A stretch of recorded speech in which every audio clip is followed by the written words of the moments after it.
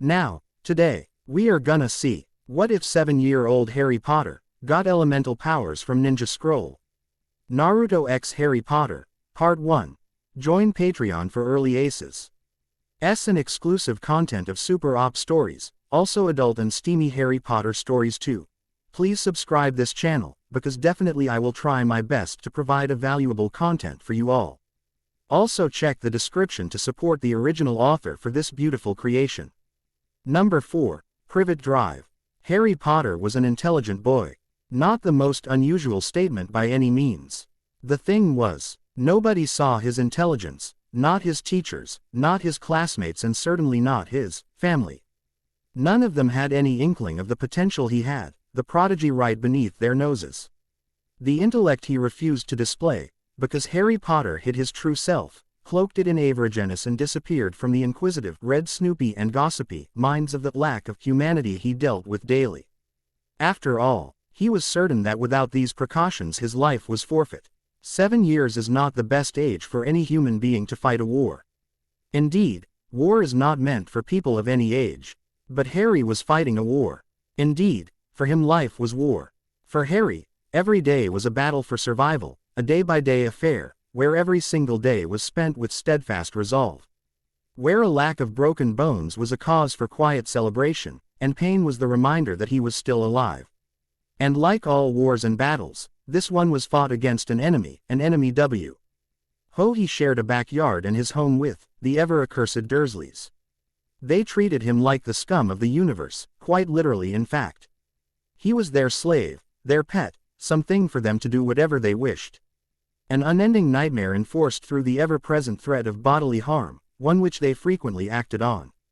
Harry hated them, all three of them, Whale Sr., Whale Jr. and Horseface, as he humorlessly called them sometimes.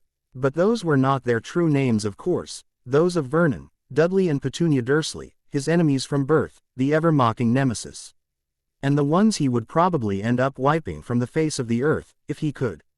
Harry was not an idiot, irrespective of what his despicable relatives chose to believe. He knew that what they were doing was illegal, that their very actions were contrary to the normality they tried so fanatically to maintain. But any authority figure he tried to tell only called up the Dursleys, who would reassure said authority figure with tales of juvenile delinquency and tale-telling. And after the 5th time he had found himself with broken ribs, Harry simply stopped. One did not pursue actions that were detrimental to oneself, no matter how correctly it followed the proper response to such actions. He also took to heart the subconscious lesson he had learned: the system could not be trusted. Not that it helped him, of course, for predators are seldom deterred by unmoving prey. Harry had long learned that the least painful way of living would be to lie low and stay average, letting the Dursleys forget he existed. A cloak of normality, one that let him be questionably safe. Well, outside of his slave labor, well-deserved punishments at any rate. It helped keep the broken bones at bay, a desirable condition. No matter how fast they tended to grow back, or rather heal at astronomical speed. Harry had in fact begun to suspect that his body had simply begun to do it to prevent him from dying. Something which was not too far off from the truth, all said and done. Harry had learned quite early on that one of the surefire ways to get brutalized was to score better than Dudley. Any time he did so, Vernon would go into a red-faced, spittle-flying rage, screaming about freakishness and freaks, in episodes that eventually ended with broken bones. So Harry simply stopped doing better, going into a near-extreme averageness, placing himself near the bottom of the class. It wasn't to say that Harry stopped learning, of course. No, he simply stopped displaying exactly what he knew, preferring to hoard his knowledge and the true extent of his talents, the primary of which was the healing that he constantly utilized to keep his school attendance out of jeopardy. Harry, like all the troubled people of the world, had a place he had to go, a place he went to whenever he could, because there was one person who treated him like family, or at least as one should. His name was Daniel Richards, aka that old geezer. The people in school knew him as Old Man Richie. He was a Second World War veteran, one of the men who survived Normandy, the Ardennes, and the innumerable villages had dotted the retreating German line of the era. He did not go to the Pacific Theater, nor the African one much before that. He had also been to India for a while, though it was only in passing. The rest of his unassuming life was spent in the same house a mile from the school, whose library was under his care. Richards was a librarian, and a well-traveled one, prone to telling stories, his own or that of others he'd heard. Stories of courage, valor, and the indomitable human spirit. He also told stories of sadness, of loss, the struggle to go on when all anyone else would do was curl up and cry, and stories of the evil men can do. The utter destruction of humanity, and the lengths that men go to because of greed and power. And he told these stories to one young man. Harry loved Richards, well, as much as he could love anyone after what the Dursleys did to him. To him, Richards was not the old man who lost his marbles in Berlin, no, he was the connection to a greater world that existed. One beyond the ultra-normal Dursleys and their petty worries, beyond Surrey, Dudley and even the normal school they went to. It was his taste of the life that was there beyond the cupboard under the stairs. Now, some may wonder what business anyone had telling a 7-year-old war stories that involved such weighty concepts. But the thing was, Harry appreciated it. Sure, it didn't have the same punch as unicorns and fairies. But it was better than anything the Dursleys had done for him. Also, he loved the man because even though he knew what was going on, he trusted Harry enough that he did not go to the authorities himself. If Harry said he had a vague and unspecified plan that would work in the end, that was that. Because Richards trusted his word. Consequently, this smidgen of our responsible trust made him the only adult that Harry trusted on a personal level. And it was the most amazing feeling for the boy who lived in hell. To be treated seriously as an equal, to have your word accepted at face value. To be able to trust the man back, even if it was very hesitantly at first. It was a small thing. But verily, a truly powerful one. And so the boy spent all the time he could in the library. In breaks and an hour after school. Not only did this give him a refuge from the world around him, it solved his, Harry hunting, woes to a tremendous extent. Of course, all it took for the extra school time to be heartily approved was for Harry to glumly state that he had detention. The Dursleys promptly left him alone to celebrate. Literally, they were partying with food they forced him to make. It was at the end of his 7th year that Harry had his most life-changing event yet. He had been working on organizing the books from a particular shelf when Richards swung over, motioning for him to follow the old man. It was, after all, only a week to go for the end of the year, and there would be no opportunity at all for Harry to leave the cupboard for anything other than chores. Food, meager as it was, and his occasional bathroom breaks once a day. And considering that Richards really didn't want Harry to kill himself or his family, he had decided to give the one kid he really liked a gift. Something simple, something inconsequential, something that then proceeded to warp the future beyond imagination. It was a cardboard box. It was in the back of the library. Junk that accumulates in a public school library from damaged and just plain destroyed books, old registers, lost items, etc. The box itself was plain, a simple brownish cardboard construct, a faux OT high with a rectangular cross-section. Richard smiled. He told Harry that this was his reward for keeping an old man company. In the box were a bunch of comics, some plain, black and white, on not too yellowing pages. And written on each was the word. Harry Potter took the books home in 3 days, and the box itself, all folded up on the 4th. It was not that the books themselves were a huge weight, even if some would have said so, considering his frame or lack thereof. No, it was more a question of sneaking them past the occasionally eagle-eyed Dursleys. After all, they would have no guilt attacks if anything that Harry called his own disappeared in flames, in pieces, or into a black hole.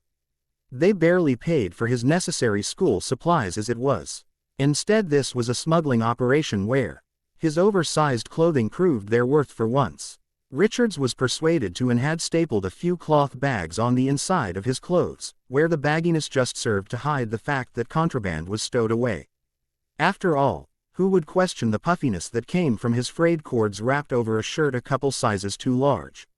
After he had safely secreted the whole crate of books, Harry had mentally expressed his unequivocal gratitude that Whale Jr. was a barely disguised idiot. Horseface couldn't stand to look at him at all, and finally that Whale Sr. went to his normal job and had drinks at a normal hub and consequently came home at a normal time, by which time his cargo was safely unloaded. He also thanked Richards for his flashlight. Reading in the dark was one venture that he did not really fancy trying a hand. The holiday was just like his previous ones. It was not much of a holiday at all. Yet again, Harry was expected to maintain professional levels of quality control in gardening, cooking, house painting and other chores. Being the first day, Petunia was quite smug as she happily watched over him struggling to complete a full 7 hours worth of chores, with just a glass of water being given to him the whole day. Oh, how Harry loathed those accursed Dursleys. Unfortunately, this opening salvo, accompanied by the usual vitriol, ensured that Harry just fell asleep, praying that he would not die for want of water. No book, no matter how enthralling in its very possibilities, could sway the overwhelming might that of sleep after a tiring day.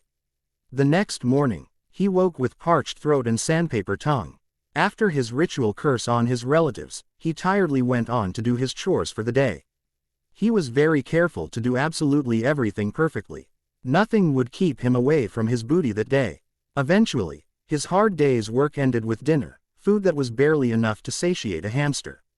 Harry was beginning to suspect that the Dursleys would just drop dead from the sheer amount of malice he was mentally directing at them. One could only hope. Harry's first impressions of Richard's gift were quite mixed. The whole problem that existed in his head was because he already had an idea of what real ninja were supposed to be. They were silent, swift and deadly assassins, not flamboyant weapons of mass destruction.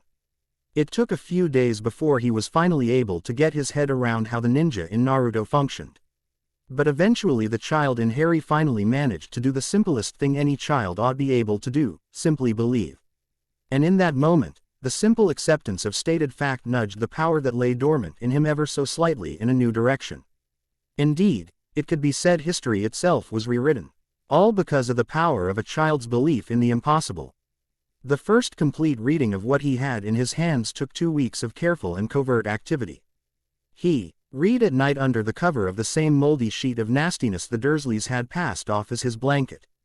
The small flashlight he had been given ensured that he was able to spend his nights in a much more productive fashion than cursing the Dursleys and imagining their bloody painful demise would possibly allow.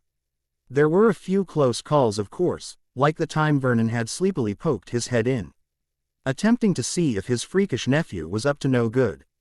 After that, Harry began to regularly check his surroundings, attempting to divine if the Dursleys were astir. Needless to say, by the end of those 2 weeks, Harry was quite the paranoid fellow. Unfortunately, he was quite justified, because they really were out to get him. After his initial disbelief, and subsequent conversion, Harry's intelligent and inquisitive mind slowly began to churn out an understanding of what he was reading. He slowly built up an awareness of the mechanics of the Naruto universe, the way people thought, the elementary assumptions that everybody made about everyone else. He was slowly integrating the mindset of the proper ninja of a hidden village. Of course, at this stage it was more of childish enthusiasm for the whole thing, as evidenced by the swirly leaf designs he idly lightly carved in the remote corners of his space. That, however, was not the end of it. He had already made the connection to the parallels that existed between Harry and Naruto, that of orphans that were treated horribly by the very people they were entrusted to. Indeed, a certain perspective, the only real difference was the lack of a tailed beast in Harry's belly. He'd checked thoroughly. They called one demon. They called the other freak. What was the difference anyway? But that was not exactly the most earth-shattering discovery he made. No, what was truly mind-blowing was the correlation he made between Naruto's own healing and the one he exhibited. Both kicked in when the person involved was highly injured, and both were truly accelerated healing. 2 days' worth of thinking later, Harry finally began to wonder. What if what he had was chakra? After all, when everything was said and done, the Dursleys were right about one thing: he had something uncommon, if not unnatural inside, and whatever it was that was healing him was just begging to be used. With that question in mind, Harry decided that he just had to find his inner power. So, keeping in mind long-forgotten methods for meditation, he attempted to see what he held within. And he failed as only so much a 7-year-old could. Focus before his mind wanders to other things. So in a sudden feat of misguided brilliance, that was in retrospect quite foolish, he decided that the best way to quickly find out what this power of his was to get hurt and watch it heal him.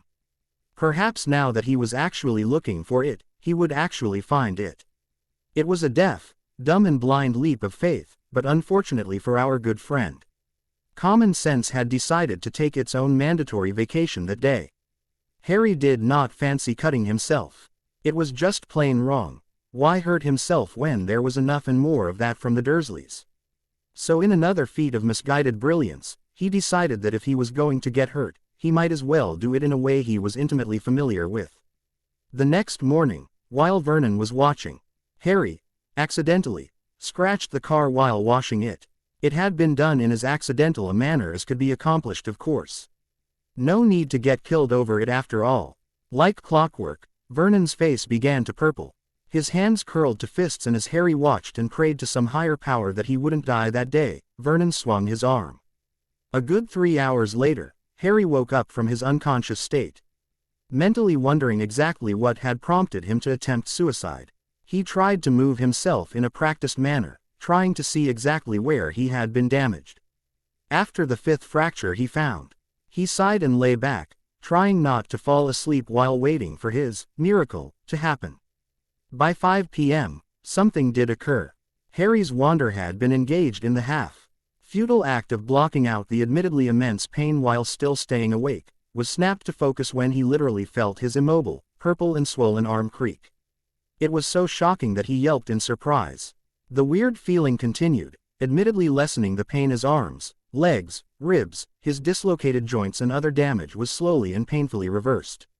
It took till 5 in the morning, when Harry was finally in a state a normal human being might call functional. Harry was both jubilant and annoyed. On one hand, his totally idiotic scheme had somehow pulled through and he finally knew the feeling of whatever inner power coursed through him. On the other hand, his chores would begin too soon for him to get any more sleep. In other words, he would have to do that day's chores half asleep. Of course, it was at this point that he realized that the Dursleys wouldn't call on him for a while yet. After all, they had just finished trying to beat him into a coma, and trying to get the half-dead kid that he had been mere hours before into public was just begging for trouble. So he decided to take the opportunity and slept, all the way till the next morning. The next day, the Dursleys were treated to a very peculiar sight. Happy Harry. Now, while normal kids spent most of their time laughing or crying, or in some cases pouting, Harry was known to them to be, peculiarly enough, in a perpetually blank emotional state. There was no rage, frustration or any of the normal reactions to their heaped abuse. In fact, that was one of the reasons the Dursleys tried so bloody hard to get a reaction out of him. No matter what their end of the equation, a kid who doesn't get the least bothered when a grown man tries to kill him was freakish, at least to them. With that in mind, he horribly malicious glint in his eyes and the happy grin did not bode well for the Dursleys. Even Dudley could feel it. And for once, Vernon, who from Petunia's reluctant tales, knew exactly what a seriously annoyed wizard could do, felt the tentacles of fear slowly worm their way into the frigid crevices of his utterly inhuman heart. Even so, he could not let this pass. So he decided to ask the freak exactly what the matter was. "What happened to you, boy? Why are you so cheery all of a sudden? You wouldn't be doing something freakish now, would you?" Vernon huffed, mentally adding the unsaid, "But understood, after I walloped you so thoroughly not too long ago." Harry grinned even wider, unsettling Vernon even further. "Nothing at all, Uncle Vernon. Nothing at all." And he twirled to the counter and flipped the bacon. Vernon decided not to pursue the matter. Not with his attention diverted by the bacon at any rate. Harry spent the rest of the month happily experimenting with his newfound ability.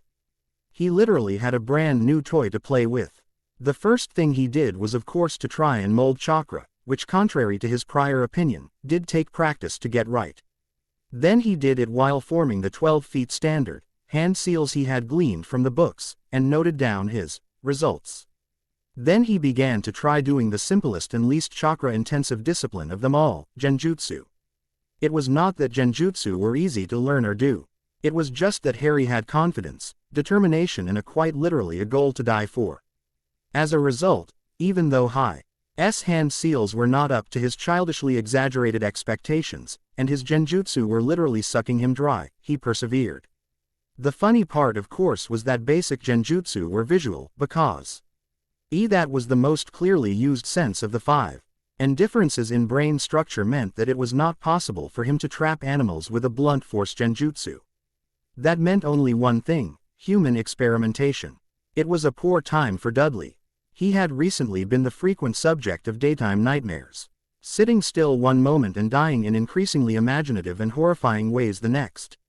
The Dursleys were so worried sick that, in an ironic twist of fate, they forgot to blame the one person who was actually responsible.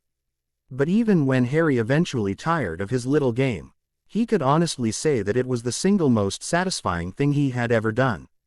However, he decided to stay his real vengeance for a later date, when he could do much more imaginative things with chakra. After all, didn't someone say that revenge was a dish best served cold? As the new month began, in the cupboard under the stairs, Harry James Potter began to smirk maniacally, the promise of death dancing in his eerily glowing green eyes. For perhaps the first time in his living memory, Harry Potter felt a sheer joy in being alive. It was a curious sensation, to be unencumbered by all he messes and petty problems that the people around him were plagued with. He was above them all. Literally, he was lying on the top of a really tall tree in the little park that was once his refuge from his family. It was wonderful really, to watch the clouds and relax, taking in the moonlight and the ever-present, soothing wind. One could almost feel the whispered secrets of ages past floating by your ear, just out of reach. Harry had taken his life in a much more positive sense after his unorthodox discovery of chakra. He maintained a constant, maniacal gleam in his eyes that had managed to subdue the Dursleys. If for a little while, it was fascinating, how suddenly becoming very, very confident in yourself drove his tormentors to doubt themselves. After all, insulting and demeaning someone only really works if the object of that treatment subconsciously at least considers the possibility that those words are true. If not, well, it would be like insulting somebody in another language.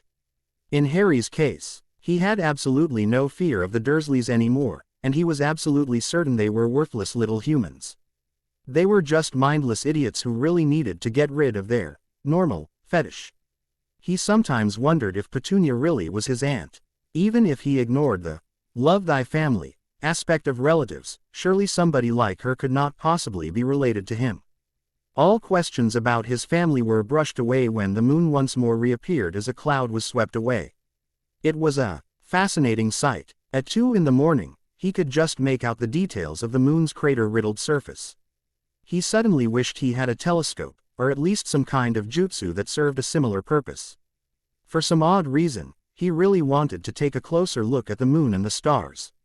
It was a singular feeling, one that he had never felt before. But it could wait. After all, even if chakra let him get out of the cupboard at night, he still needs some sleep if he wanted to concentrate, albeit on his own studies, in class. He definitely did not wish to sleepwalk his way through school, and so Harry pulled himself from his childish fascination of the moon and the stars to go home. A fascination that was perhaps fostered under the loving care of the Dursleys, and his resultant love of all spaces large and wide open. And what is space, but the widest of them all? Harry of course was not an all-knowing child. It was regrettable, but true. It was also the only reason he developed what the people from his beloved manga defined as a chakra core. For when he began, all he had was magic. This was actually what Harry felt and observed during his recovery from his rather ill-conceived plan to find if he had chakra. Of course, magic in its raw state was not chakra, and would not do the things that Harry knew chakra could do. After all, chakra was the very force of life, all-encompassing, and deeply linked to the elements. Magic, on the other hand, was change, plain and simple. It was also everywhere, but did not have the delicacy that chakra had. No, magic was the force that changed anything it touched with force and subtlety of a sledgehammer. It could turn anything into anything else within limits and even create life out of raw energy or matter. So when Harry suddenly believed in that only the young mind was capable of, his magic reacted in what some might call accidental magic. It gave him a new power, independent of his magic, but was created by it. It was just a spark of course, but as the boy began to manipulate his energies with his genjutsu attempts, his magic began to expand the chakra system, feeding it, until one fine day, both chakra and magic coexisted independently in a young boy. Such was the power of belief on magic. The rather hilarious thing was that if the Dursleys hadn't driven it into his subconscious that there was no such thing as magic, a concept he would later disabuse himself of, he wouldn't have managed to spark a chakra core into existence. Otherwise, his latent memories of childhood would have eventually and unconsciously supplied the concepts his real parents lived on and talked around him about when he still lived with them. Magic worked in weird ways after all. But in the end, he was wielding chakra, true chakra, as he knew it. And it was fun to play with it. He spent hours climbing trees in the remote corners of the park. Funny how they let him out after chores now until he could safely walk up and down walls. He had also managed to get a hang of what some might call tree hopping. Uri looked very difficult when you were traveling via rooftops, and the wind was not something he really wanted to miss. But the most important little skill he was capable of was lock-picking. It was not difficult theoretically. You infused the mechanism with chakra, and then using the chakra inside, moved the tumblers to exactly the right position. He was getting quite good at it too, at least with the new locks that Vernon had put up at the beginning of the vacation. Of course, he swore not to use it for nefarious purposes. Crime was not a road he really wanted to go down, even if his moral compass was a bit off after what he'd seen the Dursleys get away with, and child abuse was definitely up there in the horrible crimes list. He'd not really tried to do any elemental jutsu, content to prank the Dursleys with genjutsu. It was really a question of having an understanding of what you wanted somebody to experience that determined the effectiveness of his illusions. Consequently, Ast was the only difficult thing to stimulate, as Harry had not really eaten much other than leftovers till now. There was no doubt that without his healing ability he would have died, period. But in any case, there was definitely some amusement in making the Dursleys think that their room had a dead body in it, or that Dudley's hair had started to gray, or even that Petunia's face, dutifully caked with makeup, had a giant mole that appeared to move every day. Once he managed to anchor the genjutsu to an object or person, he would really have fun. But alas, he had not developed the raw control necessary to do something of that caliber. He would need to find some open water soon, or at least a bathtub for his attempts at water walking. Eventually, he would settle on the closest public swimming pool, which was near the school. Soon Harry was becoming quite well versed in the use of his quite inventive imagination in creating new, more subtle genjutsu on the Dursleys, things like smoke, fire, wet floors and stuff.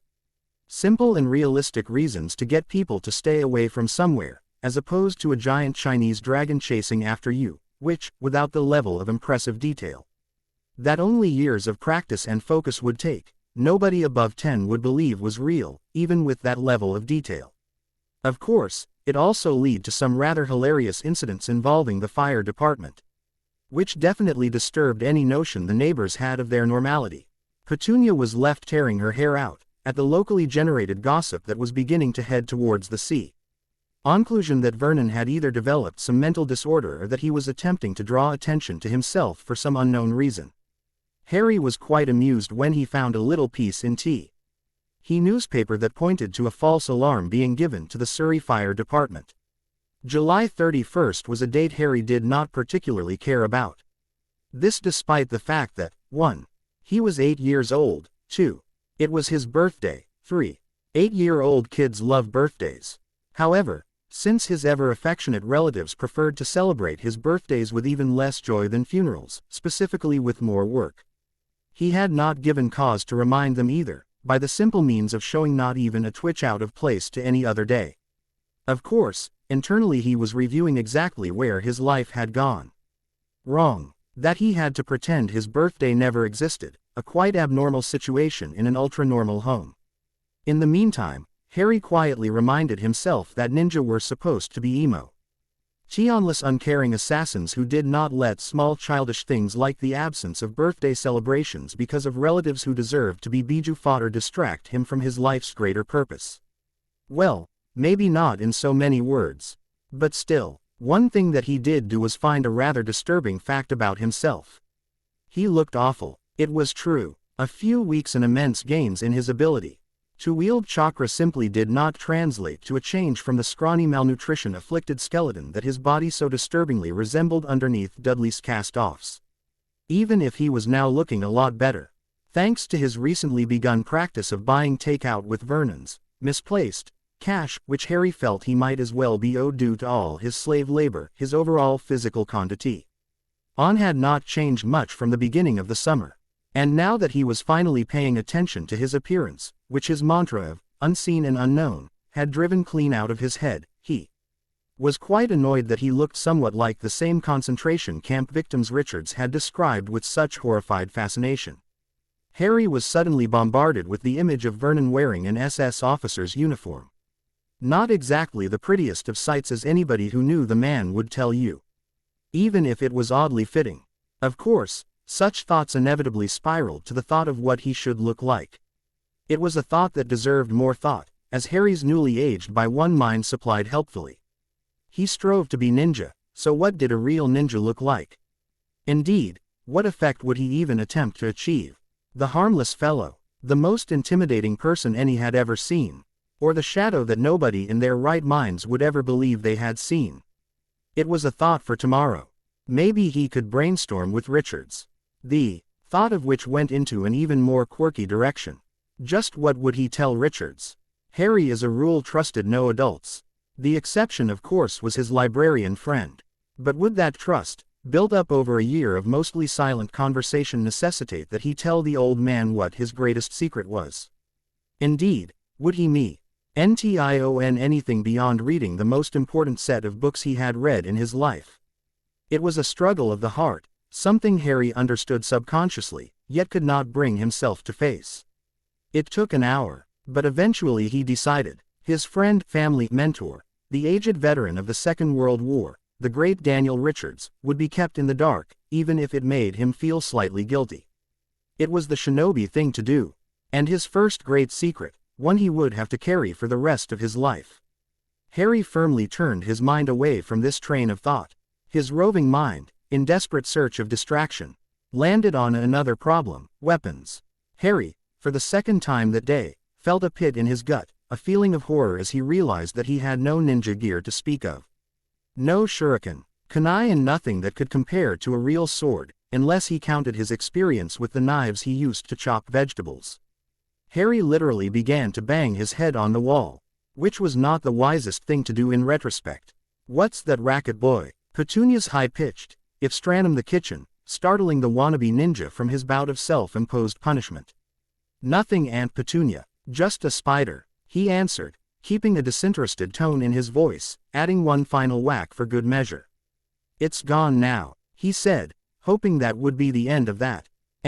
Acting the Dursleys think of him on his birthday was always a very bad idea. So when Petunia finally shouted one last time, Harry breathed a sigh of relief. Chakra or not, some cans were best left unopened. Later, Harry sneaked out to the garage and began throwing nails into a wooden plank. It was an experiment, a very lousy experiment, but in 5 minutes he had figured some important stuff out. For one, he did not seem to be able to do the normal spinning throw that a traditional knife thrower would use. The nails simply refused to so much as twitch in any direction they were not pointed. He just went straight like a bullet.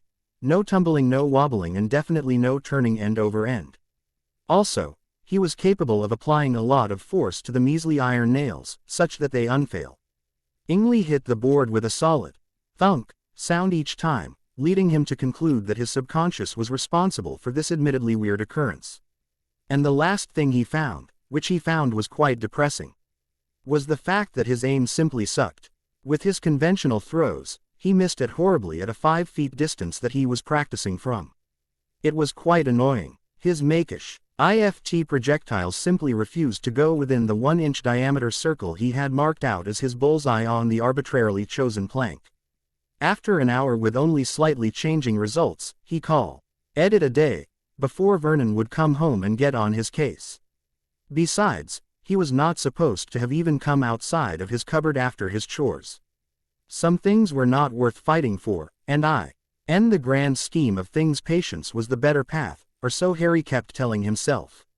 His need to get a sword could wait. He was quite skilled for a genin already, he could wait. Besides, his incredible rate of progress had to mean something. So like his wish to learn Japanese, it could wait. If only the waiting wasn't so damn annoying. The days passed slowly after that, drowning Harry in boredom's nefarious waters. There was only so much stuff one could do in his position without openly declaring his ability to do stuff. It was quite amazing that in spite of the prodigy-like qualities he had, his attention span at times was woefully lacking.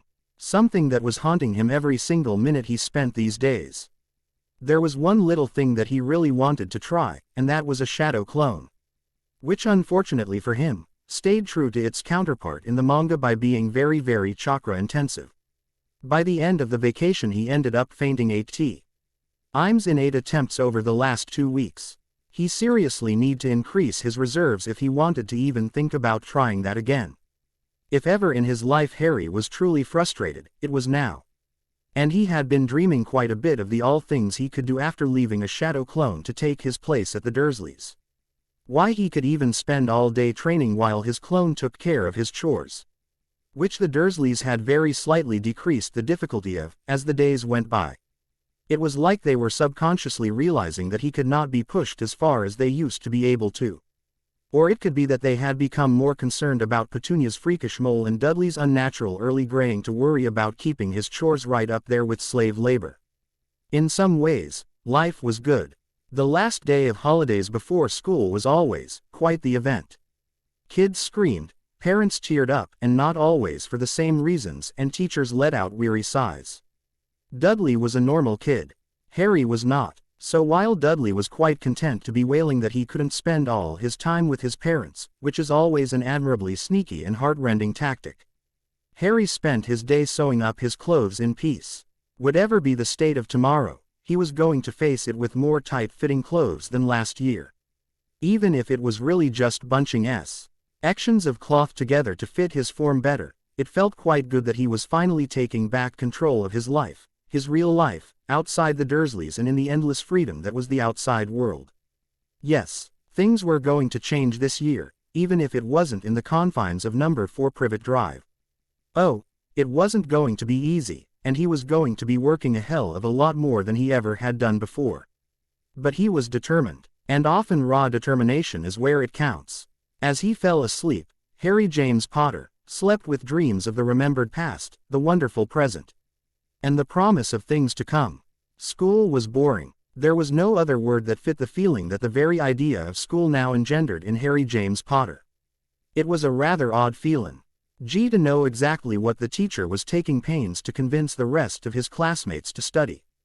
Yet he had no real opportunity or the inclination to demonstrate that he had already mastered these, to him, petty topics. He would have cursed at Richards, who was the one who had convinced him to read ahead and use his burgeoning intellect at his own quicker pace. On the other hand, Richards was feeding his newly burgeoning appetite for higher knowledge, and that too with books and ideas that he had never even imagined existed. It literally was a whole new world. Not that it made up for the horrible, horrible school. Even if ninja were supposed to be patient fellows, sitting in a class of people who were starting to literally turn into drool monkeys was doing him no good at all. Harry in a definitive way could claim an average 11-year-old's knowledge. And despite frequent sensationalist reports of child prodigies, Harry knew quite well that in the overall grade of human potential, smarts like his were very very rare. In the 2 weeks that had passed since his return to school, he had found that simply trying was more than enough to further increase the distance between him and the rest of the human sheep he spent his day with. It was not a very encouraging thought, for the rest of humanity at least. The sciences were fascinating, after all, learning to use the world around you was a very important skill for a ninja, and understanding how the world works gives you quite a head start in that department. Language, of course, he was cultivating at his own pace. After all, people listen when somebody speaks well. And in the world of today, English was very very widespread. Art was something he had a very moderate interest in. His abundance of practice in the garden had, out of necessity, given him an extremely steady hand, one that if he set his mind to it, he could use with great effect to make his vision to reality. Unfortunately, his actually not bad pieces of art were the ones done at home and shown to Richards and Richards alone. Simply the way the art teacher looked at him told him that her mind and soul were infected with the plague of Harry hating the Dursleys loved to spread. Seriously, the amount of influence his so-called normal relatives seemed to wield made him question for a second if the Dursleys had high-level connections to some crime syndicate or the sort. Then again, if they did, they'd get minions to make his life a living hell, which it technically already was. Whatever the case, Harry was quite convinced that all of Surrey was convinced of the quality of juvenile delinquency present in that Potter boy. He could see it in the way everyone who was considered sane seemed determined not to see him, hear him or acknowledge his existence. Those little glares, the ever-present hint of disapproval and the slightly upturned noses that everyone who deigned to speak to him had. Only his newly practiced observation skills allowed him to be aware of the full scale of the negativity that was directed at him. Pitiful fohile, normally this sort of thing might have broken the victim eventually, reducing all of his newfound spine to jelly. Harry dealt with it by reminding himself that he could drive the Dursleys insane with genjutsu anytime he chose. It was quite an effective image, certainly it made him sneer at the stupidity of the people who thought themselves above him and his existence. But now when he thought about it, it certainly suited him. While being branded a criminal was rather annoying, it served to distance people from him. And whatever said and done, if the only thing anyone could say about him was that he was supposed to be a juvenile delinquent, even a Surrey-based police officer would be unimpressed. Anonymity, even if negative was, especially for Ninja, is quite a valuable thing to have. And in this manner, he wasn't forced to hide behind a facade of politeness, hiding his skill and intention all Kabuto-like. The trend of ignore Harry Potter behavior was best seen in the teachers. All day, he sat at the back, with no fear of any interruption to his activities whatsoever. They came in, sat down and did their other stuff normally. When it came to roll call, the teachers skipped over his name. Instead, they chose to look at him from the corner of their eyes, as if to confirm that the abominate ion they simply could not eliminate had indeed dirtied their esteemed class by his very presence. It was so amusing now, when he thought about it. For a while, it had contributed to a growing resentment when he first started school. But now, it was buried in the certainty that he was better than them by simply choosing not to exact his revenge upon these self-deemed superior human beings, in spite of his clear ability to do so. Since nothing he did was going to change what happened around or to him, Harry had decided that he might as well make use of this behavior. Last year, he had dared to read ahead in the same academic topics and areas that were taught in school. Granted, it was giving him the equivalent of a full 3 years head start on his classmates in his studies. Something which at the moment was quite useless, but there were now so many things he just had to learn. Things so wonderful, that meekly trying not to avoid everyone was going to get him nowhere. So he decided that if he was going to take advantage of this constant apathy, he would use it in the most effective way possible. If his teachers had bothered to look at him during class, they would have found him doing a very curious thing. Even for a juvenile delinquent, who as a rule are quite fond of doing distinctly odd things. Harry Potter was learning Japanese. Now, even Harry was quite convinced that this was something he just had to do, but he had this very vague idea in his head that it would be useful, if for nothing else than to give insight into the land where ninja originated. He also told himself that having a second language was nothing if not a useful skill to have.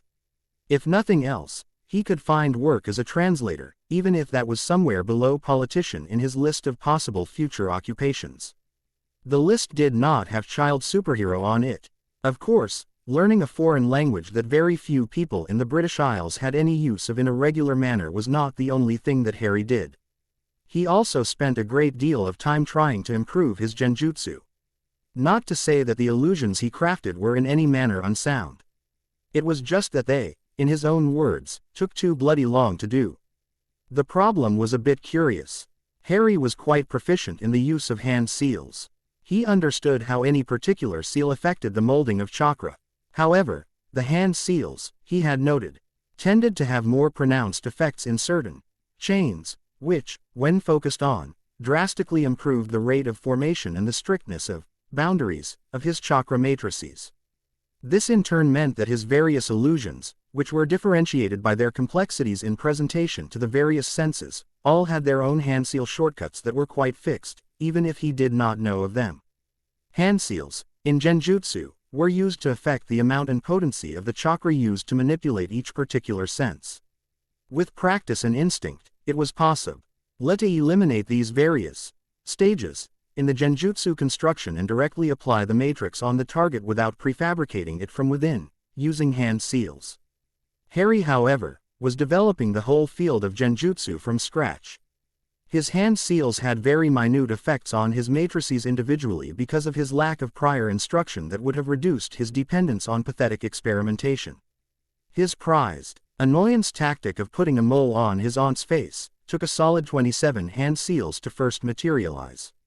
Setting Vernon on fire took just over 100. It was having to invent flour so that he could invent the pie. Of course, as far as he had advanced right now, the same level of illusion of the mole would not need hand signs, and the fire used 6, which was what experimentation brought in terms of results. But it was not the most combat useful ability at the moment. On the other hand, he could convince Vernon to parade naked if he wanted to in 5 minutes. Once he figured out the chain of illusions necessary, his hope was that since his chakra usage was focused only on the illusory arts, he would develop the skill to avoid hand seals and use focus points instead, like a potential expert could do. However, he knew that even if he mastered it to the best of his ability, he would need at the very least a ram seal to use illusions. It was simply unlikely that he could use the tip of the finger or eye-to-eye contact as a way of implanting illusions.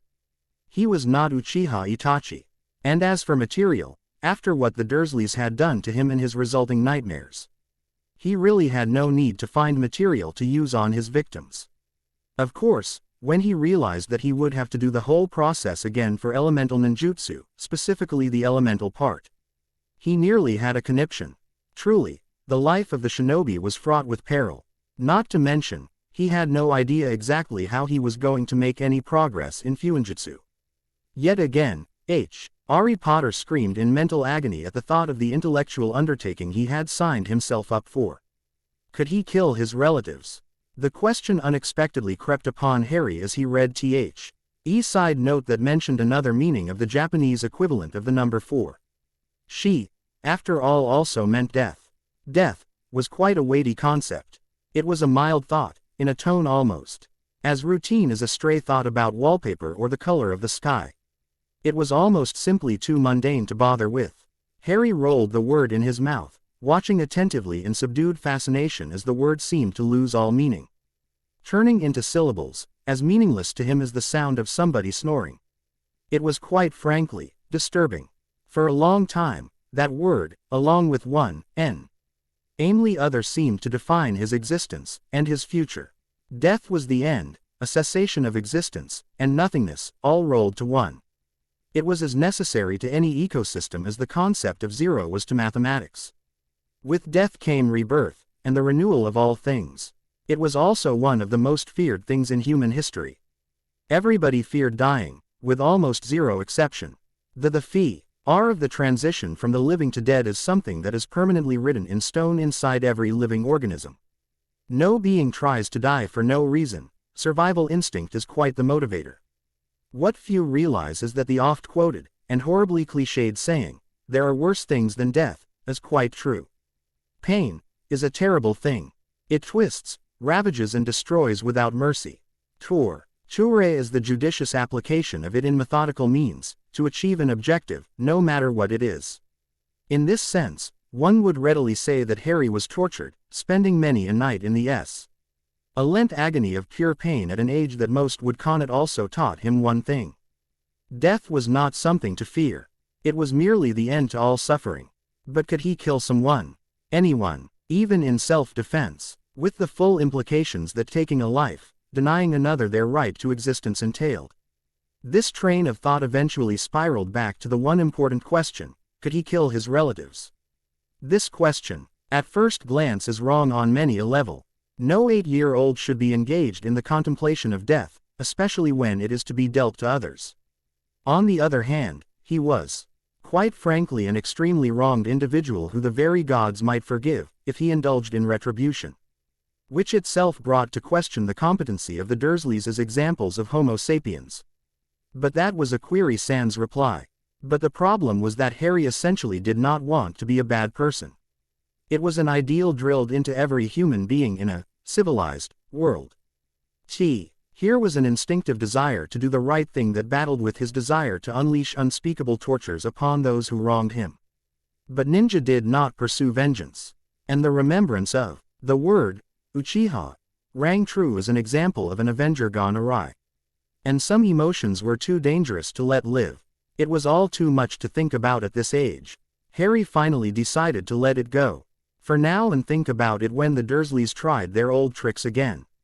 After all, when one had a mean streak like Vernon Dursley, it would be simply too much to expect this ceasefire of sorts to continue.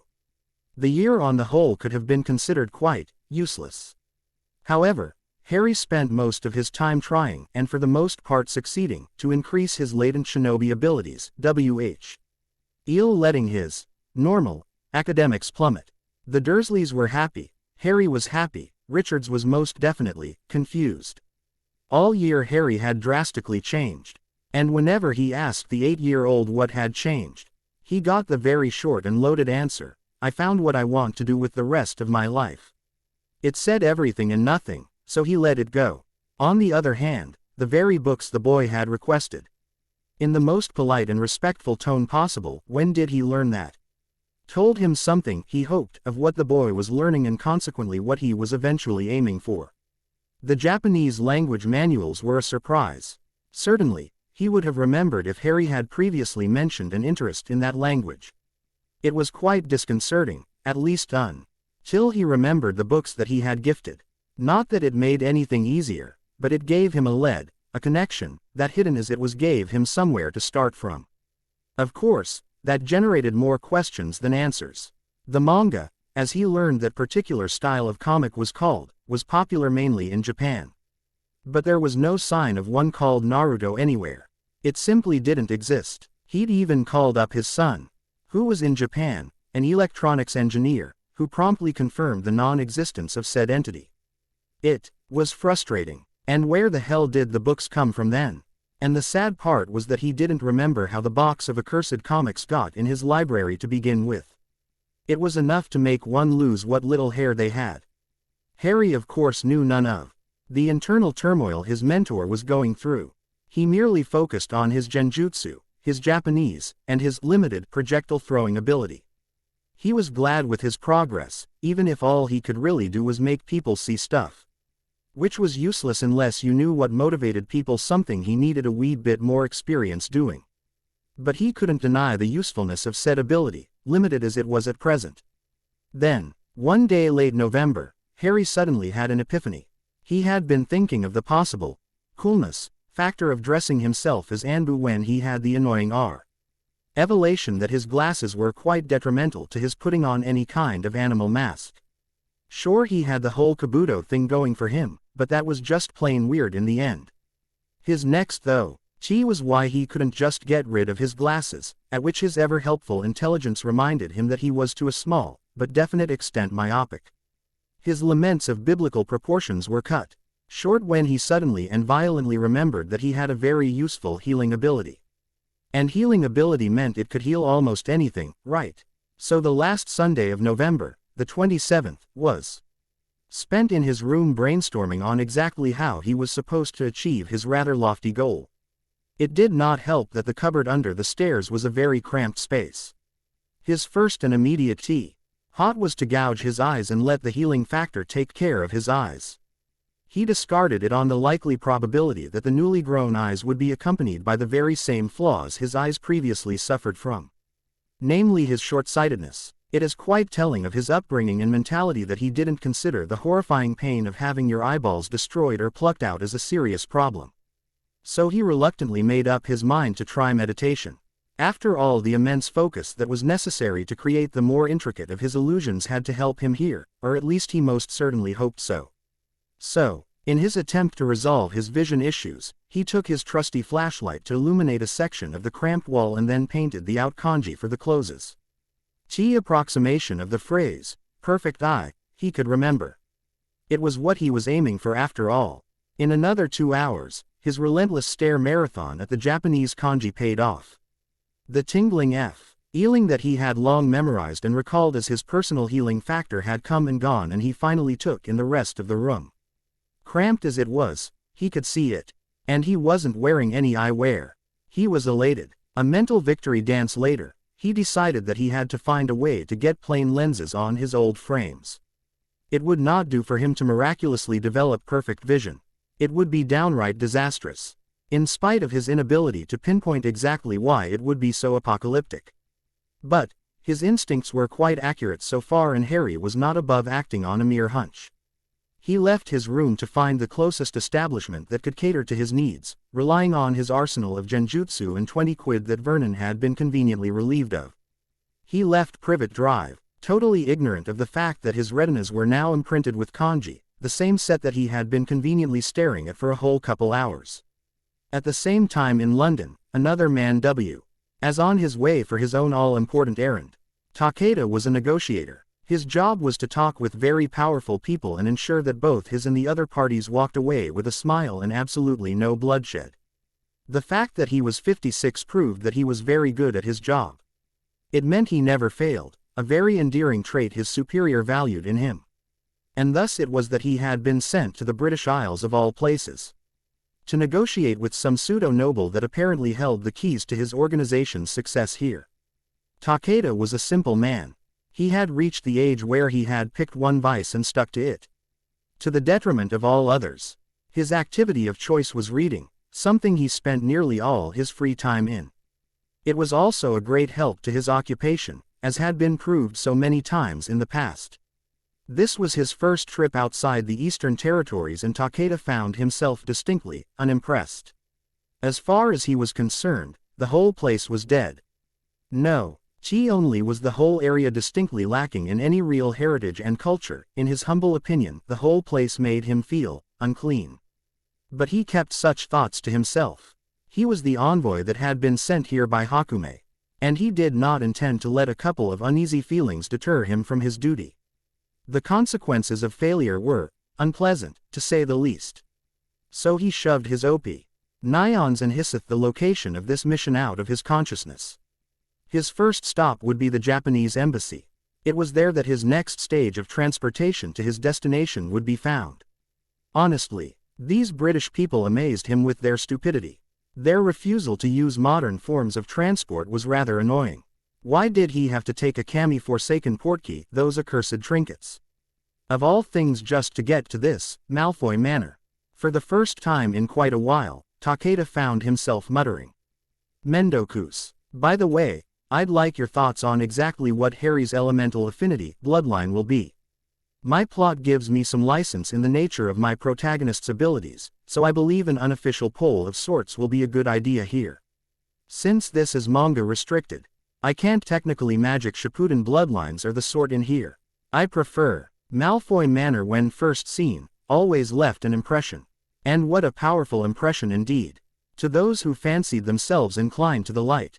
It was a dark and foreboding place, that gave of an aura of sheer power that ensnared the senses, impressing upon all mortals that dared to pass through its bound. Aries of the magical might that permeated the building. It presented a terrible visage, but nobody would deny that it was a calculated one, an advertisement of the might its inhabitants wielded, and a very effective one at that. Indeed, not even the great Albus Dumbledore could claim immunity from its terrifying charms, and he hadn't even entered the accursed building. To the wizards and witches who imagined themselves dark, though, it was a monument. The dark arts, the forbidden fruit of the ages, black chapters in the admittedly great book that was magic, seemed to call this area home. To them, the building was an engine of malevolence, a gallery of madness, a mausoleum that proclaimed the power and the temptations these practices entailed. And to the lesser mortal, it would have seemed the Malfoys had tamed it. Gods above those foolish men who attempted to tinker with the abyss, for how else could they reside in such pure unadulterated evil? But all remembered the tingly feeling, the pins and needles. The rather weird sensation that very few knew to be the ambient aura of the wards which through generations of Malfoys had absorbed the residual magic that could only have come from uncounted uses of the forbidden. The Unforgivables 3. It was a fortress of malice, a bastion of darkness, one which had a life, all of its own. However, it has to be that every rule had an exception, and on one particular day, in late November, Takeda of the Snow walked through the wards of Malfoy Manor feeling particularly disappointed. If Mr. Malfoy had been hoping to impress, he had failed abysmally. This aura of malice had nothing on the towers of the Black Magi Guild that lived somewhere in the southernmost parts of China. They could reduce armies to quivering messes merely through a single malevolent glance. And after talking civilly with them of all people, Takeda had been pleasantly surprised to find that nothing else held any sort of sway over him. It was as if he was immune to these lesser fears that plagued humanity. A welcome gift to any good negotiator. Takeda took his seat, keeping the disinterested facade his profession demanded of him. It did not matter that for once, he was not expected to wrangle. Or that he was merely a messenger, albeit a highly valued one. One did not survive this long by relaxing in a possibly hostile situation, remote as it was. So instead, he spent his time pondering the mysteries of the miserable creatures known as house elves. While he admitted that they were powerful if prodded, their total subservience to this bigoted section of humanity unnerved him. Every race had its pride, and the concept that these creatures served another with such absolute loyalty generated a plethora of feelings, the most prominent of which was pity. A house elf bowed low, announcing his master, Lord Lucius Malfoy, and popped away.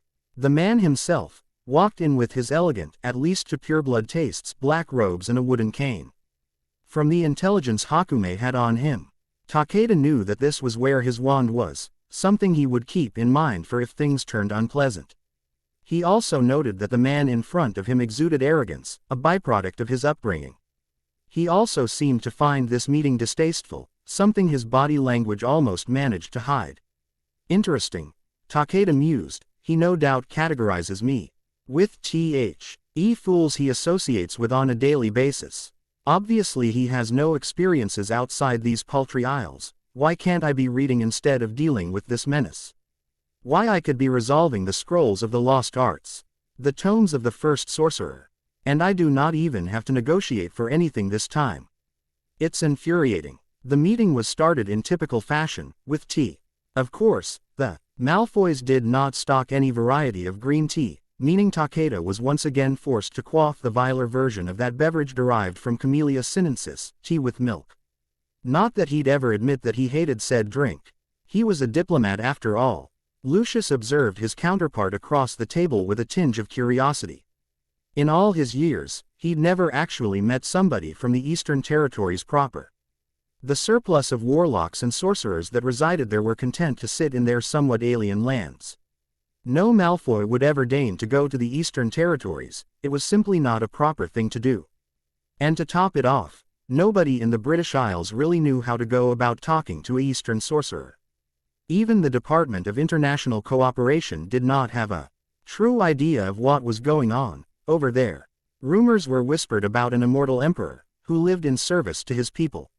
Then again, the Forbidden City was quite well sealed, so it could be just that, a rumor. The man himself was quite imposing, in spite of his shorter stature. In his ornate purple robes, he looked the very picture of restrained power, even if it was more a feeling than a sight. The Eastern man held himself with dignity, and an aura of overwhelming might seemed to envelope him.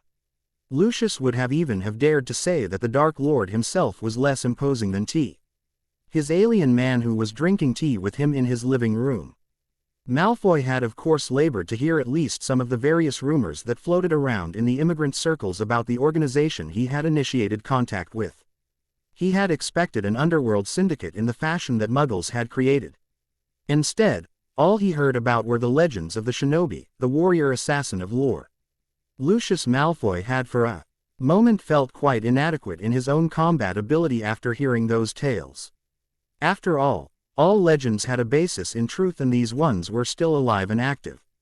At the moment he had this mind-numbing feeling of irrelevance, one he had never had before, one that this person seemed capable of generating by merely existing.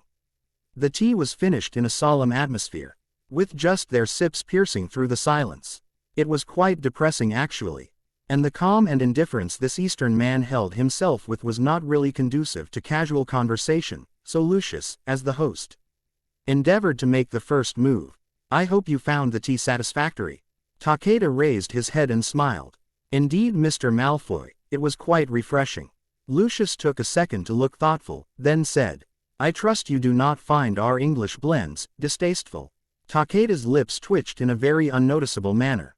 "Ah, one does miss the greener brews, but I am not above finding pleasure in less familiar beverages." Lucius nodded minutely, as close as this Malfoy would ever get to a bow towards anyone not named Lord Voldemort. Takeda returned the gesture. After all, they both knew this was tantamount to a declaration of the other person's superiority by the platinum-haired pureblood. And then the negotiations followed. Half walked out of Malfoy Manor, with a fully signed document. A magical contract. It was a simple trade agreement, for goods that were unrelated to the primary skills of Hakume, but it was how things started.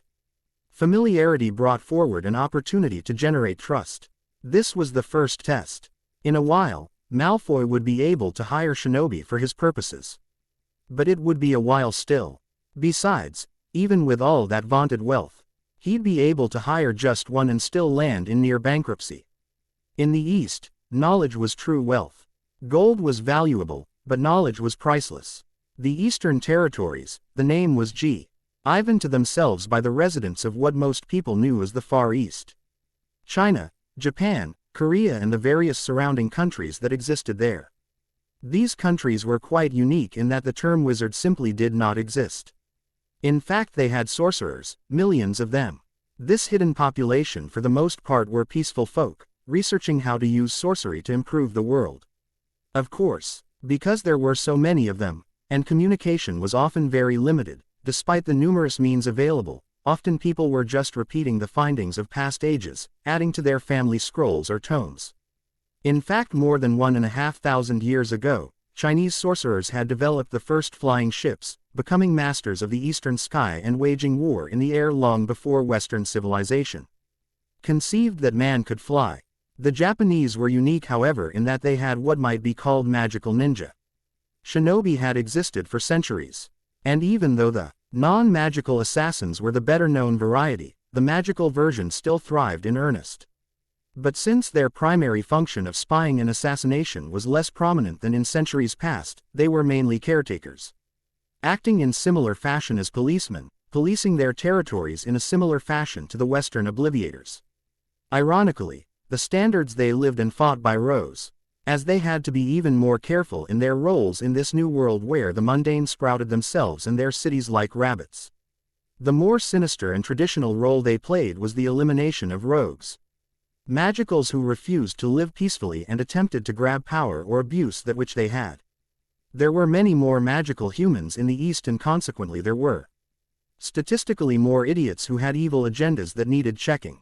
Ninja were regularly hired, mostly through services. Paying an assassin in gold was considered an insult in the East. It demeaned his or her skill, reducing the ninja to a mere mercenary. That was the reality of the East. The West was more easygoing, in fact so much so that the East dismissed the West as primitive, magically speaking, of course. Lucius meanwhile calmed himself. This meeting had been taxing on a level wholly unfamiliar to the blonde aristocrat. Simply keeping up a facade of apathy was, he discovered, very, very difficult to manage. But it had its rewards, and he was determined to keep playing the game till the end. The crux for his whole plan rested on the fact that the hospital was in crisis. There was a shortage of professionally made healing potions. The contract was simply a supply agreement. Enough potions to fully equip Street Mungo's myriad of departments for a full 3 months. Potions are usually not too difficult to make, hence why many of the very potions that healers used are taught in the Hogwarts curriculum. The problem occurs in quantity and quality. Truly effective potions require careful preparation under a steady hand, something the chaos-ridden magical world finds in short supply. Hakume had simply solved the problem by using muggles. Ordinary people were trained to mix and make potions in a manner similar to cooking. After all, the magic was already inside the ingredients. And frankly, World over there were plenty of homeless people who had no problem doing anything for food and lodging. Hakume just got them a lifetime job, paying them a small sum and conveniently letting them forget what they had done for years when they were returned to normalcy. Basic comforts make the deprived less likely to question the madness of their tasks. Mild compulsions did not hurt. The ingredients themselves were sourced from Eastern Europe. It was much cheaper than hiring one or more professional potion brewers to get it done.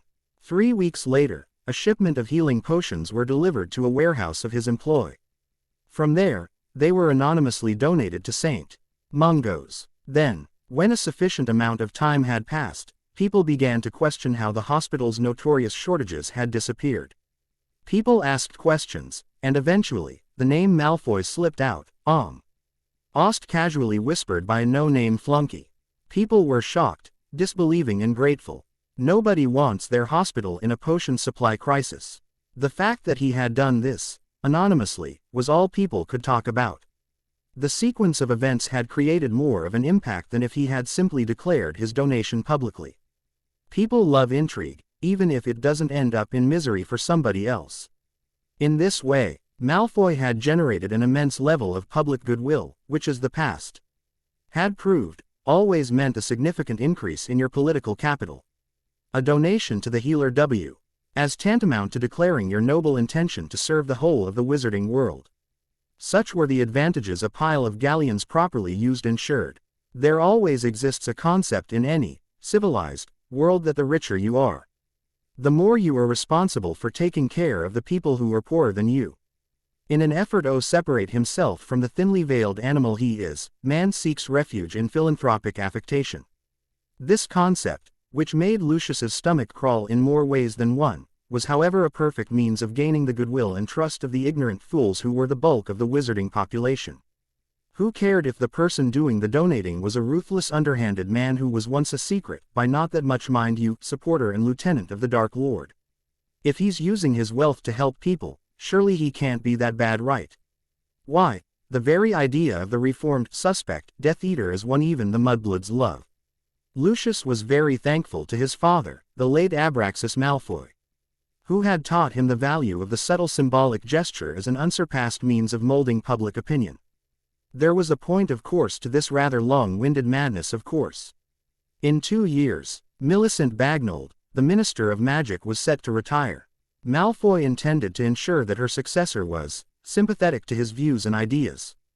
Politicians were dime a dozen, but one who was not a total idiot, and capable of sticking with a simple plan, now that was something Lucius intended to see happen.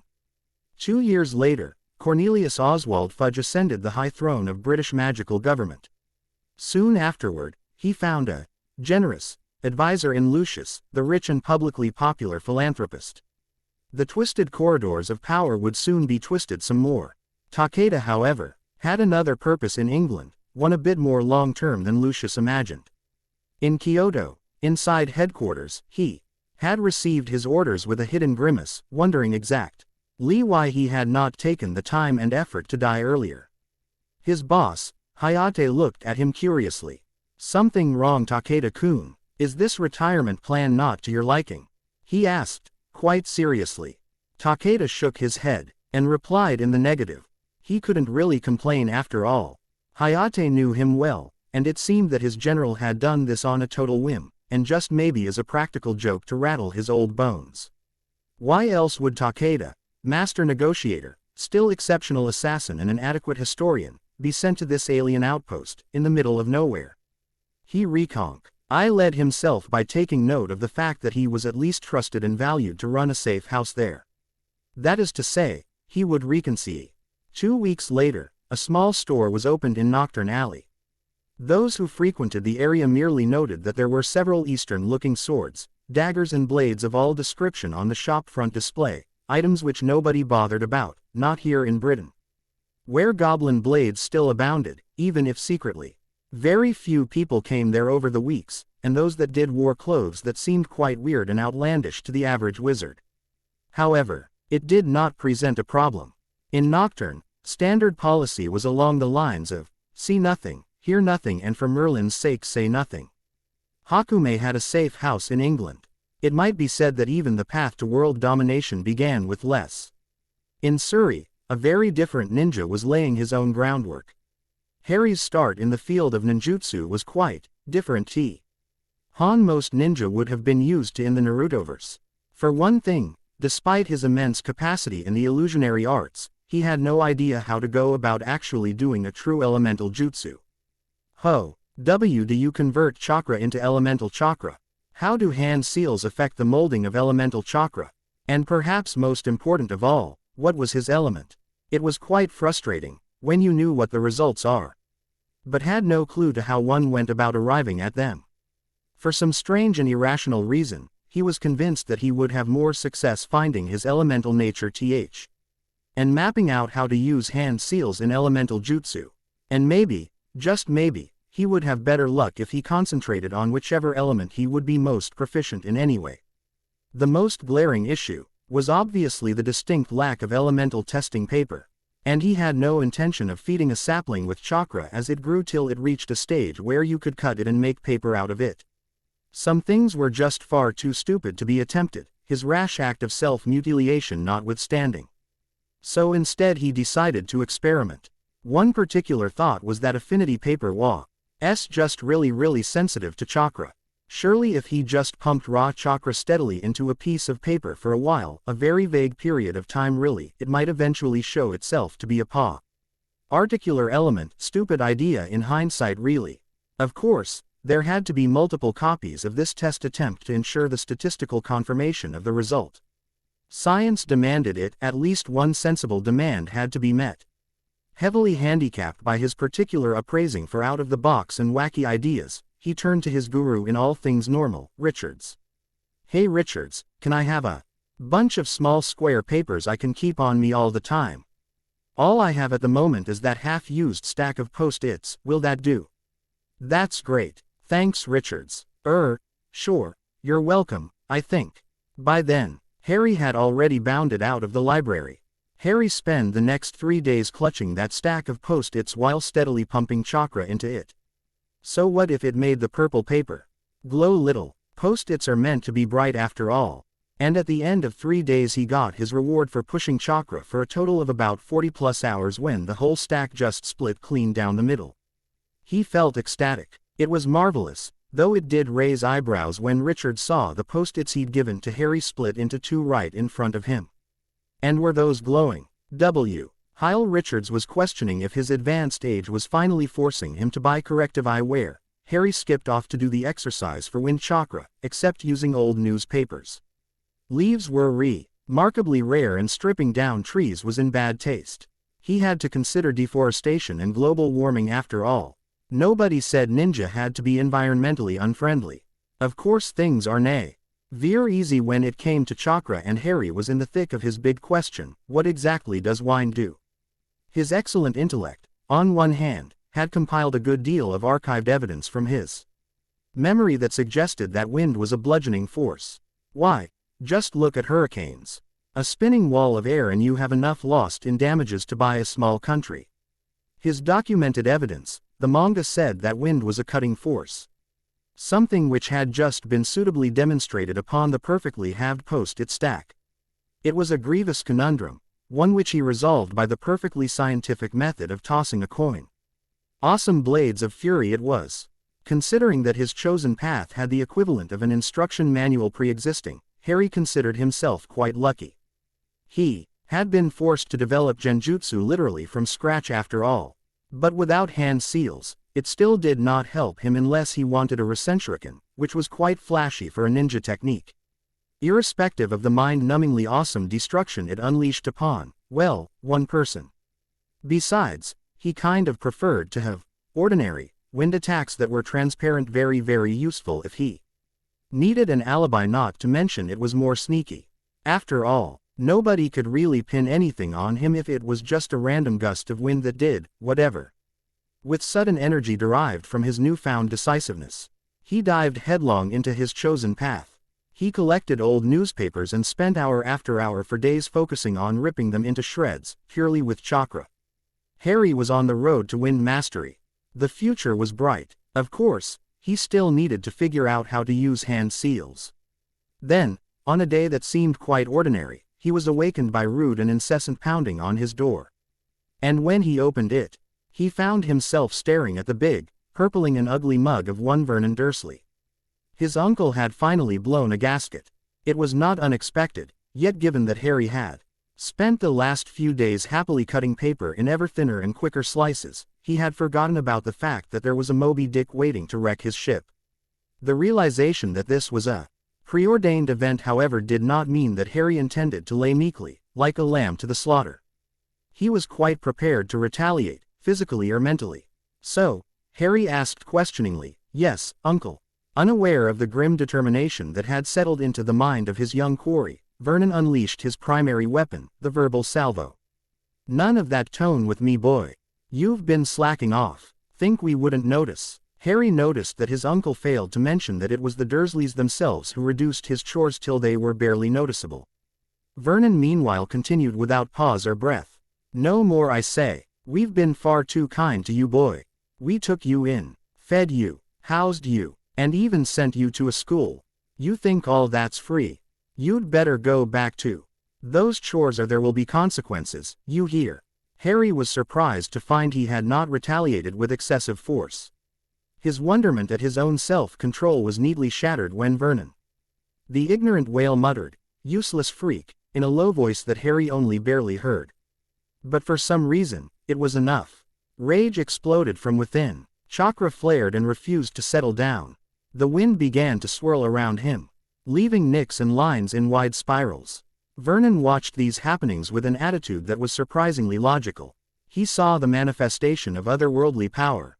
Watched as the very air cut into his clothes, the wall and all things not his nephew. He analyzed this in a split second and decided on his course of action, executing it instantaneously. Harry, in he detached state of mind that unholy rage left him in, watched as Vernon pissed in his pants. The liquid was clearly leaving its mark while attempting to run away, all the while screaming like a little girl. Now that was multitasking. Then as suddenly as it started, the uncontrolled chakra emission ended, and Harry was left with mere rage in his mind. To siphon it off, before he really did kill somebody, he used quite a few hand seals to ensnare his uncle in a genjutsu, one that was quite that it was a fear genjutsu that used the victim's own fears to use. It was just really hard, being complex and highly energy intensive. Perfect. Vernon suddenly found himself very small. All around him shadowy figures darted about in the shadows, in this house that suddenly looked nothing like the one he lived in. Occasionally macabre figures dressed in the freaky clothes came towards him, leering at him, flashing their hideous rotten teeth. They pointed twigs at him, vanishing and appearing in distinct pops. It was a scene right out of hell. And then, there was him. A single black-clothed figure came out of the swarm of shadows, its face hooded and unseen. The figure with its distinct, ivory grim reaper appearance lifted a single arm, whose sleeve lid down a bit, revealing a skeletal hand, devoid of all living tissue. "Vernon, have you come to play?"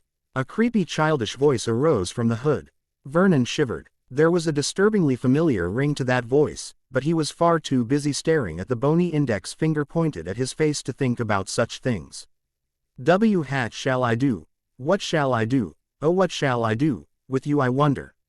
The specter wailed, in an even more crazy and creepy-sounding voice, plunging Vernon's jelly-like spine into an icy abyss. Vernon, however, had surprisingly retained enough sanity to reply, or rather ask a question of his own. "WH, who are you?" He spoke in a voice that sounded more brave than he felt. The figure laughed, a horrible laugh that conveyed a maelstrom of negative emotions far more effectively than any words devised by the tongues of man. "Hi, dear Vernon, don't you know who I am? Or better still, what I am?" it asked, bringing down its hood, revealing a bleached skull, that was quite scary, especially considering the hint of fire in its eye sockets. And then, to complete the picture, a scythe materialized on the back of the entity, as if waiting to be used. Vernon was horrified. The Reaper looked straight at him. Now Vernon, don't look at me like that. Surely you knew that if you kept up your unholy behavior, you would be punished." Then he continued in a more sing-song voice, "Why you're going to hell, Vernon. And I'm taking you there." Quote. Mad cackling followed. Vernon paled. He wasn't as religious as he thought, or told everyone he was, but the idea of going to hell was not one he really wanted to see happen. As if reading his thoughts, Vernon saw that both he and the Reaper were in front of a set of huge fiery ornate gates. They opened with a creak and he could just about make out the sight, sound, smell and the plain pure aura of suffering that lay beyond it. A red glow romised the fires that were surely waiting to start roasting him, slowly. The Reaper then lay his cold clammy hand on Vernon's shoulder. "You still have a chance, Vernon, will you take it?" His epi tone of voice seemed to make it very clear that there was nothing it wanted more than to see Vernon refuse. Vernon immediately refused to refuse.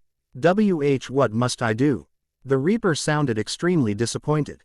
"Will you live your life as you should have? Will you give your nephew the care and support you should have given him? Will you treat him like he is human? Will you stop adding to your sins?" Vernon furiously nodded. The Reaper chuckled, creepily of course. You sure you can do it, Vernon my dear?" "I'm not, but then again, just remember, if you slip juiced once," he waved a bony hand to the gates, which flared brighter, as if anticipating Vernon's entry into their fiery domain.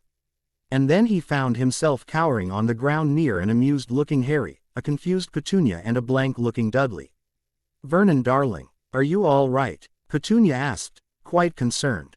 "You were shaking and shivering a lot, Uncle Vernon." "No prizes for guessing who." Vernon shook himself. Was it all a dream? He looked at Harry's door. It was untouched, not a sign of the freakish display he was sure he had just seen.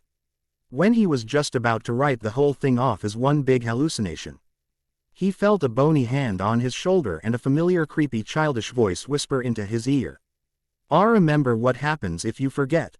I would just hate it if you decided that hell is where you want to spend eternity. Then I won't have anyone to entertain me, wouldn't want that now. Would we, Vernon?" Vernon had in the middle of it glanced behind him, just to make sure, only to see nobody there. He promptly renounced any intention of sinning. He also resolved to be more religious in the future. Harry spent the month of December in considerably more comfort and ease than all the previous years of his life. No chores, no glares, no nothing. It was as if the Dursleys had suddenly turned a new leaf, which was creepy in its own way, mind-altering genjutsu notwithstanding. Consequently, when Petunia asked, so nicely, if Harry would spend Christmas with them, Harry politely refused and asked if it would be okay to spend his holidays with his school librarian to work on a project. And in a testament to the Dursleys' sea change in attitude, they agreed, without batting an eyelid at the wording he had used. They even wished him a safe trip and luck on his project. Harry wondered if his genjutsu had done its work too well. Of course, when he got to Richards, he had to deal with a different, if more normal, problem. Richards rubbed his chin lazily and looked at him gravely. "So let me get this straight. Your uncle," he stressed, his voice with a particularly strong hint of disbelief, "had some type of quasi-religious experience." It was true, in the sense that Vernon had described his experience as a meeting with celestial beings, who had instructed him to live a pious life. Well, actually it was a lot longer and included lines from the Bible which Harry had no idea from where. Considering Vernon could barely stand Sunday Mass, never mind actual reading, that made it seem he had talked to an apostle. Richards continued, "And has now been so moved, that he has decided to treat you properly." The incredulity of the statement could not have been more apparent if he tried. Harry made a pacifying gesture. "It's true. That's the reason I managed to make it here in the first place. Don't you believe me? Puppy dog eyes were tried and tested weapons, the perfected result of thousands of years of evolution, and they did not fail him now." Richards rubbed the bridge of his nose. It was very, very hard to think clearly when those eyes, those incredible mind-numbing green eyes, were looming over you. It was impossible to resist, there was no way out, he had to give in. "All right, I believe you." He could almost see Harry doing his victory dance, "but are you absolutely sure you didn't just grab your things and run?" Harry was intrigued. Externally he just pouted. This man, upon who he had sworn not to use his more esoteric abilities, for obvious reasons, was resisting, at least partially, the most potent weapon that children the world over had. That mon's willpower was awesome. Harry replied, "Yes, Positive. You can call them if you'd like. He offered. Richards shook his head before he finished. He had met that man once, and as they say, once was one time too many. Besides, he somehow knew that Harry was telling the truth, at least about getting the Dursleys' permission, despite his own staunch belief that the 8-year-old was adept enough to convey. NCE a tiger, it was a cat, and the voice inside his head that screamed that Harry was the cause of it all. So you're gonna spend Christmas here? Yes. And the Dursleys won't file a kidnapping report? No. Positive. God. Yes already. Quote. Richard finally nodded. Accepting it, Harry would be staying. The next few days were fun. They played chess, watched movies, retold war stories, toured the old Mont's World War II memorabilia collection. Had Star Wars marathons, talked about sciences that normal 8-year-olds had no interest in but helped Harry's wind-related knowledge immensely, exchanged cooking say. Kretz and did other odd thicited unusual among another pair their ages. They exchanged gifts for Christmas, Richards getting a delicious dinner, courtesy Harry, and Harry getting a bamboo practice sword and kendo videos. Courtesy of Richard's son, an electronics engineer at a Japanese firm. All in all, it was a fun couple of days. Before Harry left after their time together though, Richards gave him one last thing to think about. He said, now would be a great time to ask them about your parents. If they have really changed, maybe they'll actually tell you who they were and how they died. Just think about it. Harry asked the Dursleys the magic question exactly on the 29th of December. By the time that day ended, he had been left with more questions than answers. Magic was real. His freakishness was the above-mentioned magic. His mother and father also had it. They attended a school, run by a certain Dumbledore, who was also the one who sent him here. His parents were killed by some evil magic wielders. They still lived free and were seeking revenge, apparently. He would also be invited to the magical school when he turned 11. They used sticks that sent beams of light that did freakish things. There was someplace in London where his mother had gone to get her magical stuff. No, they didn't know where it was or how to get there. Dumbledore was a very old man. His eyes twinkled. They used brooms to fly. They could also teleport with a pop. Oh, and they regularly drank stuff made with such ingredients: armadillo bile and newt eyes. Or was it armadillo eyes and newt bile? Needless to say, his brain had nearly short-circuited in the end with the random facts his aunt was quite eager to provide and seemingly pulled out just as she appeared to have finished. In the end, he simply decided that he would be better of continuing what he was already doing, only at an accelerated pace. He would quit school. There was very little necessity, considering that he would be going to this school when he was 11 anyway. He could homeschool till then in the subjects that really mattered, like science. Physics was such a fascinating thing, and of course everything he himself had and would develop. Fuinjutsu was also going to have to be given a higher priority. He also had to give puppetry a try. He had to gain ability in other elements. Shadow clones had to be perfected and improved upon if possible. So many things simply had to be done. He wondered if he would be ready in time. He had just 2.5 years after all. A few weeks later in London, a certain Japanese man was putting the finishing touches on his report to his superior. After the regular bits were covered, he added an extra bit that he felt needed to be reported. There are frequent energy fluctuations detected from the Surrey area. Energy is not sorcery or ninjutsu. Source is shielded and exact location is untraceable.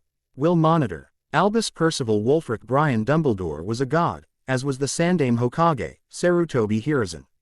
Both were great leaders of men, and both had lived through a war. Both were peerless warriors in their prime, and both in their later years were skilled enough to tide over the failings of frail bodies through pure ability.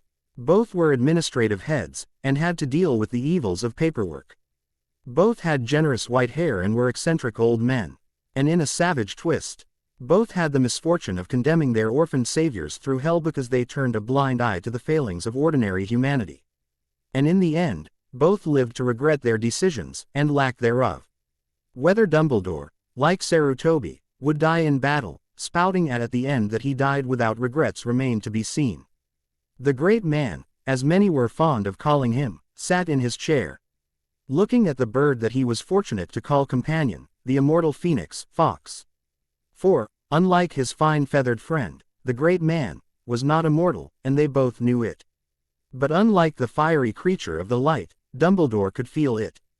And he would have told anyone who asked, that being 110 years of age was actually very annoying.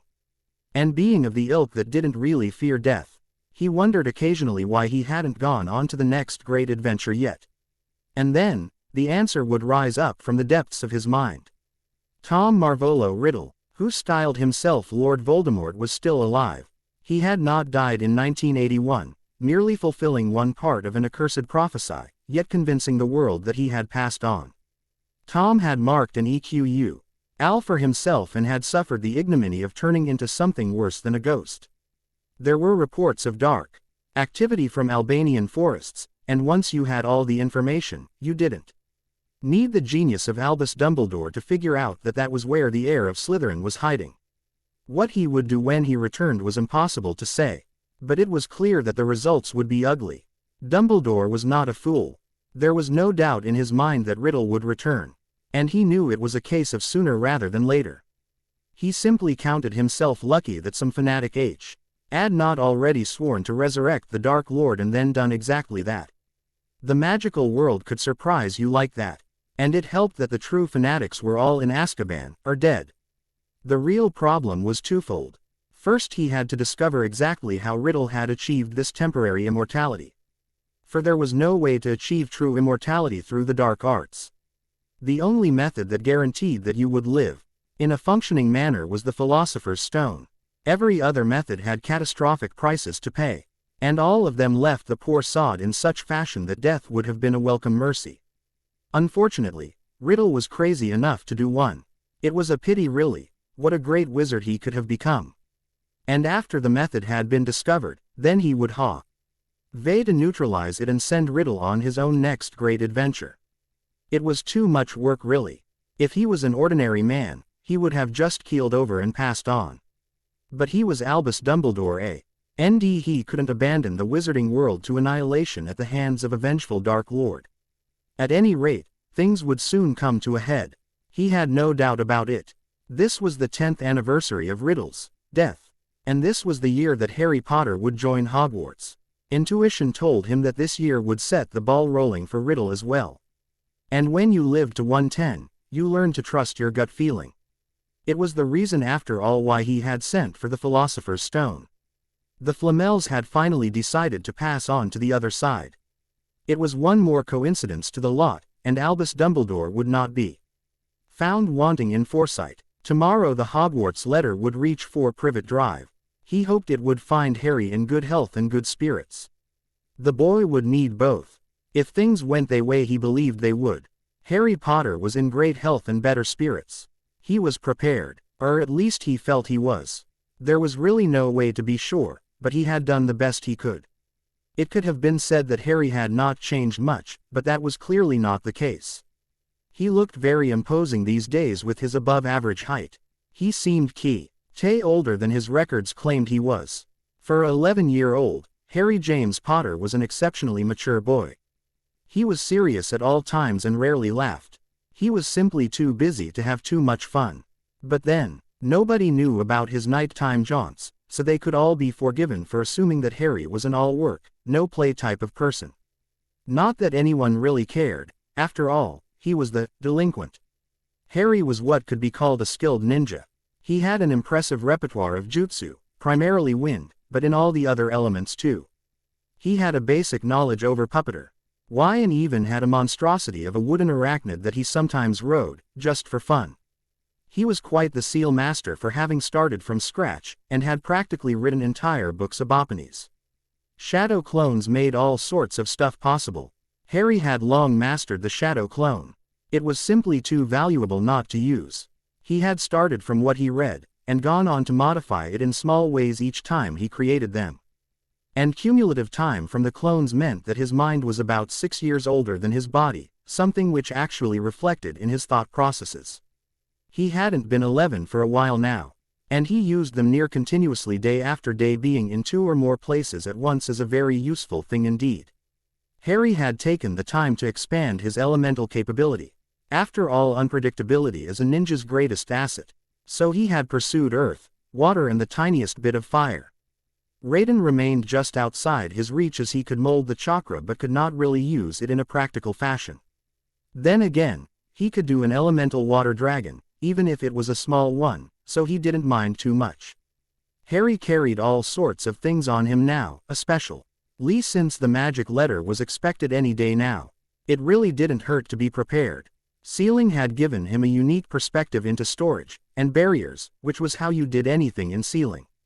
An explosive tag activated by imparting a high level of energy to the matter it was comprised of, namely the paper and ink. A barrier contained the energy for a given amount of time after which it ceased to exist. Releasing the matter at high velocity in an omnidirectional manner, in other words, it exploded. Storage seals involved creating extra-dimensional spaces, the dimensions and capacities of which were determined by the seal. He needed quite the imagination to figure it out. And of course, you could reinforce a solid, rigid object by the correct use of barriers. Other things were possible in stages. The possibilities increased with the complexities, but it was all worth the time and effort. But the one seal that Harry really treasured was a chakra absorption seal, that drew chakra from the atmosphere. It was the holy grail of sealing as far as Harry was concerned, and he had done it. He just didn't feel the need to place it anywhere important, so it lay unused, for now. Not that it could do much, the ambient chakra was not as plentiful as he had hoped. The journey, however, had been very problematic. There were in infinite ways that things could and had gone wrong. It was almost impossible for even him to comprehend the full magnitude of what he was trying. Sealing was very precise, and very easy to get wrong. It was perhaps a very good thing that Harry had the ability to regrow fingers. Otherwise he wouldn't really have any left. The first seals weren't. So they didn't do anything at all. But when he had finally started to get closer to what he now knew as actual seals, he began to start seeing chakra burns that were what he would have expected.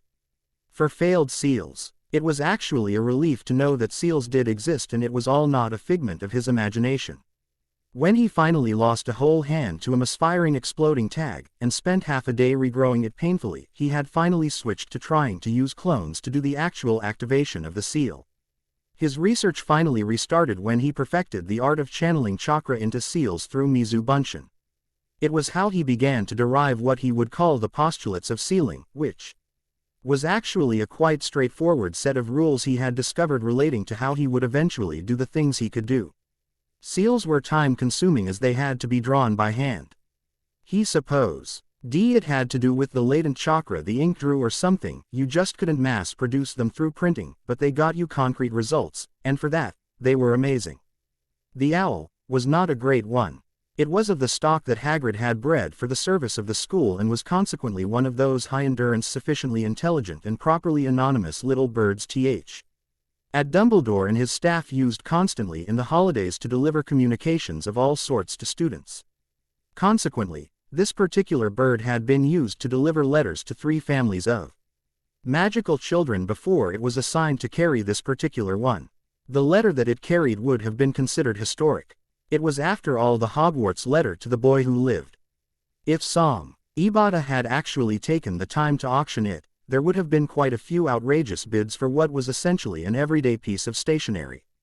The wizarding world, just like the Muggle OMNI, had its share of the irrational fan people, and they called themselves different from Muggles. This owl, however, had no inkling of the particular artifact it carried in its talons. It was after all a mere male bird. It had within it a great amount of the magics that allowed it to find and deliver its cargo to any person or location in the world. At the moment the same magics were telling it that it had but a couple more miles to go. And that its tiring flight muscles would finally get a rest. High-altitude flight is quite the tedious affair. When the owl landed though, it suddenly found itself instructed to wait. Now a normal person would have questioned a thought that suddenly told them to wait when they really wanted to leave or not. Humans can rationalize the end of the world if necessary. But the owl didn't really mind, for it really wanted to rest anyway. Inside the house, the recipient of the letter felt the owl trap he had laid, trip, and started to walk out. There were things to be done, and little time to do it in. The morning of July the 24th would be quite different to what he was used to. Hogwarts School of Witchcraft and Wizardry. Headmaster: Albus Dumbledore. Order of Merlin, First Class, Grand Sork. CHF Warlock, Supreme Mugwump, International Confed of Wizards. Dear Mr. Potter, we are pleased to inform you that you have been accepted at Hogwarts School of Witchcraft and Wizardry. Please find enclosed a list of all necessary books and equipment. Term begins on September 1st. We await your owl no later than July 31st. Yours sincerely, Minerva McGonagall, Deputy Headmistress. The letter of course was the standard one issued to wizarding children, but did not have the accompanying faculty member to explain everything, which was really necessary considering T. Hat Harry was isolated from the wizarding world by the headmaster himself and consequently could not have been replied to, as the letter asked the recipient to. Where the hell did they expect Harry to conjure an owl out of anyway? And where exactly was Diagon Alley? And why did it sound suspiciously like the word diagonally? So, with a great deal of annoyance, Harry wrote a reply, on paper, telling the next unfortunate reader that he had no previous contact with this magical world, had no clue what they were talking about, and had no intention of taking this pathetic excuse of a hoax serious. Unless someone was going to take the trouble to enlighten him as to why they wanted him of all people to learn to pull rabbits out of hats. The letter, which might as well have been called a Muggle howler, was held out to the poor brown bird who was perched outside.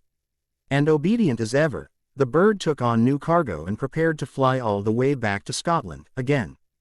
Thankfully, a convenient, timed gust of wind took it up to a great height in no time, reducing the work the owl had to do and pushing back the time it would take.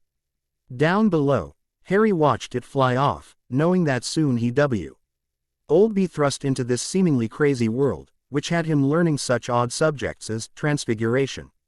To say that Minerva McGonagall was not amused would be a terrible understatement. She was literally steaming from the ears. Though that may have something to do with the little bottle she took a swig out of just before rushing out of her office. Looking at her, one might have been tempted to say that she was angry at the letter she had just received from one Harry James Potter, but then, one would have been only partially correct. For while it was the cause of this eruption of CURSES, not from her wand mind you, that McGonagall was currently letting, it was not the sender that was the target of this string of obscenities that would have sent a Death Eater blushing. No, her enemy lay entrenched in his stone fortress, guarded by a gargoyle that refused to give her right of passage. Albus, you will let me in right this instant. You and I have some matters to discuss.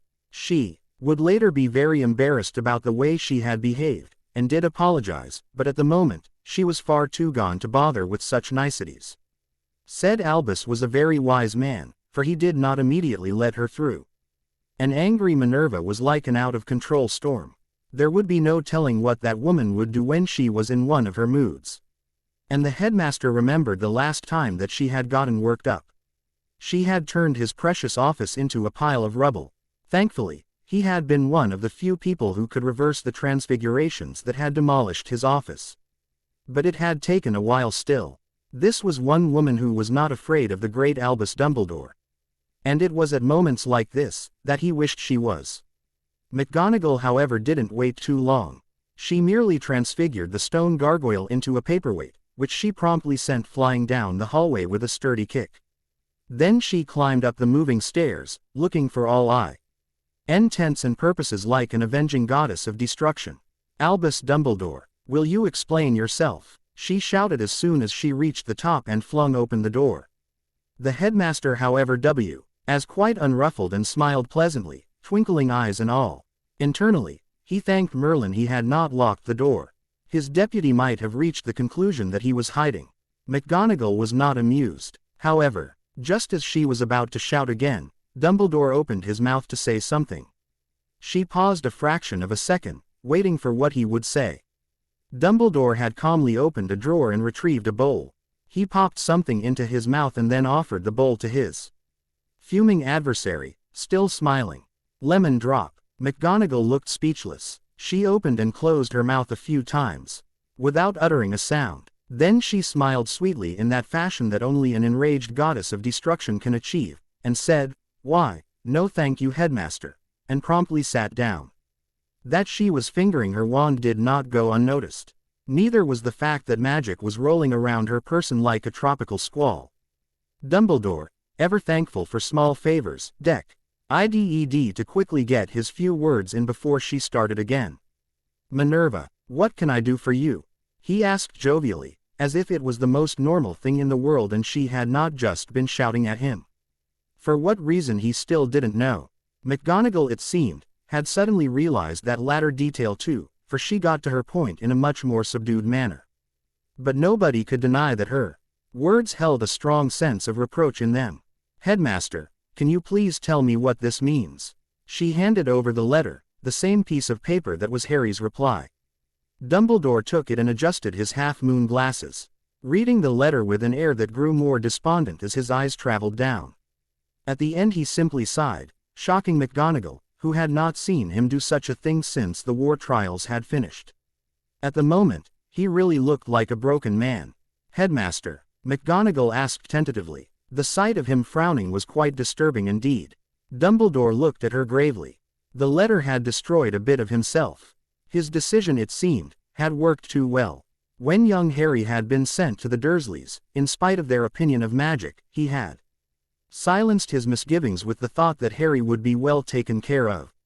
He told himself that the ordinary Muggle middle-class family would provide an ideal home where Harry could grow up without the adoration of a grateful wizarding world to corrupt his developing mind.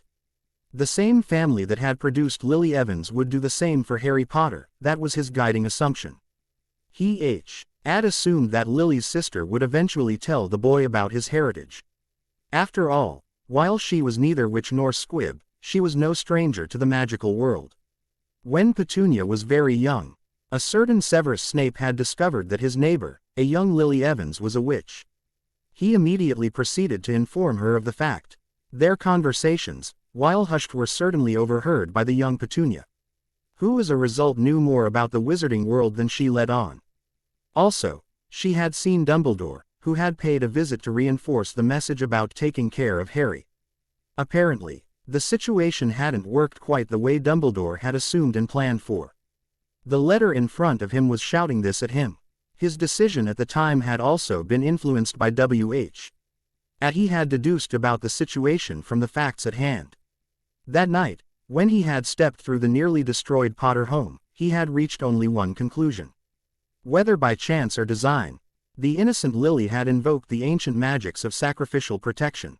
It was a forgotten snippet he read a long time ago from a book that no longer existed that had even suggested its possibility. The fact that she had been able to invoke it at all was astounding. He had always known that Lily was a bright girl, so in the end he concluded that she had done it purposely. That girl had actually planned for the terrible possibility that had unfolded.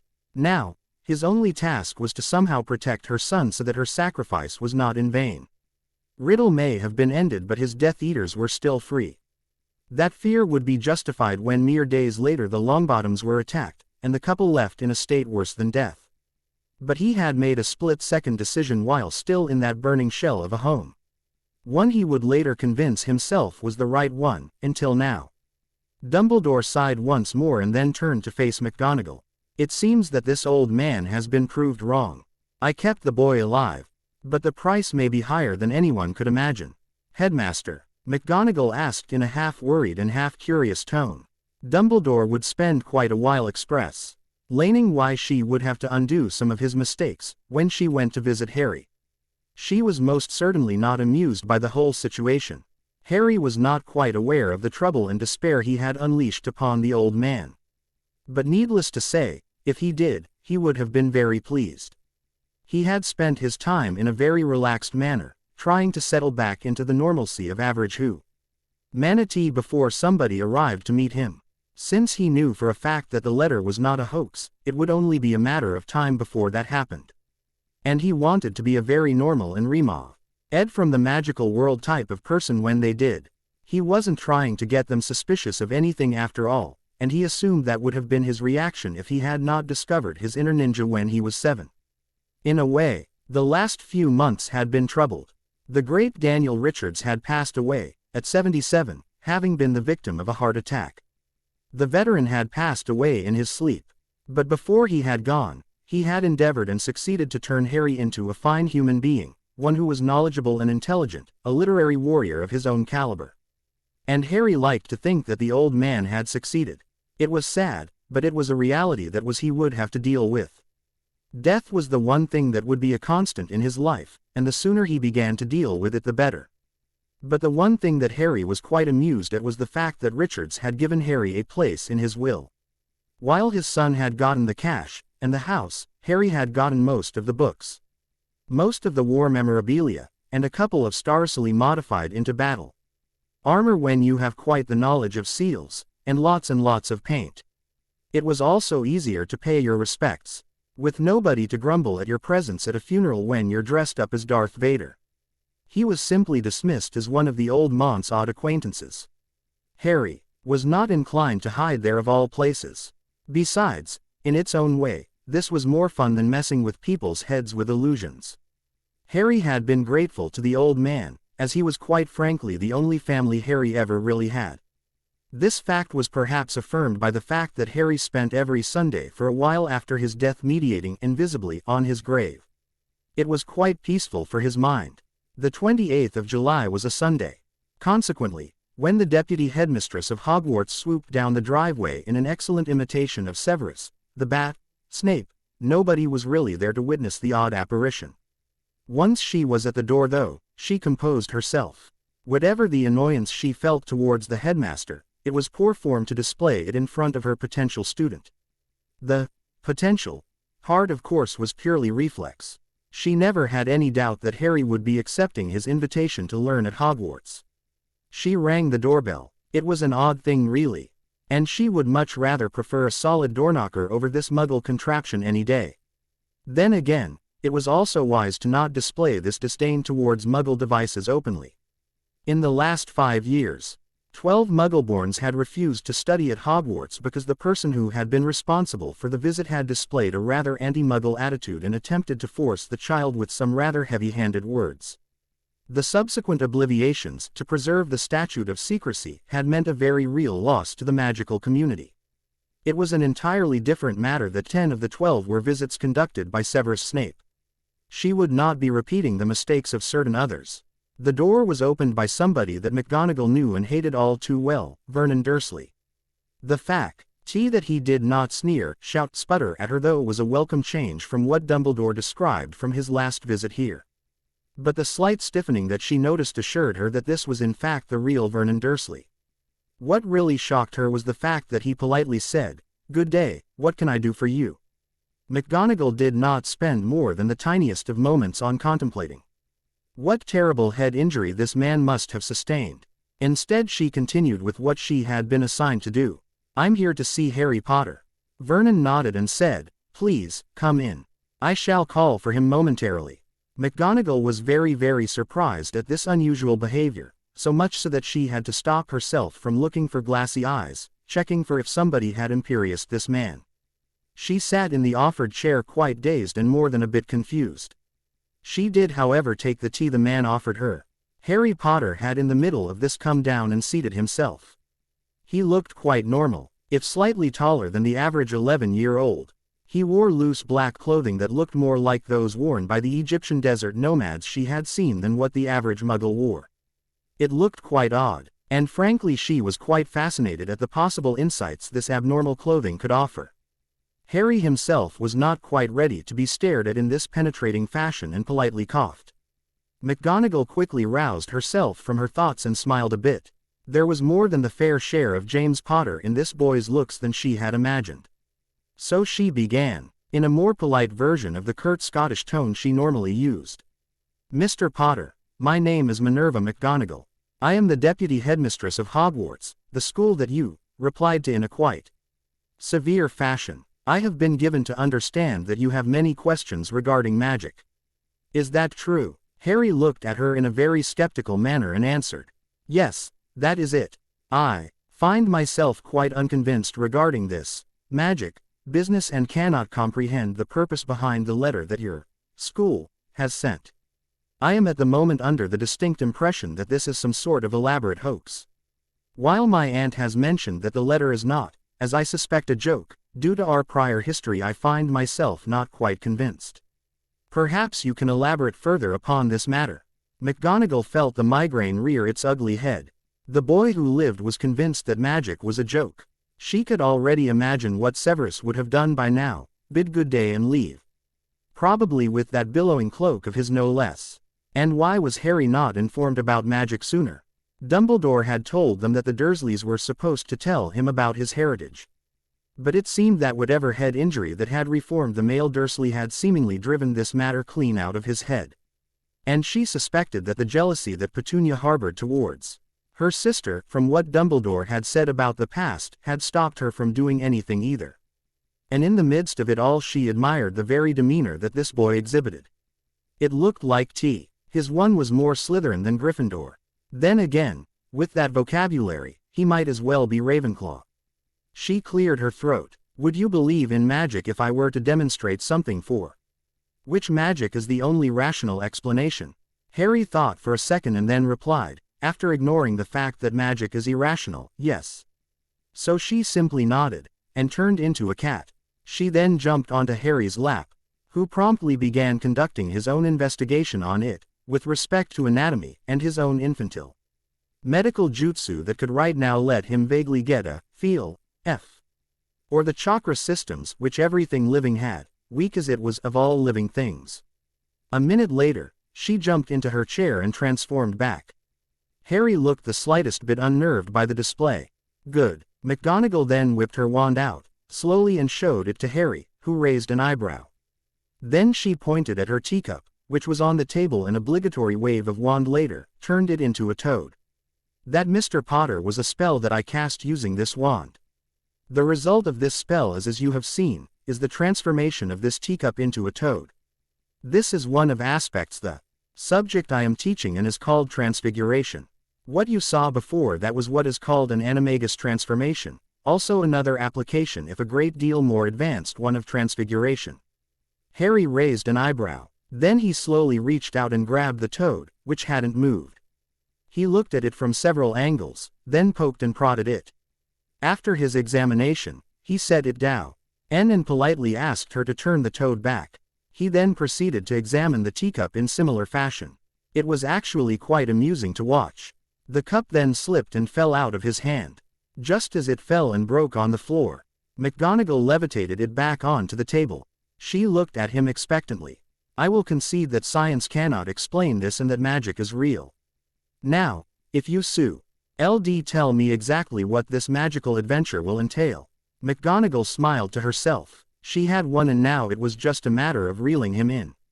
It took 2 hours, from 8 to 10 a.m. to finish clearing all of his doubts. It was quite tedious to actually explain things in detail before he accepted any statement she made and let her continue. It almost felt like she was being interrogated. Then again, she was a bit glad that at least one student this year was this inquisitive and thorough. Such people ended up going far in the magical world. Then she remembered that she would also have to take him to Diagon, and felt the migraine return in full force. She could only imagine how that would end. Yet again, Minerva McGonagall found herself cursing a certain twinkling-eyed old man. Then, she spent another 15 minutes telling Harry exactly why he did not look amused, but he didn't say a thing. McGonagall, however, found herself pleasantly surprised when they had left for supplies. Harry in Diagon, or was it Harry in public, was a very quiet Harry. He did not talk much, went about his business with consummate ease, and generally kept her migraine at bay. It was actually quite a relief. When Harry had been side-along apparated to an alley near the Leaky Cauldron, Harry had asked about the teleportation, politely. He accepted the basic explanation she gave and asked to continue. There would always be time to learn about it later. The entrance to the Leaky Cauldron, and the pub itself were quite unimpressive. Though, the uses of magic all around were apparent to his finely tuned sight and hearing. However, for the entrance to the commercial center of the wizarding world, it was quite plain, uninspired, and looked like it had come straight out of the Middle Ages. If only he knew, Harry was not mobbed at the pub because he had been fortunate enough to put up the hood that came with his ensemble. He had stated that he had no particular desire to show his face in public. Professor Are hoods particularly common in the wizarding world? McGonagall noticed that he stumbled over the word, wizarding, as if still not used to the idea. She led him to the back, where the famous wall and trash can were. McGonagall pointed out the brick, muttering, 3 up, 2 across, for his benefit, and tapped it, before replying. Yes, robes come in a variety of fashions, and it is no t uncommon for ordinary and outdoor wear to have hoods instead of hats. Harry heard her, but was actually paying more attention to the rather curious way the bricks were clearing away. He looked on with curiosity, wondering what sort of amazing place would be behind the magic wall. Surely this place must be incredible. McGonagall looked at Harry, scrutinizing his face for the awestruck look that characterized most Muggle-born faces when they first see Diagon Alley. Indeed, she was not disappointed when Harry looked like his jaw was on the floor. He seemed speechless. "I'm speechless," he said, as if to emphasize the point. McGonagall resisted the urge to giggle at his face. "It's quite an imposing sight when you first see it. I find that most Muggle-born students find it fairly intimidating and impressive, when really it's just like any Muggle market, except with magic." Harry passed the stores in silence, following the moderate pace that the professor had set to allow him to take in the sights. It was, as they say, an experience. While Harry had certainly seen markets before, this one had the most outrageous wares to sell. It was more than what McGonagall said it was. And they didn't even seem to be using what he considered currency. Apparently, the magical economy was also severed from the non-magical one. He would have to ask about it later. Harry did not ask about anything as they slowly meandered towards the great white structure that McGonagall, without his prompting, had said was Gringotts, the Wizarding Bank.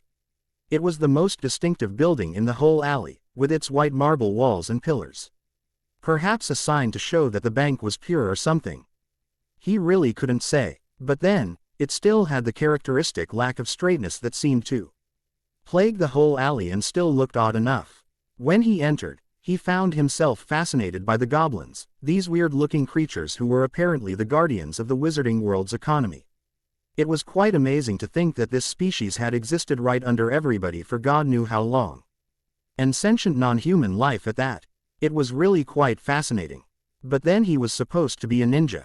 And ninja did not get fascinated at new species of intelligent life. They analyzed said species for the threat level posed by them and neutralized them if necessary. This magical world was screwing with his priorities. The professor seemed to have an idea of what was supposed to be done, so he let her do it. He could always badger her with questions later. So, when the conversation at the counter was over and a nondescript goblin named Griphook had been called, he merely went with the flow. Questions about exactly why his vault key was in the possession of Albus Dumbledore could wait. Besides, these carts looked quite interesting too. And so very interesting they were. Harry's wind nature seemed to give him a vague sense of how the tunnels went. And his senses were hardly taxed by the myriad of twists and turns the cart took in its journey. He could probably draw a map if he wanted. Not that he had to, it was just that this seemed to be the first place his skills could be used in something resembling a useful fashion. Not to mention he just plain liked the speed. It almost felt like he was flying. That was an idea. After all, he had read about ninja who could fly. And while he could certainly jump a very large distance and more with some pressure assistance from his wind nature, flying was out of reach at the moment. That would have to be rectified. Perhaps seals would have the answer. Harry was brought out of his thoughts when the cart finally stopped in front of a vault, which he assumed was Vault 687, his vault. Now he would know exactly what McGonagall had meant when she said that Harry was fairly well off. And now would be an excellent time to ask about the currency, not to mention how to change it to British pounds.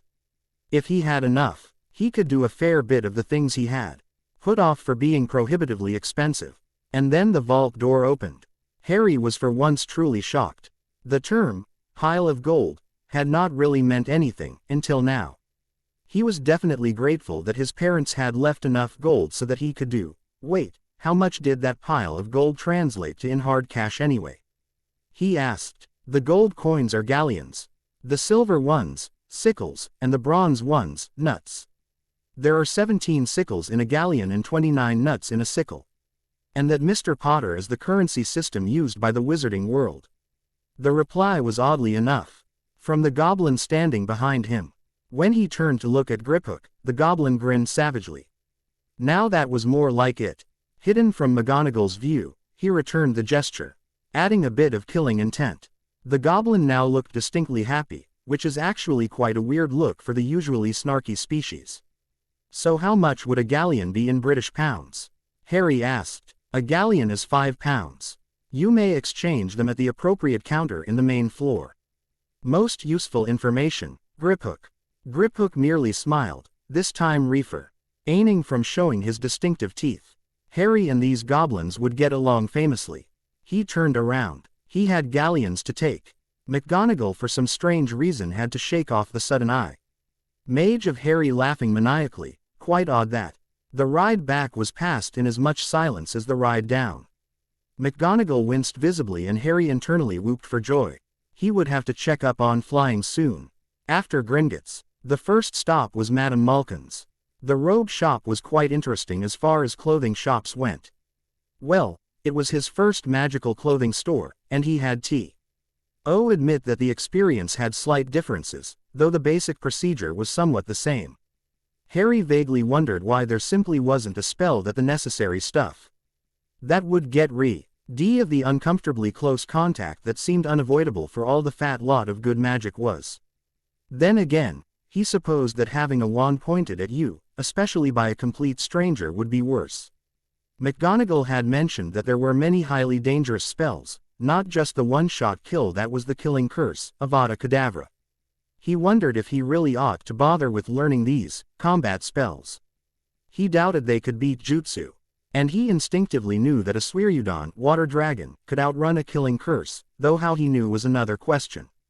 Speaking of killing curses scar at the hands of magic, so perhaps there was a way to spell it away.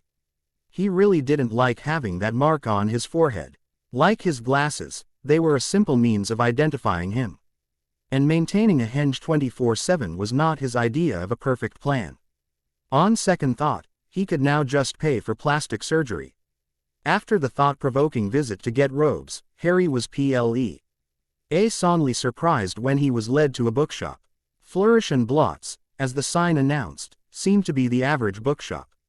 It was likely that the basic things he would need to learn, like customs, practices, jargon, all the details that made infiltration easier, would be found in this one place if he looked really hard.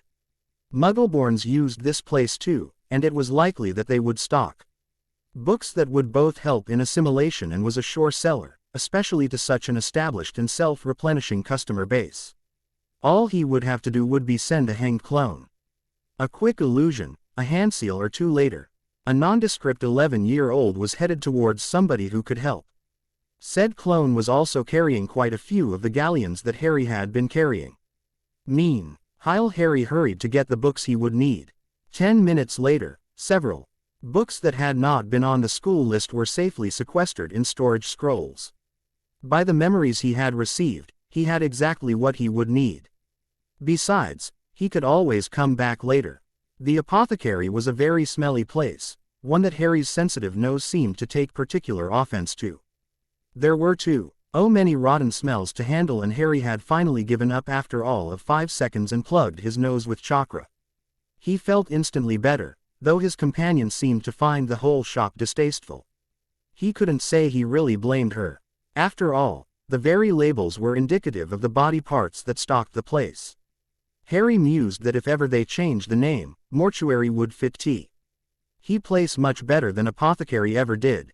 He also took a note to self to get used to the smell of death and decay. A near silent voice in his head muttered, "First kill," but Harry put it away for now. The last store, as was appropriate, was the wand shop. Ollivander's, as the board said, looked quite the worse for wear. The dust that coated the place did nothing to raise his opinion of the store.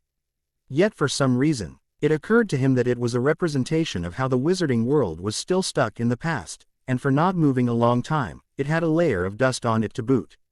His trip was making his thoughts go in weird ways, some of it actually useful. Perhaps there was something more to this magic business than he had first considered. Now that was an original thought.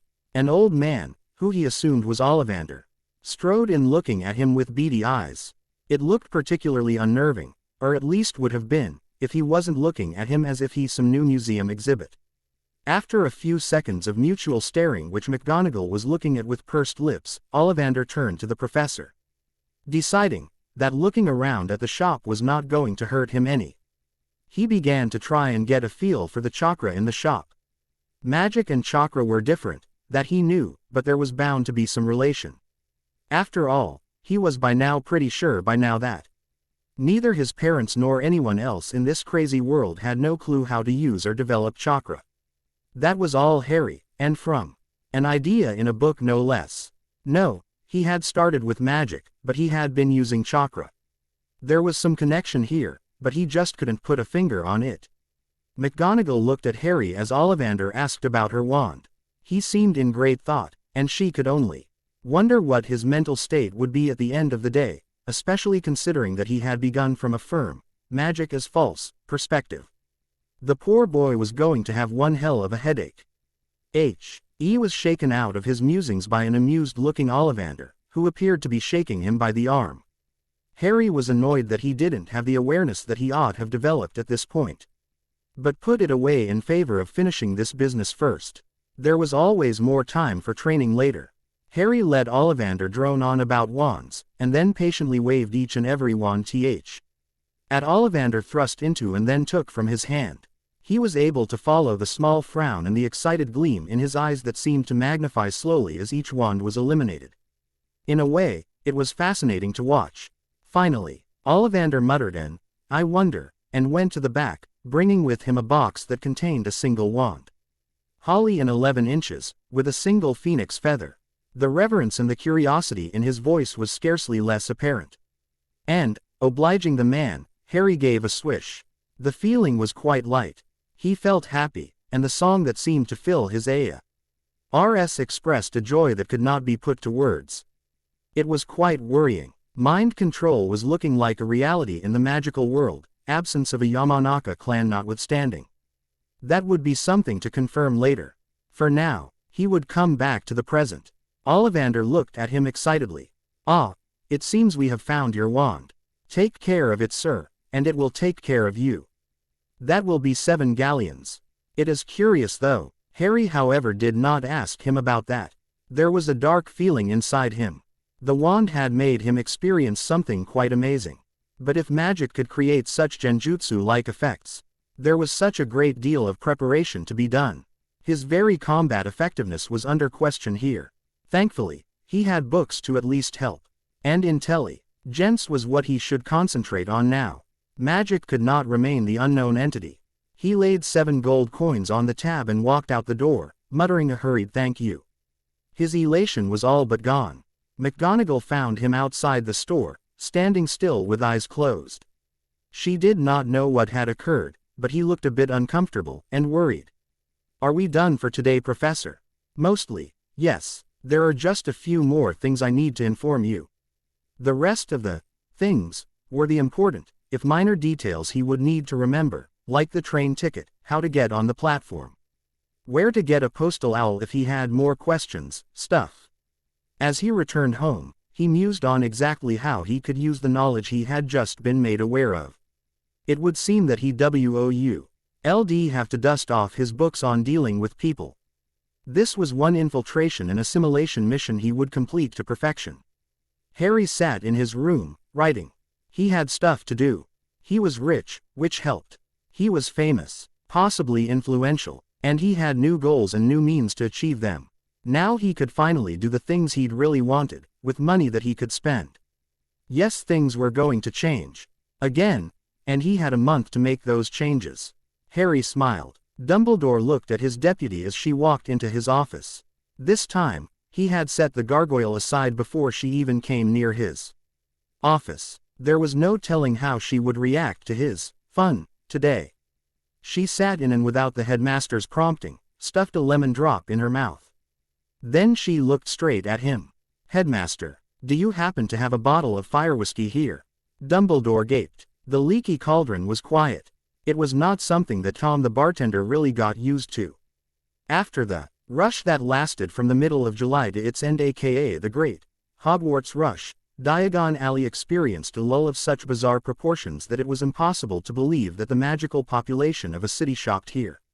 It was just so plain odd to see the commercial sector look like a ghost town, not that any ghost found fit to haunt the alley. But it was disquieting, especially for several shopkeepers, who found no logic in why even the normal customers stayed away after the Hogwarts Rush. Of course, that somebody actually applied logic here is another his pub was quite an important place. And Tom felt that as the one place that practically every magical human in Britain had surely gone to, at least once, not even Hogwarts could claim that meant that he should have at least some company in here all the time. He felt that to have the place so empty and lifeless was decidedly ill-fitting. Not that he'd ever admit that. He considered this place as just that important. Barkeeps after all have secret opinions. Just like everyone else. No, he decided what he really wanted was excitement, something extraordinary that just livened up the place from its current tomb-like atmosphere. Like what had drawn him to this place and this quiet work, to meet new people, to greet old ones, too. A black-cloaked, but otherwise nondescript man walked in, waved casually at him and was gone to the back. Then 10 seconds later, an identical black nondescript man walked over and went to the back. It might have been said they were twins, but the way he walked was identical to that of his predecessor. And just as he was about to write it off as idle daydreaming, a third one walked in and repeated the actions of his predecessors. The scary thing was, Tom didn't know that face, and he never forgot a face. They walked in such a way that it might as well have been a magical photograph, and well, the dark cloak was even now just striking him as having resembled the ones Death Eaters used. Tom straightened up, walked to the back and opened a bottle of Ogden's finest. He was definitely going to need this more than anyone else. To hell with excitement, was the last anyone would have heard. If the cauldron had customers. Harry watched Tom's actions carefully, from his place on the bar stool. Then he took out a paper scroll, and carefully wrote out his observations for the T's. T in the strokes that were characteristically Japanese. It was really to be expected. But then, he had pulled a minor genjutsu in the bookstore and nobody had been any wiser. It was rash and he had momentarily forgotten about the test, which he had just conducted. It was a good thing too. He could only imagine what would happen if his genjutsu was discovered, or worse, they were ineffective. Now it was still not a very conclusive experiment. He still didn't know if the more powerful wizards, witches, of the ilk of the Dark Lord and Dumbledore were immune to the illusions that he was by now bandying about less and less frequently. He still didn't have the absolute control that he imagined he would eventually develop. He was growing, his chakra was growing, and all the control exercises he did was meant to let him keep up with his growth rate. If the disparity got much larger, he wouldn't be able to cast any genjutsu, a most frightening thought. As he walked into the alley, he was struck with how dull the place looked right now. Unaware that he had been channeling Tom, he created 6 shadow clones and hanged them into nondescript wizards and witches. Well, henge was not the word really. He called it the shadow jacket, a chakra construct that mimicked a shadow clone's matrix onto his skin. It was a solid form, and because it drew chakra from his own coils or that of the shadow clone using it, it was not dispelled so easily. And for his clones, that meant that their forms would be dispelled only if the main structure of the clone dispelled, i.e. with a death blow. Such a useful innovation that the disguised clones already knew what they were supposed to do, so they left to explore the alley more thoroughly. Harry himself headed to Gringotts. He had money to manage. The activity that took place at the entrance of Diagon Alley did not go entirely unnoticed. There was after all one old man who had been monitoring what he thought of as a mysterious energy signature at a distance. So it was quite a shock for Takeda, who was meditating to feel an enormous surge of that energy so close by, probably just next door in Diagon. It was time to see what exactly this source was. He turned to the other 2 in the room, who were looking at him curiously. "Prepare yourselves, we must be off. Tell the others." And so they were off. A few minutes later, 5 Japanese shinobi crouched on the roof of the weapons store, in formation. They all were in pursuit configuration, minimal weaponry and armor, used for scouting, tracking and of course pursuit. They could all sense it somewhat. The distinct twinge of the mysterious energies that their senses existed. At the same time, what they were feeling was not something they had felt before. If they absolutely had to describe it, they might have called it sorcery's creepy cousin. It was quite overwhelming for a second though, as they got used to it. It was not hostile, but it did seem to have a warning inside. They prepared for battle. Takeda looked at the ninja behind him out of the corner of his eyes. They were not fresh rookies. They already had a good service record before they were even considered for duty outside the Eastern Territories. Never mind the long-term outpost in London. They were assassins and warriors. Whatever the situation, they would be able to deal with it more efficiently than he could, if he needed it. For now, they would content themselves to observing the what or who that was causing this disturbance. When they got the nod from Takeda that they were waiting for, they took off. First part would be to check all the places as quickly as possible. On the second run, they would actively try to sense if anyone in their assigned area had the feel that they were looking out for. Then they would converge on the place where they had discovered the anomaly. That was basically the gist of what they were attempting to do. It was borrowed from that of a search and retrieve mission, but it was not like they had a standard operating procedure concerning anomalies. In 10 minutes one had locked on to an ordinary-looking wizard who seemed to be looking at the wares of an apothecary with a great deal of boredom. Following protocol, he immediately called in the others. When they got there, he did seem to do a slight bit of shifting, something that only Takeda noticed. So, to see what they could find, he tried the diplomatic approach. Harry's clone was not sure what to do. He could literally feel the people who were watching him, a slight ticklishness that was present only when he was being scrutinized by someone that he couldn't see directly. But what really raised his curiosity was the fact that they were on surrounding rooftops and seemed to be quite different from the wizarding folk he had seen so far. For a start, they were leaking killing intent. Secondly, they were on the rooftops. They were all tense, from the way their abnormally large chakra signatures, at least, compared to the rest of humanity he had seen, were flaring, much like his did when he was in the zone, so to speak. He himself was a clone, so he had no problem sacrificing himself if necessary, by exploding, or going on a kamikaze run. But attacking first in a situation which he did not know the entire circumstances of, could be disastrous. Especially considering that not only did he not know how skilled these people were in combat, he was not sure how he could hold off all 5 of them as well, and at the same time, there was no surety if the original was also being tracked followed. And in any case, revealing any of his capabilities without his having expressly planned for it was a very bad idea. He knew very well how important even the smallest amount of information could be used against you. And even if they would have no way to connect anything with Harry Potter, the very knowledge that such abilities exist was a dangerous prospect. And who knew if these people were just Rias because he was here on an otherwise dead day. After all, they were quite skilled at hiding, much like a ninja ought be really. That thought brought the clone's thoughts to a halt. It couldn't be ninja, could it? He had specifically looked for any mention of them and had hit a brick wall. There was practically nothing on Japan. Might not have been any magical people in Japan. But there was a book on Quidditch, which seemed to be some sort of insanely popular sport played on brooms. Honestly, mentioned that the small and intensely private wizarding community in Japan fields a national team, which has won. Which only really told him that Japan had an isolationist community, which was not really odd considering the quirks he noticed in the rest of the magical world. And he didn't know if there were ninja or not.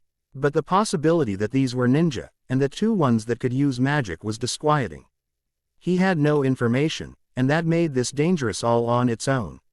And then he noticed that one of them was moving towards him.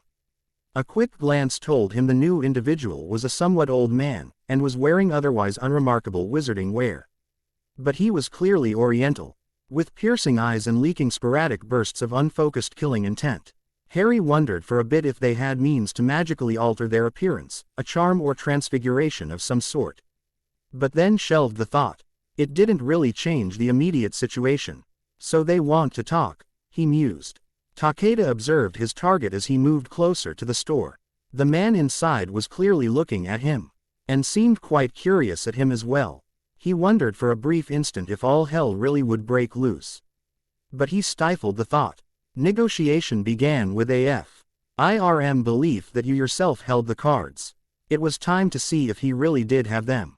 Takeda decided to go for the casual approach. They worked best when the other fellow was neutral or at the very least not openly hostile. So, he took a deep breath and approached the stranger. "Ah, good afternoon, sir. I was wondering if you might join me in a bit of friendly conversation." Interesting choice of words, Harry's clone thought. He also noted a lack of accent in his words. The old man sounded like an excited BBC newscaster. Maybe he really isn't Japanese. Of course, but if I may inquire, what shall we talk about? I mean, this is the first time I met you, and I do not even know your name. Yes, you make a good point.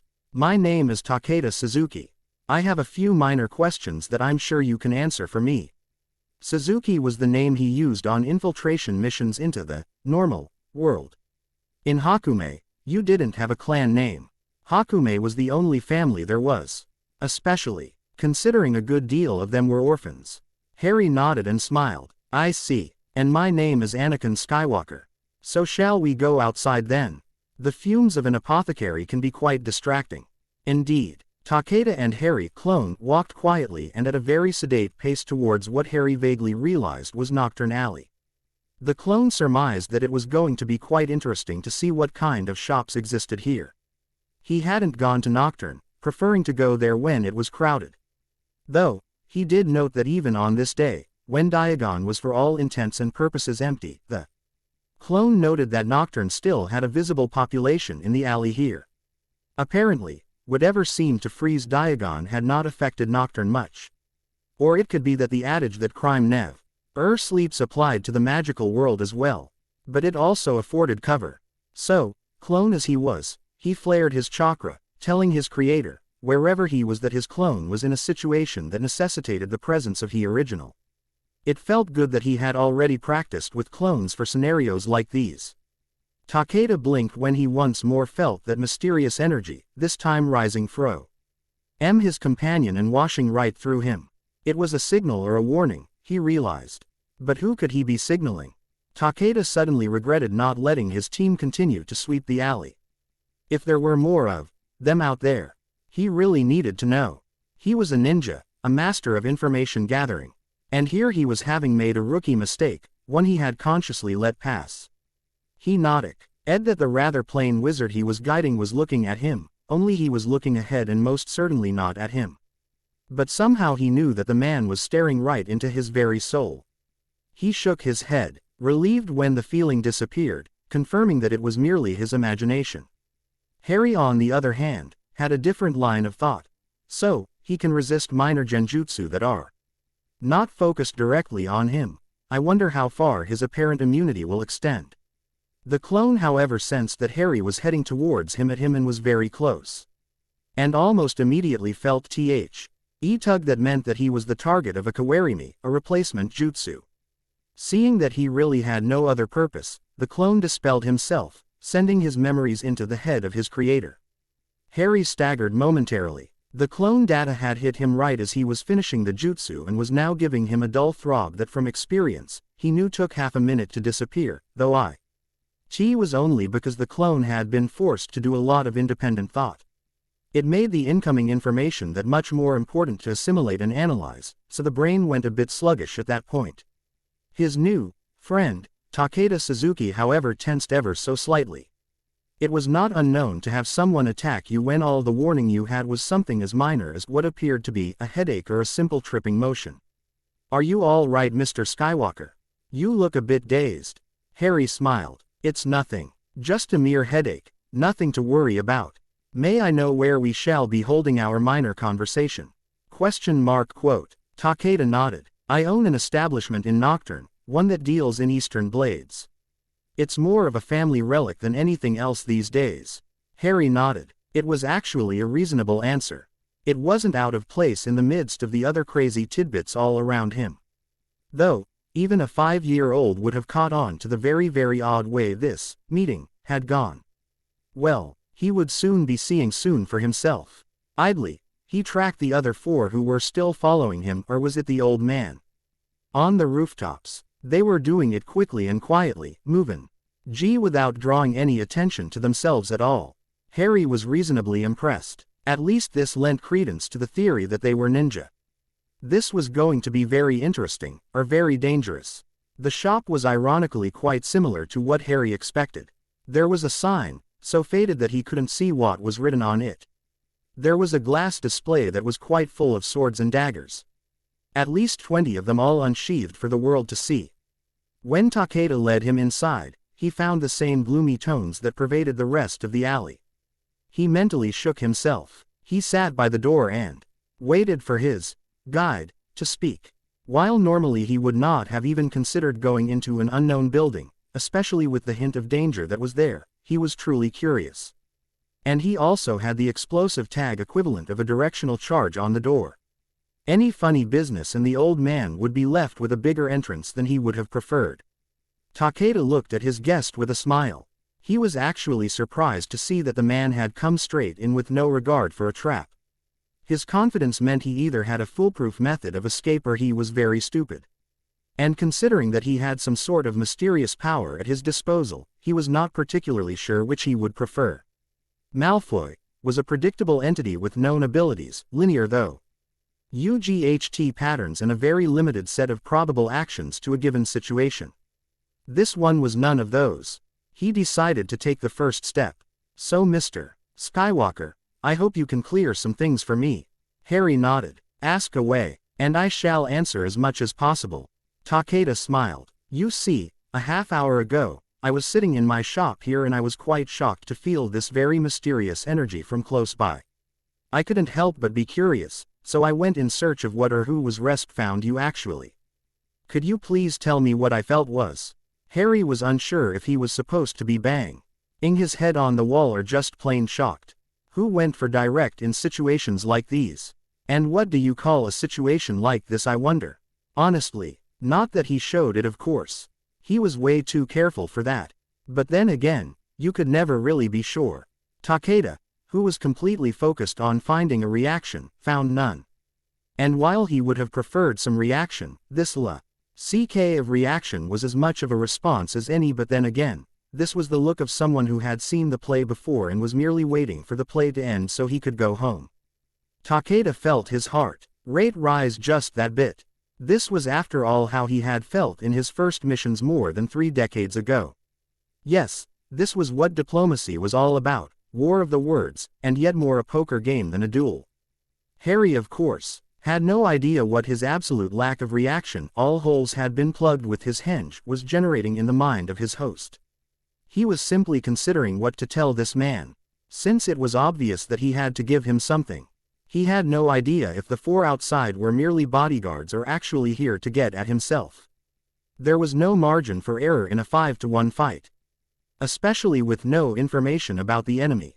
No, this was a battle of words and wills, and he would have to win without exposing any of his cards. This was now negotiation by proxy. The best lie, however, is 10% truth and 90% misdirection. So you can detect it. I was unaware that there were any humans on this planet who could sense such alien energies. It might have been a totally innocent statement if Harry had not used perfectly cultured Japanese. As such, Takeda had already displayed open shock at that. Who are you? Takeda was now quite off balance. He was not Ray LLY thinking to his best ability at this point. His whisper though had not been meant to be heard. I am a ninja. The question I would like answered is, who are you? Quote. Takeda steeled himself. A nin. Ya was not actually a very strange thing, even in these parts. Every year, rookies were sent on fact-finding missions to countries with no permanent ninja outposts.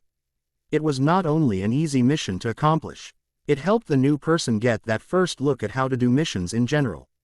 Things like reports, proper behavior, acclimatization to new cultures, and the other almost subconscious things that they needed to develop. Indeed, every clan worth their salt had ninja all over the place. Besides, nobody wanted a repeat of Hiroshima and Nagasaki, where 2 clans were wiped out, without a soul being aware until it was too late. The fires of Amaterasu burned all too bright that day. The other disquieting issue was that every other clan worth informing had been politely informed that Hakume had set up base in England. So please try not to interfere, thank you very much, kind of way. It was inconceivable that if this was a shinobi, he would not know who he was. Takeda of the Snow was quite well known. Not to mention any ninja here would have been informed about the outpost and its commander in case they had a cause for distress. Ninja clans were quite cooperative in those matters, at least on foreign soil. They were one of a kind after all.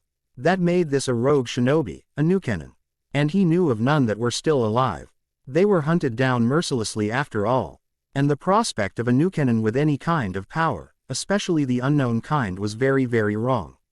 Not to mention, he could not comprehend how such a new ability could be kept under wraps to be developed to the stage this fellow was actively using it without any bother. Are you nukenin? Which clan are you from? And why do you not know who I am then? Takeda fired away, keeping one hand on the hidden blade that he carried. A tanto that was easily one of his best weapons, especially in enclosed spaces like his shop.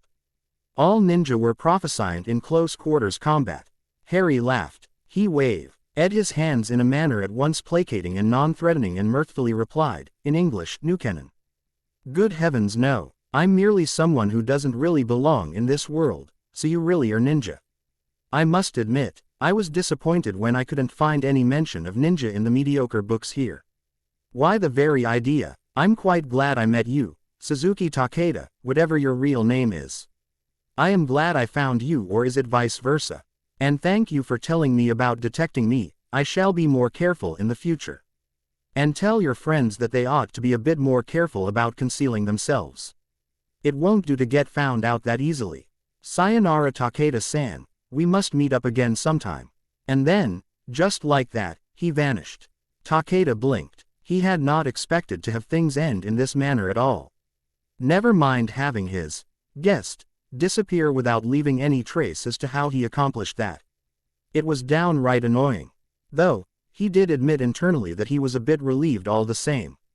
He didn't really want a high-profile battle, as this might just have turned out, just as he was setting up base. He shook himself, signaling the men outside, and summoned them in. There was no reason to keep them out. He had a bit of thinking to do. Harry, on the other hand, was in an even more stressed-out state. He was not sure if he could count on getting Awa. Why with a battle less escape the next time? There were too many unknowns to make any sort of accurate prediction. It was bad enough that he had gone into the situation without a bit more forethought.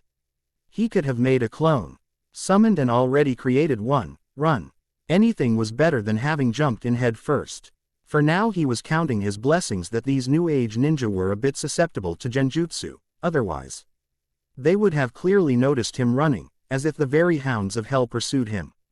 It would only be hours later that both combatants would realize exactly how loose their conversation should have sounded to anyone else. Thinking too much had meant that they were behaving very little like the ordinary people they were trying to portray. Harry, however, felt that he had accomplished a great deal. He had asked for, and was given his vault key by McGonagall when he had gone home from Diagon last time. This meant that he had been able to access his vault freely and without any trouble whatsoever. He had also taken the time to read up on what constituted goblin finance. He was utterly unimpressed. However, he did note that there was a lot of measures the goblins had taken the effort to improve their ability to do commerce with the non-magical world. They even had a dummy bank through which money could be freely routed to and from the Muggle worlds, at a price of course. It was through this that Harry was going to act. Harry had capital, plenty of it. This meant that he had a means of creating money from what he already had. In the words of J.R.R. Tolkien, gold breeds gold. And the non-magical world seemed to have plenty of areas which seemed to do nothing but growth. Computers. It was, he decided, time to do some investing. It was a really good thing that the great Daniel had recommended a guy that was very good at what he did. It was also very convenient that Harry was very adept at not being a fool off. Whatever Richards might have said, if this new guy tried anything, Harry would take the pain to make sure that he would never try anything again. He already had one person who had seen the light, thanks to him, and he did. NT mind setting a confirmed thief to rights, if he was one of course. As Harry got home though, he resolved to get himself a proper weapon. Suddenly his wind chakra channeling, seal reinforced Bakken, and pilfered kitchen knives seemed so much more inadequate. It was time to find a blacksmith. Or at the very least, a sword. So he opened his aunt's yellow pages, looking for something that was useful. And lo and behold, his attention was caught by the most ever seen, a listing for reproduced blades as opposed to replica. With a gleam in his eye, he reached for the phone. In the meantime, one of the ninja who had been part of the London base had been sent off to personally report to headquarters. In other words, it was something that could not be said in mere words on paper. The report as delivered was fairly straightforward. The ninja, Taka, an excellent tracker, reported everything that had occurred, to warrant this personal report, namely the unknown nin, a transcript of the conversations, and a basic overview of the chronology of events were given. And finally, he gave the other more ordinary information that would have been part of the regular report. At the end, he bowed out and retired for the day. Hayate, the leader of Hakume as it were, had looked over his man critically. As a rule, he hated personal reports. They tended to reduce the strength of a forward outpost and by proxy, weaken them. Especially when said outposts had just 5 men to start with. Assaults on ninja outposts by opportunistic sorcerers had reinforced his view that the best report was the one that was encrypted and on paper. But he couldn't deny the fact that this was quite a spanner in the works. The unknown always tend to stab you from behind. There were exactly 34 missions he had undertaken that confirmed that fact. There were also 7 bodies from these missions that had driven it into his skull that there was nothing more indicative of disaster than an unknown entity. And as far as unknown entities went, this was one of the least defined. There were several things that he had noted as of importance. Firstly, there was an unknown energy, power, ability at work that was apparently the exact one that his lieutenant Takeda had failed to track. Secondly, this person had somehow managed to disappear from a closed building while being monitored by 5 of his best ninja, one of them the third best tracker in the entire ninja population of Japan. It was inconceivable, simply inconceivable, especially considering that he did not use any ninja ability that they had ever seen before. At the same time, he had remarked on the 4 who were following them, though it could not be said from when he had known. It was entirely possible that the stumble he had displayed was merely shock at finding himself followed. The man, who called himself Skywalker, seemed to have no clue about ninja. The name itself was odd. It had taken Takeda a full day before he had figured out that the name had been taken out of a mundane, science fiction, movie. What business did this self-proclaimed ninja have to associate with mundanes? Was he a long-term plant that had gone native? However, that till didn't explain the new kind of power, and that would have still meant knowledge of ninja. But that was apparently not the case. In fact, he seemed to be quite pleased at the fact that ninja existed. A magic user, why else was he in that alley, who spoke Japanese quite fluently and had not heard of the present-day ninja? It was as worthy of research as the power he wielded. On the other hand, he had said that he didn't belong in this world. What world was he talking about? Ninja, magical, wizarding in particular, or even the planet as the word really ought to mean? There was definitely a whole lot of uneasy blanks to be filled here. But on to matters that could be solved. Taka, yes, Hayate-sama, tell Takeda that he will need to look out for 7 of ours who will soon be there to reinforce his position. I will also be sending Tetsuya along with the others for his assigned mission. Inform that Englishman that he will need to make the arrangements. As for the other matter, take full precautions. And make sure that nobody goes out to look for our latest guest. I trust the sensors that we have been supplied with will be more than up to the task. And London is now on full arsenal. So make sure that anybody outside is in full combat gear. Finally, you and Kenji are now going to scout that forest in Scotland next to that school. You will be the ones to keep an eye on that headmaster. That's all for now. And then he made a shooing motion, sending his soldier hurtling out of the room. It seemed that plans would have to wait. A week before school started, Lucius Malfoy was duly informed of the fact that his associates required his help to enroll a Japanese wizard into Hogwarts. As a member of the board, he had the capability to request such a thing of the headmaster, who he knew wouldn't mind a foreign wizard taking his classes. Lucius had once had a very irrational dream in which Dumbledore was more of a Dark Lord than his master could ever hope to be. Ironically, this same stupid thought had helped him deal with the old coot much better, while also making him more and more warier. But in any case, this was not something he could put off, so he flowed into the headmaster's office right after his letter was received. "Lucius, I was not aware you would be dropping in at this time. Is there something the matter?" Lucius nearly gagged at the sigtht and then trade into full pureblood mode, which was what a Muggleborn might have called the imposing transition. It was time to repay another of his latest debts. And he was not above groveling, even if it was said, a Malfoy never bows. He had done plenty of it in front of his master back in the day. "Headmaster, I was just made aware that a relative of a Japanese friend of mine has expressed a desire that their son study in Hogwarts. As they are somebody I am quite close to, I was hoping that you could enroll him, even if it's this late. Call it a personal favor to me, if you must, Headmaster." Albus Dumbledore could scarcely keep himself from gaping. The most influential pureblood and Death Eater in England had just begged him for a personal favor. And before he could even offer a lemon drop in return, no less.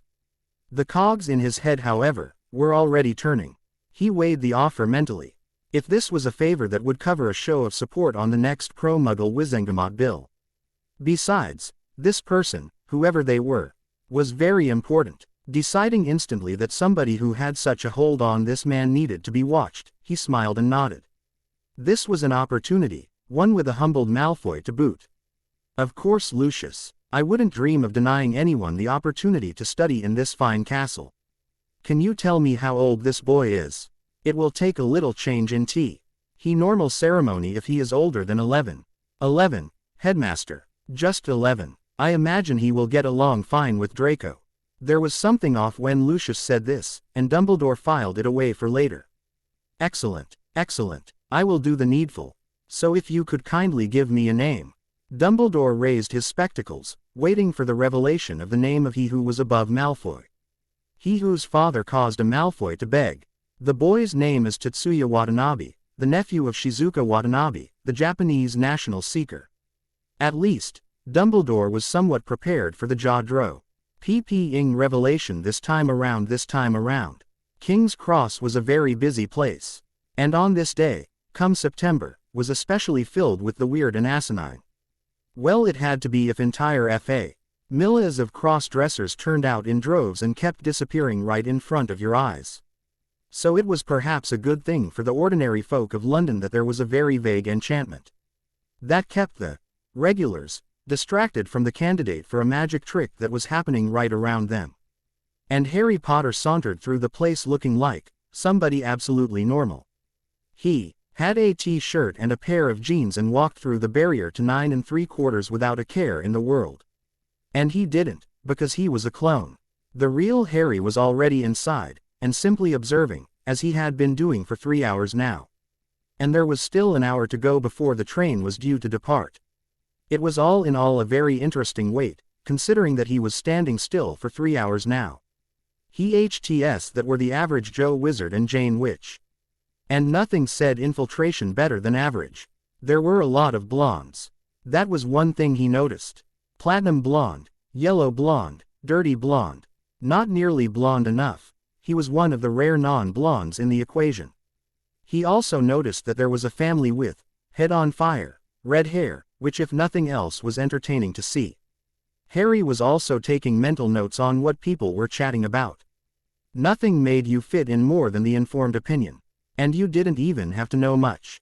Spout an opinion, any opinion among fellow believers, and you get immediately elevated to the status of friend, comrade. It worked for soccer, and practically every other team sport, so it was a guaranteed universally effective tactic. And it might even work with that crazy sport they played on, brooms. And then his thoughts were interrupted by the sight of an old man who was leading a boy into the platform. It might have been nothing to bother with. But then both of them were looking at everyone quite speculatively, assessing for threats when on the outside, they looked like a grandfather here to see grandson off. The larger-than-normal chakra and the sporadic, unfocused killing intent was also quite the tip-off. As was the obvious Oriental faces and specifically, the face of somebody he had been introduced to very recently as Suzuki Takeda. Harry simply up and went towards them, sharpening his senses by that much. As he neared, he recognized the wisps of rapid Japanese being spoken, quietly. He also noticed that they had noticed him, but didn't pay attention because frankly, even if you did know Japanese, this conversation was going too fast for normal people to comprehend. And you were to keep up daily contact as ordered. Taka will be there to relay anything of importance that you discover. Make sure to keep your head down. You have been instructed to go into Hufflepuff. And remember to maintain an accent. It wouldn't do to lose your cover on your first mission. Of course, Takeda-sama. And what shall we do about this peasant who is so inconveniently eavesdropping on us? Nothing. If he proves to be. That sentence never got completed because Harry at that moment decided that there was enough people to cover his reunion. He didn't think that any ninja would try to force a battle in a civilian area. Especially if they didn't want their cover blown, as this conversation was hinting. He decided to take the plunge. Ohio Takeda-san, why do you talk of me like this behind my back? And after you invited me into your store too? Why, I'm insulted. It's like you don't think much of me. The two Japanese fellows looked dumbstruck, though it was only because Harry was looking for the signs. The little twitches that betrayed their internal turmoils that he noticed at all. For some reason, he just knew this impromptu scheme was better off if he sounded insane. Tetsuya, the boy was shocked. This was the man who had caused the ruckus at the outpost. This frail-looking man was in command of mysterious power that had been able to evade the eagle eyes of Taka. It had to be a joke. Then again, he shouldn't really have been able to understand what the two ninja were saying, even if he was fluent in the language. They were talking faster than was humanly possible, literally, at least for normal humans. There had to be some mistake. He tensed a little, prepared to do whatever was necessary. But first, he had to see how Takeda reacted. He was the senior ninja, and a negotiator to boot. For now, he was better off following the older man's lead. Takeda on the other hand didn't seem to be concerned, but that was a lie. He was quite wary, even if this was the same Skywalker he had talked to. There was no way that he should know of the two of them being here. Was there a leak? Was this man an enemy? There was no way that the same guy could be here the first time that he had stepped out of the shop after that incident. No, it couldn't be coincidence either. Could it? What do you want, San? Can I not send off my family to school? Why must you plague me so? Harry flared a bit of chakra. He had been careful to constantly conceal his chakra signature after that day and knew that the only way they could be sure this was him was if they sensed it for themselves. The feeling was there for but a second.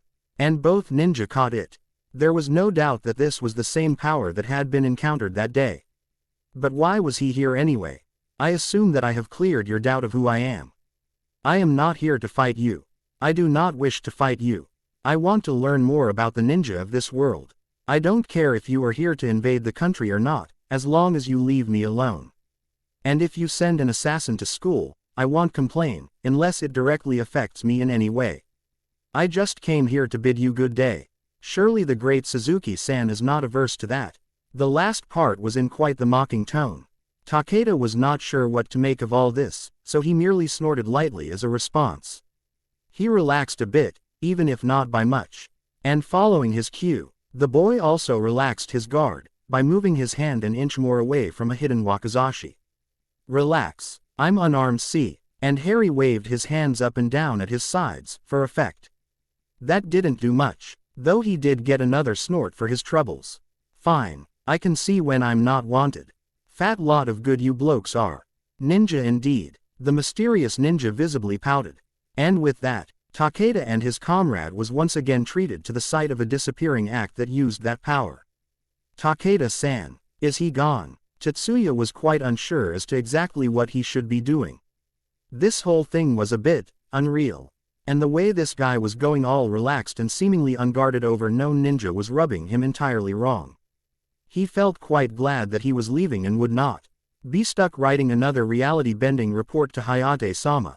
Who knew how their leader would react to this incident? Takeda sighed and relaxed. He felt reasonably sure the man was gone, so he turned to the child beside him. Tetsuya-kun, if you ever meet him again, flee. It does not matter if he is on the brink of death. Simply flee. I once read that only the truly strong can remain eccentric and still live to fight. And somebody as unsound as him even I would not care to face. For now, we will let him be, as ordered. But if he shows up at Hogwarts, retreat and tell Taka. That's an order. Tetsuya nodded and kept still. If there was something about this guy that freaked out Takeda, he wouldn't dare try his luck. But then, his young blood yearned for battle, to test his mettle, to defeat any opponent he fought. If it came down to it, would he truly run? There was nothing more to be said. The two parted with a nod, and Tetsuya headed for the train. This was his mission. He would not be caught distracted from the very beginning. Harry was also walking into the train at the same time. His clone was acting as the real Harry, a decoy, while he himself became a nameless child who could rest undisturbed. He wondered if his clone would really be in a situation of any sort, but shook himself. People wouldn't really remember something that happened when he was one, right? And if he was in a history book, it meant that people tended to forget you exist, right? Harry's clone cursed himself. Why? He was surrounded by admiring fan people who were incessantly chattering away at him. He now understood why Sasuke was always brooding. One word and the whole lot would mob him. It was like watching a tripped landmine. The slightest movement could trigger something worse than a detonation. It was annoying him so much that he was half tempted to blow himself up. Though, he supposed it was a good thing that a clone would dispel only after a killing blow. With all the touching, pinching and handshaking, not to mention all the weird noises these people were making, he was undergoing, it was a wonder why he still hadn't. His eye twitched as yet another Malith red hair came waltzing in and looked at him awestruck. Blimey, it really is him, isn't he? Harry's eye was almost seizing. He wasn't sure how much more he could take of this. But then, a devious thought presented itself. If he dispelled his memories, read every second of current nightmare would be experienced by his cruel creator, Reed himself, who had sent him into the wolves' den. It was such a pleasant thought. Perhaps even better than inflicting 1,000 years of pain on his original's rear. Harry wouldn't notice till later just how weird his shadow clones were starting to turn out. Always, please review. The train rolled out of the station with a great deal of fanfare. There was an incredible amount of noise, partly due to the old-school steam engine, and partly due to all the painful separations involving parent and child. It was almost painful to watch. Sometimes, Harry did wonder about his parents. He wondered if he would have turned any different if he did in fact have living loving parents who spoiled him rotten and tried to pawn him off to bouts of childishness. And the conclusion, every time, was yes, he would have become normal. That probably meant he would have become an average wizard. Somebody not well known for giving a rising Dark Lord an out-of-body experience, somebody who was not stuck with the label orphan, somebody who did not have to live with accursed relatives who possessed the single-minded goal of breaking him, and came damn close to it a few times too. No, he was far better off this way, now that he had the ability to defend himself and the ability to protect whoever he found worth caring for. He was not sure if his parents died in battle with the obviously present superior foe, even if the books vehemently said it. If the only people there were dead, or too young to remember. How did they arrive at the version that, if what he saw of his clone's experience from far, far away, was anything to go by, was embraced wholeheartedly by almost an entire subculture of British society? He was a living legend with absolutely no evidence pointing to how he got there. As to his parents, merely the Order of Death's parents, then evil wizard, suggested that they had either tried to fight and fallen, or tried to beg and were slaughtered before the Dark Lord, whose name seemed to have eluded the pen, or should he say quill now, of multiple authors, had turned to the baby and tried to kill him. With a spell that had backfired, somehow. The books weren't very clear on that part either. And perhaps that was the main reason he thought the magical world was full of idiots. While even he understood the use of tools better than most, really, to complete a job, why would somebody need to use a spell that, if he understood correctly, was not only difficult to cast, but required you to actively hate your target to a sufficient degree, which, when you thought about it, only drove home that this Dark Lord character was evil? Really, who else could hate a cute Baby Harry had no doubt he was a cute baby, sufficiently like that enough to kill him. There were so many ways of killing a helpless opponent, like stabbing, strangling, clubbing, decapitating, eviscerating, and of course the spin-offs. Like crushing, hanging, poisoning, throwing from a cliff, etc. that were slight less hands-on. Harry wondered if he wasn't a bit mental here. He was talking about killing himself here. And of all these options, that were more efficient, if more messy, he went ahead and did this. Fat lot of good it did him too. Harry shook his head and went to sleep, producing a shadow clone in the meantime. The clone already knew what to do, so he cloaked himself in genjutsu and planted himself on the roof. It was his job to take care of the original when he was vulnerable like this. It was probably a good thing Harry had a lot of practice sitting still and doing exactly the sort of things he shoved at his clones. Otherwise his clone may have been quite peeved to find his boss pawning off responsibility in this manner. It was an unwritten rule of the awesomeness that was the shadow clone. Don't tell it to do anything you couldn't or wouldn't do. They are after all as devious as their creators. Perhaps more so, considering they knew very well that once dispelled, they wouldn't be able to get in trouble for their actions. This was the exact reason that Naruto's clones went on suicidal runs after all. They were by definition immortal, if in a slightly different manner than most might think. In a very vague manner, shadow clones mimicked the whole god reign. Carnation ideal, a part of you was sent of in a body that after its lifetime returned to you, only to be sent off again some other time.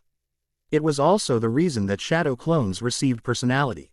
They were in a sense pieces of the jutsu user that were slowly growing independent of him. Personality-wise, they shared memory after all. Of course, the central Harry was Harry, but the peripheral parts of his brain, from where spawned the minds of clones, were slowly giving him the ultimate version of MPD, not that he knew it either, consciously at least. And it wouldn't have mattered even if it did. The havoc a jutsu wrought. In a different part of the train, Tetsuya the 11-year-old shinobi sat perfectly still. There was something inside him that was restless, and nothing he did helped. Meditation, as annoying as it was, hadn't really been any use at all. So he was trying another exercise that was supposed to detect the magical energies around him. It was said that Hayate, his commander, the greatest living master of this art, could tell the very elemental makeup of anything in his vicinity. So he was here trying to get his focus to a level greater than what he considered mere meditation. Though, come to think of it, when you're 11, merely sitting still ought to be beyond the scope of your ability. As of now, he simply tried to focus on whatever he could. He was on a magical train, filled with magical people and loaded with spells and enchantments. And he had enough awareness of that from the fact that the mere amount of magical energy that saturated the compartment was enough to get his somewhat insensitive magical detection sense into overdrive. He hoped he wouldn't have to fight here. There was an excellent chance that most of his combat ability was nullified because he was disoriented. And there are no second chances in a real fight. But thankfully he didn't have to worry about that right now. So he concentrated on emptying his mind till he could sense nothing but magic, and failed miserably. A few more attempts later and the intrepid infiltrator was no closer to achieving anything than he was 2 months ago. It seems I will have to find another way of occupying myself. I wish Taka were here.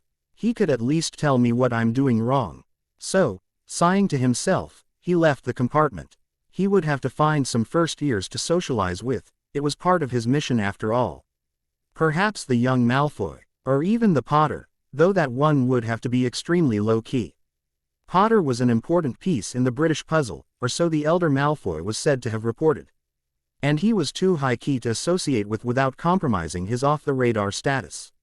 It was bad enough he had been introduced as family of the Japanese seeker. He could only imagine the headaches to come over a game he didn't play, disliked mildly, and had no practical knowledge of. And Malfoy was an even bigger headache. Lucius had hinted that Tetsuya knew Draco. Yes, it seemed the perfect way to be unnoticed was apparently to be a casual acquaintance to the heir most prominent pureblood bloodline in the country. Thankfully for him though, there were no horribly fanatic Quidditch fans who were connected enough to know that he was the Japanese national seeker's nephew, or pureblood suck-ups out to grab attention. He shook himself. Maybe it was merely too much paranoia. Irrespective of what his superiors would have said about that, He needed to distract himself, fast.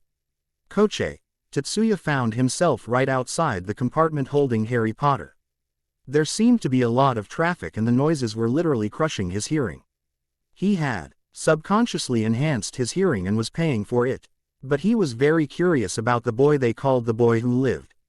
There were few mysteries that could not be explained away in the magical world. At least by the Chinese sorcerers.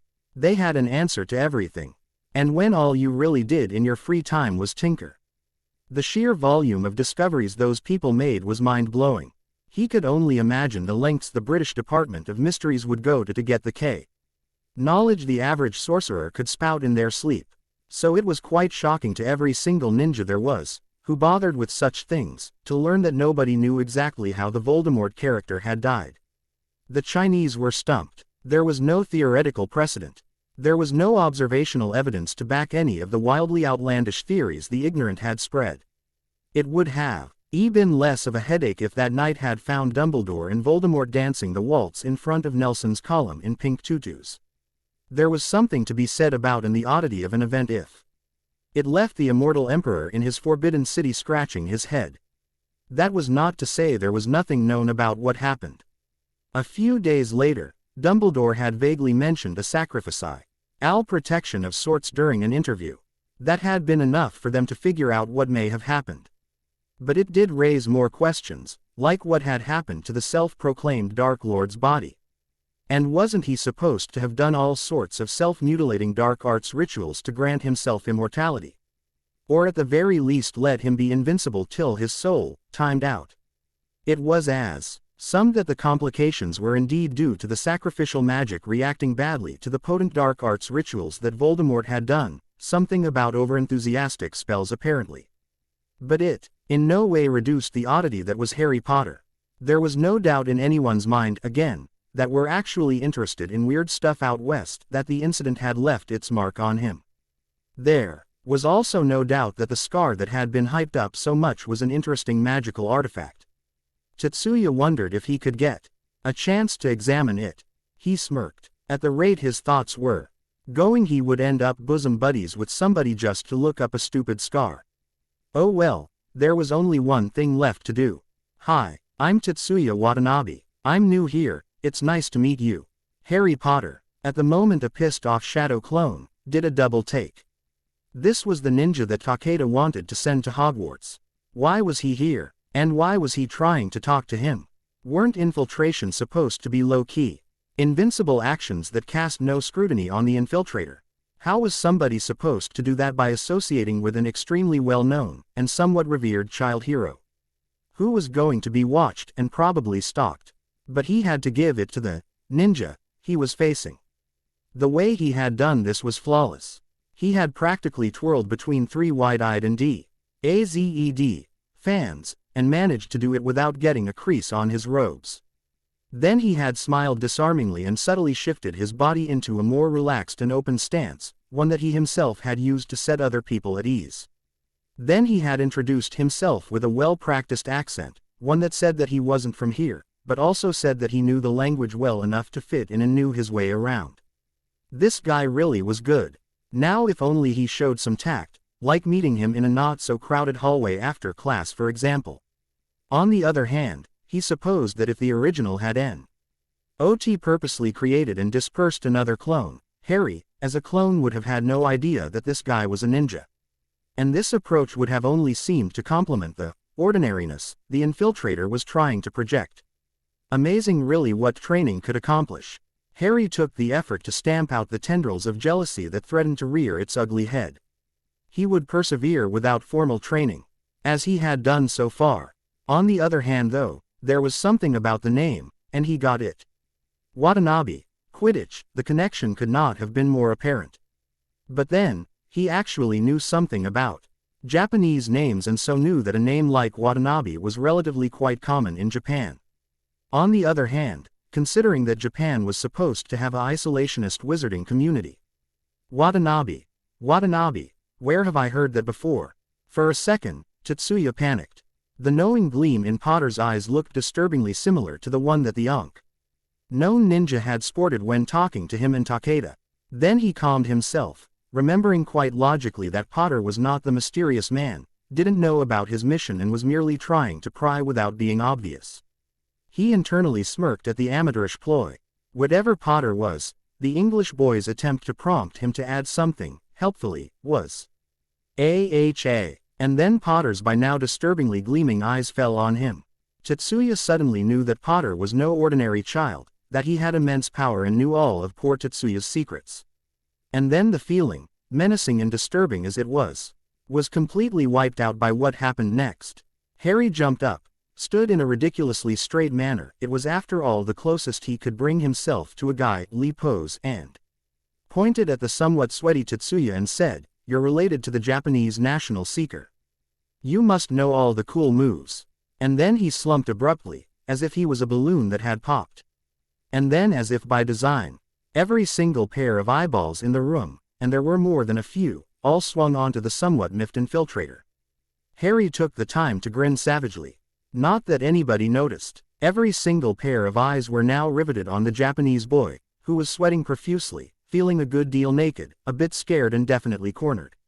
In fact, the distraction was so complete that not a single soul noticed when Harry Potter disappeared into the barest traces of smoke. Not that it mattered to Tetsuya, who at the moment was trying and failing to make up answers to questions he really didn't know the answer to, or any idea about. What the hell was a wonky feint, or a sloth roll something? And how in Kami's name would he know what kind of broom polish the Japanese national team used? And why was he still standing here? A sleeping Harry was suddenly woken up by the fact that the clone who was acting as himself, why did that sound weird the more he thought of it, was now not in existence anymore. He sighed and winced, realizing that he would now be himself for the rest of the trip. He decided to simply fall asleep, consequences be damned. He was a growing boy, damn it. Though he did add a couple more clones to keep him safe. He also mentally thanked the gods that his shadow clones lasted even when he slept. Though the fact that they woke him when dispelled was a welcome addition. At least until the sound of a mouse tiptoeing would wake him up. When he next woke up, he noticed that a girl was shaking him awake. He wondered, annoyed, why his clones had not reacted. As if on cue, a clone who was perched on the seat opposite, dispersed invisibly, letting him know that she was let through because she had come in and tried to call him, resorting to physically shaking him when that had failed. He also noticed with satisfaction that 3 clones, invisible as they were quite ready to act out in his defense. The paranoia was not really for now though. He was trying to establish a system to keep him safe, for the days when his secret was spilled and people reacted to the unknown and possibly powerful, by assassinating him. However for now he was safe and the girl was merely another stranger trying to be nice, probably by for his arrival. So in the half-second that these thoughts rumbled through his head, he slowly began to wake up. 5 more minutes. Hermione Granger, first-year unsorted student of Hogwarts, chuckled. She had just been passing through, when she spotted a lone sleeping figure in a cabin.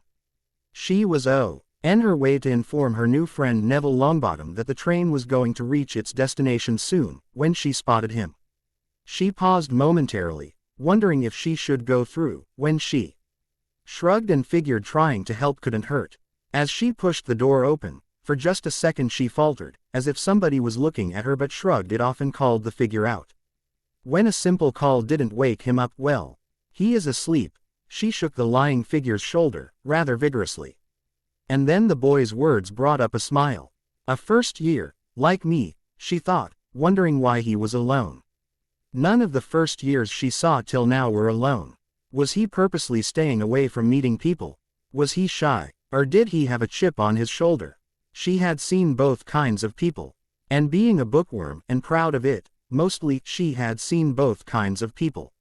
Something about him seemed quite innocent though, and she felt compelled to do more than mere tell him that they would arrive soon. Like introduce herself, or strike up conversation, or make sure he stayed awake. There was something familiar about that face, something she had read not too far back. Sorry to wake you. But the train is going to get there soon. I've asked the conductor, and you really need to change and get ready. The boy yawned, stretched a bit and then proceeded to nod sleepily. Hermione hesitated for a second, wondering, For an instant, why she felt compelled to wake him up further and get far, far away, all at the same time. But then, she had no idea of the low amounts of killing intent oozing from the ceiling. She brought her hand up slightly, as if to shake him some more, but let it drop. Satisfied that the boy was going to wake up, she swiftly left for the rear, where her new friend was. She could always just meet him later, after classes had started. A voice echoed through the train, "We will be reaching Hogwarts in 5 minutes' time. Please leave your luggage on the train, it will be taken to the school separately." Hermione shrugged, as if to point out that this was what she was talking about. She got up and left, though not before throwing one last hesitant look behind. As she walked away though, Harry heard her murmur that she was sure she had read about him. As soon as she left, Harry bolted awake. There was not much left to do now, but he intended to be ready. A clone that had gone exploring had dispelled while he was waking up. There were apparently many rumors surrounding the sorting, while he was pretty sure that fighting a dragon was not so. Mething the mysterious Sarutobi-ish headmaster was going to subject wet behind the ears first years too. He was well aware that the magical world was far too unpredictable for his tastes. For all he knew, they could have been reading people's mind to sort them. With magic, anything was possible. And something like that would be very, very bad, even if these days he practiced thinking in Japanese as a matter of norm. Of the many things he had planned on, there were 2 things he did not want, with regards to sorting. First of all, he did not, under any circumstances, want to be a Gryffindor. It was a simple matter of principle. The light side or the good side, or whatever the name of Dumbledore's faction may be, they were primarily rooted in Gryffindor and its ideals. By not getting into the Lion's Pack, he would be distancing himself from whatever plans Dumbledore would no doubt have cooked up to portray him as the next coming of Godric Gryffindor. It was bad enough that the incident 10 years ago had already cemented his image as a savior of sorts, which he was not, and no matter how much he wanted to appear part of the crowd, being openly part of a section or faction known to be unthinking idiots did not appeal to him. It was just plain wrong. Slytherin was even more out of the question. For one thing, the snake theme was too reminiscent of Orochimaru for his liking. And the Dark Lord was a Slytherin, which definitely ruled it out. If he landed there, the chance that somebody might suddenly peg him as the next Dark Lord was too great. And from what he had seen till now, the wizarding world had just the right number of idiots for it to work. And no matter how much he identified with Naruto, there was no way he was going to purposely set up an entire society, one to he knew he would have to deal with regularly, to hate and fear him. That left either Hufflepuff or Ravenclaw. Truth be told, he didn't mind either one.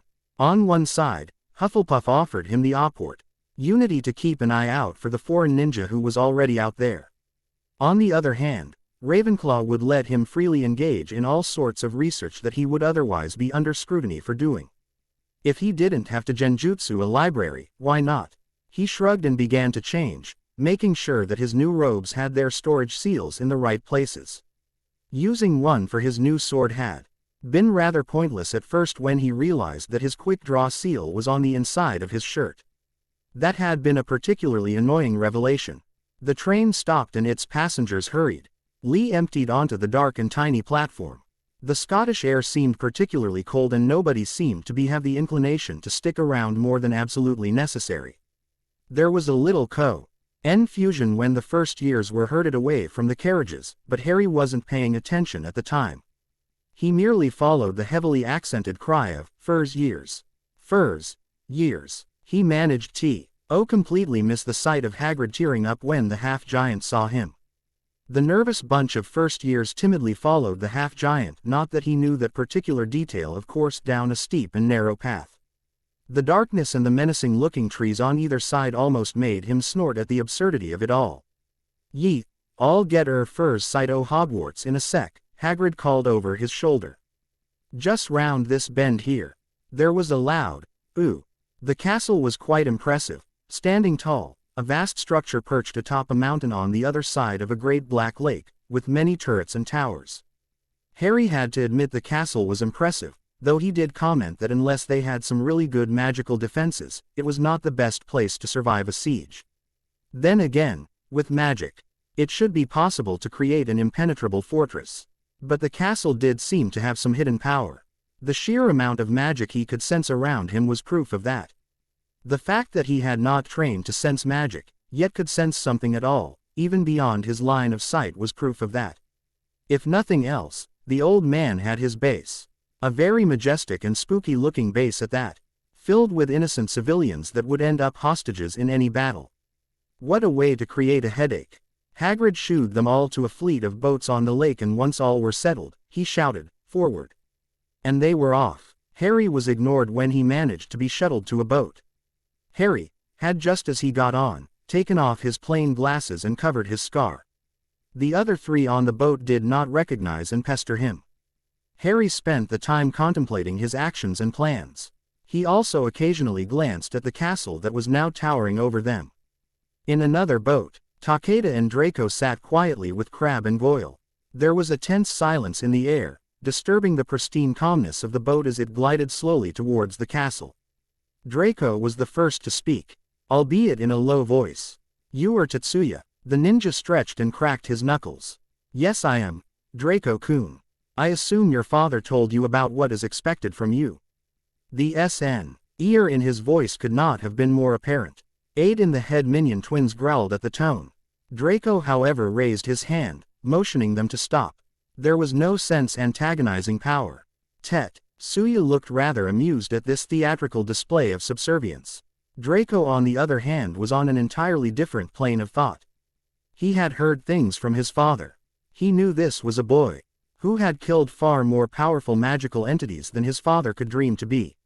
He knew that with one flick of a blade, his life, and probably the lives of everyone in the castle, would be forfeit, because a child willed it. At this very moment, he had some inkling of what it was like for his father to be in the Dark Lord's presence. His father had said that this child was a warrior, an incredible engine of devastation. One that it would not be in the Malfoys' interest to alienate, insult or antagonize. This whole train of thought was confirmed in one fraction of a second, in which Malfoy eked at the other boy to see him watching the 3 purebloods out of the corner of his slit eyes with what could be best described as amused disinterest. So, as meekly as was possible for a Malfoy, he lowered his head and muttered his acquiescence, knowing instinctively that the owner of the Oriental face would hear. And he was right, of course. But at the same time, he also gritted his teeth and snarled at this foreigner. No matter what this mercenary thought, he would remain here only so long as the Malfoys wished it. Draco Malfoy would prove himself to his father and eliminate this interloper all at the same time. If nothing else, Malfoys were a patient lot, and as his father had taught him, he would wait, plan and maneuver, till he struck like the snake he was. Head still lowered, Draco smiled. The short journey ended when they pulled up at a small harbor that was underneath the castle. After they got out of the boats, they went the small distance up to the grounds and the front door, where their giant of a guide knocked on the front doors thrice. The doors were opened by the prim and proper figure of Professor Minerva McGonagall.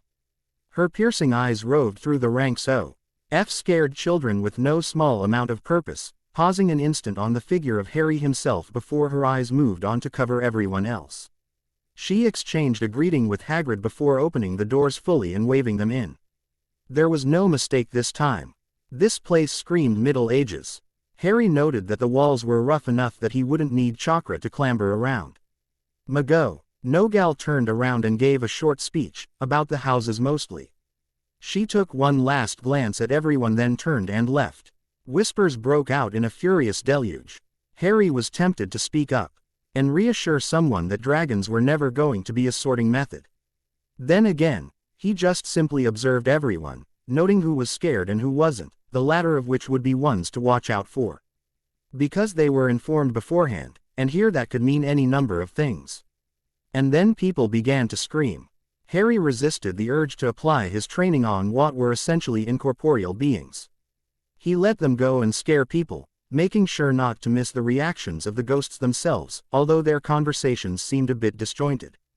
They were dead people from an even more ancient age after all. And then McGonagall returned and the spell was broken. Harry was startled when his focused hearing picked up Tetsuya muttering in indistinct Japanese. But he put it out of his mind, and followed the professor into the great hall. The sorting was quite boring. They put on the hat, and it blurted its choice. Somehow, after the hype of the lake and the ghosts, he was half expecting to need to break out a few clones, a few blades and a few jutsu, which would have been quite the sight in the confined semi-ventilated room. But alas, his slowly slipping control was yet again successfully reined in, and he quietly set about matching names to faces. And then came the inevitable, Potter, Harry. The hush that fell just had to be rehearsed. So somewhat nervously while wondering exactly how the hat sorted people, he sat down and let the brim cover his head. As soon as he put the hat on, though, he knew this sorting was going to be different. You are a most curious individual. The hat's almost ethereal voice floated through his mind. Harry was not totally shocked. He had already considered mind reading or telepathy in some forms as a possible form of magic. But still, to hear that voice that seemed deep in thought and very different from the one that sang the song earlier was quite strange.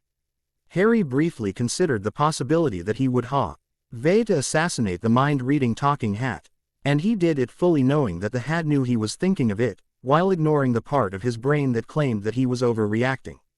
Assassinate a hat indeed. You really wish to assassinate me? Consume me in fire. Shred my tattered form with wind. Why would you do this, young Harry Potter? Why did everything magical have to be medieval as well? Two could play at that. Because you have seen my secrets. And you know that I cannot let that fact remain. He heard the hat chuckle. There was something disconcerting about it. And it had nothing to do with the fact that it was a mind-reading talking hat doing it, in his mind. Fear not, young shinobi, for that is what you call yourself, yes. I have no means of relaying the nuggets I find within the heads of my wearers. I am bound by the very magics that created me to hold your secrets till eternity. The founding for themselves were incapable of ripping that knowledge from me. My very creation is such that I would be destroyed before I could reveal a thought from you. Even as the pauses grew shorter, Harry mentally nodded when he worked out that essentially what the hat said was that it couldn't speak. But resolved that if ever his secret was revealed, he'd send an exploding clone after the hat. Obviously, the talking hat conveniently ignored the threat he was quite clearly broadcasting. Besides, I can only hear and see your conscious thoughts. I cannot access memories. I am no legilimens. Harry stirred a bit, unnoticeable to all, except Tetsuya, who was merely wondering why Harry was taking so damn long. Everything he knew so far said that he would end up in Gryffindor, no questions asked. He was the bloody boy who lived, as he had been unwittingly reminded, so many times. He too shifted, an unseen twitch betraying his interest. Harry resolved to look into that word.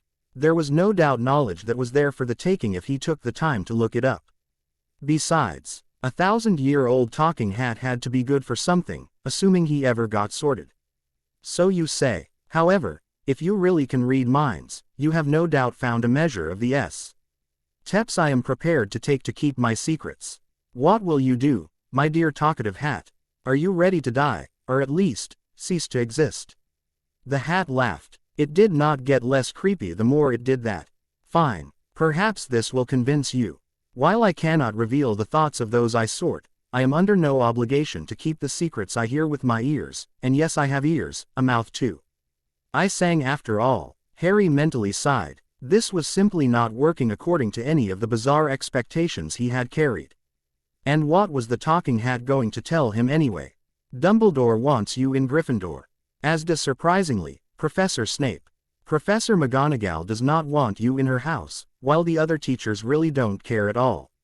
By rights I ought to sort you to Gryffindor. But even I can tell that's a bad idea, even if you really are Gryffindor's blood. Harry was mentally cataloging the facts the hat was reeling off when he suddenly felt like he had been hit on the head. What? You heard me. You are Godric's heir, the last living direct descendant of the line of Gryffindor himself. The castle, which really is somewhat intelligent by the way, recognio meant you entered it. A very minor thing, considering the rests of the wards that are here. And at any rate, while this would normally ensure that you would be sorted there immediately, there is a problem with that.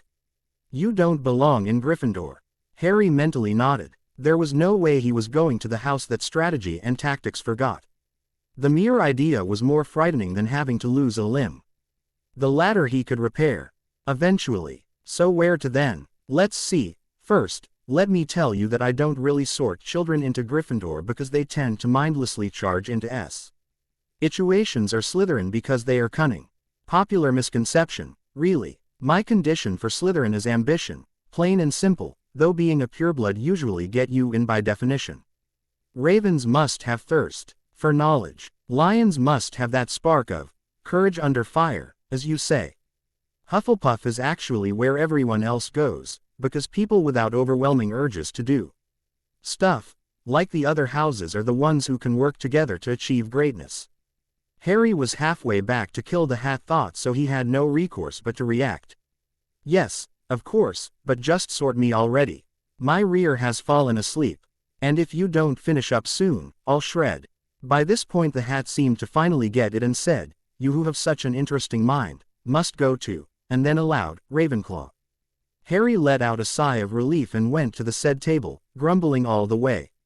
Even Ninja had limits to their patience. The hall was silent, as if somebody had hit the pause button on a television. Really, they couldn't believe it at all. The boy who lived had just gone to the bookworm's nest. There was something really wrong about the whole picture. And none felt it more than Albus Percival Wulfric Brian Dumbledore. This wasn't supposed to happen. How could this happen? There was absolutely no way that the son of James and Lily Potter could have ended anywhere but Gryffindor. Even Slytherin might have been better than Ravenclaw. The headmaster shook his head. All right, so Slytherin couldn't be better than Ravenclaw. But still, it was almost tantamount to saying that Harry had removed himself from the whole light side, dark side conflict with one word from a hat. It wasn't a Ravenclaw that defeated Grindelwald. It wasn't a Ravenclaw that led the fight against evil. It wasn't a Ravenclaw that resisted the Dark Lord trying to save her son in the face of overwhelming, malignant power and utter doom, and saved the magical world in the aftermath. But it was all for naught, of course. The Hat had sorted Harry into Ravenclaw, and in Ravenclaw he would remain. Now all Dumbledore could do was persuade him to listen to reason, while he himself had to figure how to play up a boy savior who was now in Ravenclaw. Why couldn't life just go his way? And it had gone oh so beautifully until now too. As soon as Harry had found himself a seat, the hall erupted in noise. Cheers for the most part. Though the Gryffindor and Slytherin tables were strangely subdued. Harry mentally smirked, even as he smiled politely and waved off questions from his new housemates. He subtly looked at the group of unsorted first years to see that Tetsuya was looking somewhere between flabbergasted to thoughtful. No doubt this was going into his report. In the meanwhile other teachers were having varied reactions. McGonagall found herself inexplicably happy, though she managed to not show it, even as she stood there, waiting for the noise to come down. Sprout was congratulating Flitwick, who in turn was even chirpier than usual. The part goblin took a second to slyly comment about having found a lion cub in the raven's nest, but McGonagall merely smiled, far from the head table as she was. Quirrell raised a single eyebrow and lowered his head, smiling an unseen grim smile. The moment passed and he went back to the stuttering idiot. Snape on the other hand was in quite a predicament. Something only the minute twitches in his face was testament to. He was not sure whether he should be sneering or cheering with the rest of them. On one hand, the hated spawn of Potter was not in Gryffindor. He reveled in the thought that the elder Potter was surely rolling in his grave. On the other hand, his beloved Flower would only be happy that her son was in the house that some called the Temple of Knowledge. Surely this meant that the Sorting Hat had seen something in the boy to put him there. Snape briefly imagined that this only meant that behind Lily's eyes on his face, he groused, lay her intellect. However, he pushed the thought away. If he went off like this, he wouldn't be able to be as evil as his position as head of Slytherin demanded. His musings, Master Occlumens as he was, he filed for later, to be gone through in private. For now he had a reputation to maintain. The hall finally quietened down and the sorting continued. It was nothing special, and nobody took the 20 minutes he did, mostly a minute at most. By the end, when everyone was sorted, Harry was surprised to find that he really had worked up an appetite. Who knew talking to a mind-reading talking hat was such work? After the final student had been sorted, Harry sat down and half dozed off.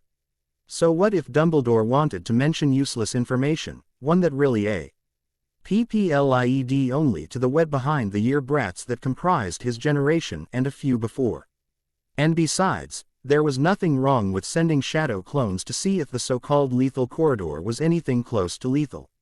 Really, it was obvious the man wanted somebody to test it and find out, at which point rumor would serve as deterrent to most urban legends and whatnot. It was a weird plan which would work, assuming nobody died in whatever made up the preliminary scary parts of the corridor. Although, there was always the possibility that the headmaster was an evil guy who just wanted to kill little kiddies for the heck of it. Harry shook his head and followed his prefect, still deep in thought. He absent-mindedly noted the path he was taking, letting his memory do its job. He was unsure about exactly how he was expected to proceed. He had infiltrated the huge magical castle. He was now probably cut off from training all the time. Clones shouldn't be able to do magic, right? And he had to decide what to do about the trained ninja and his comrades, who were no doubt even now stalking the huge forest that was literally right outside the door. He would have to pay a visit someday soon. Whatever said and done, Hogwarts was his turf, sort of, and he would be damned if he wasn't going to keep an eye on possible hostiles. Harry came out of his thoughts to find the prefect, telling the young wide-eyed kids the way to enter the tower, riddles. Harry was reminded a bit of mythological sphinxes, which he had to remind himself actually did exist as far as magic was concerned. He noted that the house ghost, the Grey Lady, was looking over them disinterestedly from not too far away. Looking at her, he was vaguely reminded of Ravenclaw herself, but dismissed the idea as too far-fetched. Ravenclaw was too enlightened to have considered staying on for an eternity as ectoplasm. By the time he actually fell asleep, he was thoroughly bored, and half considered sending out clones on patrol, but decided against it. He could use the rest, and tomorrow was going to be a trying day. Irrespective of how much he read, magic was going to be a kick in the guts. And he had no idea how he was supposed to use it either. Wands didn't really come with instruction manuals, and even if they did, there was absolutely no way it would mention what would happen if he were to accidentally channel chakra instead. So many questions had been put aside for tomorrow. He decided to get as much sleep as he could. Early morning would be an ideal time to let a clone take his place while he went out to do his morning routines. Nothing like a few katha to ease out the sleep from his bones. Harry yawned and let sleep overcome him, awaiting whatever. The corridors of Hogwarts were quiet and dark at midnight, perfect for the stealthy fellow who stalked through them, leaving the castle without having alerted even the wards of the castle to his disappearance. The first time was always the most difficult, as he had to actively memorize the route and every detail in the path he took. But Tetsuya soldiered on, confident in his skills and training to move at his best stealthy pace. The forest loomed large, ever foreboding, warning of the dangers within. But the boy barely noticed. Nothing here could threaten him. Tetsuya followed his senses, following the peculiar magical signature with the equivalent of a magical compass. A simple circular tattoo on the back of his hand that itched in the direction he was supposed to go. He concentrated on his path, ignoring the many nocturnal creatures that scurried out of his way. His magical presence as foreboding as a ballistic missile, and in another couple of seconds he reached his destination. The treehouse was a cubish structure, stuck on a tree. It was not hidden physically, for it was invisible to ordinary wizards. Tetsuya noted two masked and dark-clothed figures, ninja just like him. At the top of the box-like structure stood Taka, Master Tracker. And at the base of the tree stood Kenji. Tetsuya nodded to the two separately, and was signaled with gestures. He replied in the proper fashion and was immediately joined by his allies. Tetsuya-kun, I trust all is well. Taka did not waste time with pleasantries. There was no need. They were all alive, and that was as pleasant as things were going to get. But his crisp Japanese was happy all the same. Hi, there were no problems. I do not believe my identity has been compromised. As always, nothing was absolutely sure. Taka nodded. Anything that requires a specific report. With magic in play, there was always something that was unexpected. No, though I believe this may be of interest, Potter Harry has joined Ravenclaw. Taka raised an eyebrow. That was interesting, if not very relevant. Based on character profiles, He imagined the headmaster would be quite shocked, as would be several other people who would be informed in very short order. He supposed Hayate would have to be informed. But it was only worthy of the weekly reports. A wrongly predicted sorting was not that unusual. But it was Potter, who they had concrete evidence was the subject of a prophecy. One linking him with a presumed dead Dark Lord, the latter of who was the owner of Malfoy's primary allegiance, which meant that, Taka shook his head. This was something Takeda would bother with anyway. So he decided to finish up his little chat. Their next meet was scheduled in the weekend anyway, unless there was an emergency, not that he expected any. Have you memorized the way here? Hi, excellent. We remove the homing beacon from here tonight. Return to the castle, and with that, the boy hurtled through the forest, back to the school. Tomorrow would be the real start of his mission. It was time to see if a ninja really could play wizard. The first day of school. That was what this amounted to.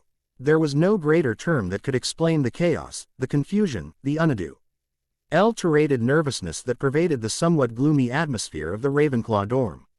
There was something seriously wrong if this was the atmosphere that was present when all the other three in the moderately sized room were still asleep, in a house which supposedly jumped at the chance to learn. Yes, today was shaping up to be an annoying day. Harry had woken up at 5. There was no sense in not letting his body mechanically go through the motions of a normal morning while he mentally began plotting and planning. He showered in cold water, letting the temperature shock his muscles into full wakefulness.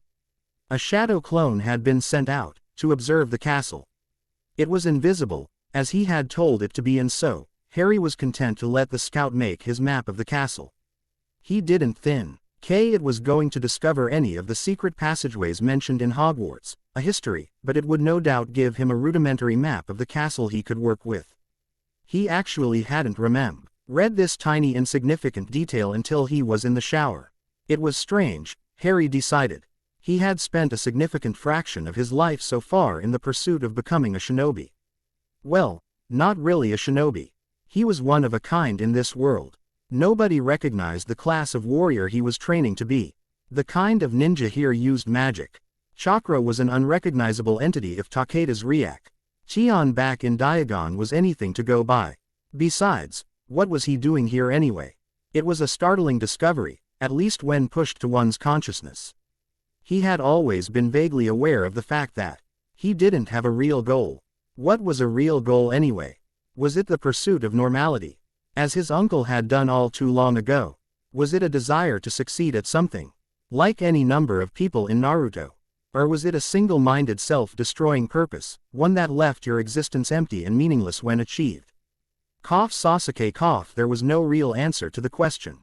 He was in a very real and, for him, unthinkable manner, purposeless. Unless you considered the cliched, wait and see. He shook his head, letting his calloused hands towel his hair. It was moments like these, when he got really confused. Richards had once said that there was no point in doing anything unless it was for a reason that mattered. Valid cause, he had called it. Then again, with the amount of Star Wars dialogue he had been spouting till then, it could have been his Obi-Wan interpretation for all he knew.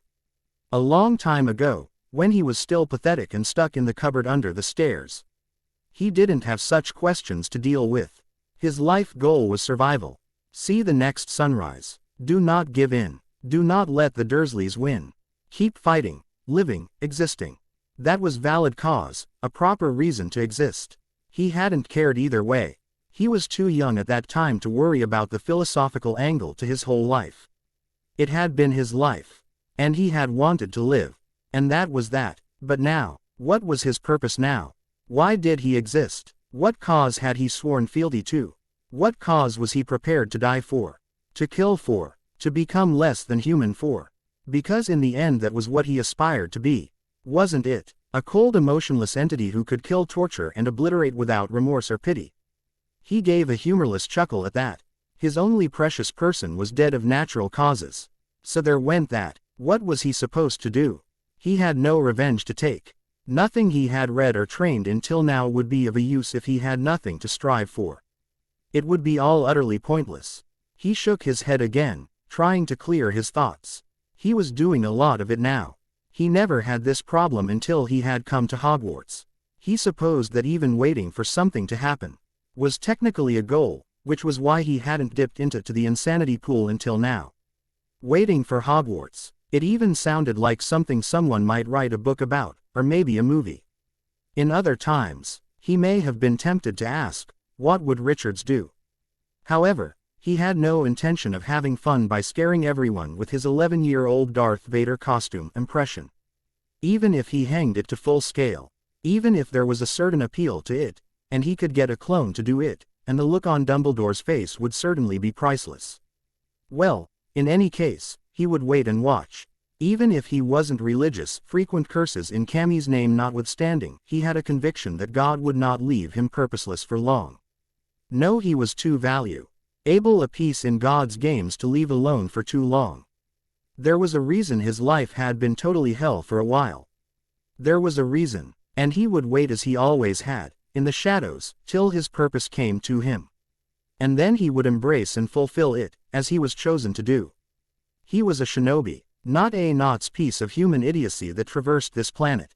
And for the first time since he came to the castle, Harry truly smiled. He cloaked himself in a minor genjutsu and quickly set about dressing in what he might have called combat attire. It was black and had plenty of pockets. He had taken the time to fill with stuff he considered, and used as weaponry. In 2 minutes, a dozen shadow clones were racing about the castle, all with animal masks, reminiscent of Anbu on their faces. They would be the information-gathering team. It was time to map out the battlefield, school. The first day of school was a lot more interesting than Tetsuya predicted. He was quite content to ignore his dorm mates in their pursuit of Quidditch glory by association. He had taken the time to wake up early and had finished his morning troubles, and troubles they were. Toilets did not save your life in battle or a surprise assault. It was, however, quite interesting to see how the rest of humanity went about their daily lives, the part that hadn't exactly been trained from before they remember to be warriors and assassins. It was quite interesting to muse how the present-day ninja clans were becoming less of assassins and more of battlefield force multipliers. Ninja these days were trained fighters. They were also equipped with the one thing that made them so dangerous to sorcerers. Magic neutralizing weaponry, made of an alloy called Black Earth, the thing that had transformed the ninja of Japan from the spies and shadows they were to the more overt and highly dangerous killers of today. The secret was discovered by a blacksmith, and a crazy one at that, closest any ni. NJA would come to a stereotypical mad scientist who was in service to the ninja clan known as Nanashi, a name that conveniently enough means, no name. 3 years after this breakthrough, Nanashi ni NJA began to war against the sorcerers of southern China, using their unprecedented tactical advantage of using magic and their skills with a higher chance of success, to slaughter 400 sorcerers in 2 weeks. Quite impressive for a clan with less than 70 active ninja, with less than 12 casualties to speak of, including 6 dead. This shadow war, hidden from the less gifted majority of humanity at this point. Hakume and other clans were requested to end this threat once and for all. A week later, the clan with no name became a clan with no one, and the ninja of Japan were permanently subcontracted by the Chinese and Japanese sorcerers to take out rogues. Ironically enough, the millions of sorcerers that collectively formed the Eastern Territories ensured that there were ways crazies out there that were necessary to be eliminated. The somewhat feudal nature of magical China also ensured that the ninja were forced to diversify. That was 400 years ago. Tetsuya was a prodigy of this new generation. One that was expected to learn select bits of sorcery to complement their already formidable, relatively speaking, fighting skills. Supposedly it was all part of the long-term strategy to deal with the ICW. Which was all well and good until he had found that he was expected to spend 7 years of his life in a long-term Class 6 infiltration mission. What was he supposed to do after that? Granted, this level 6 alone meant that simply by accepting, he had become an equal to his current superiors, and that his future was more or less cemented after this point, assuming of course that he survived, but it still seemed an awful waste of time. He was the best of 4 ninja his age. He had been taught just that little extra to help him survive, because he had shown he was dedicated. And now, he found that he was going to be stuck in a castle full of wizards, for a long time. It was indeed the cruelest of fates. Tetsuya paused and found himself in a hallway, and by the looks of it, right outside the great hall. Had he been so deep in thought that he had lost track of time and space? It seemed so. He shrugged and decided that he might as well help himself.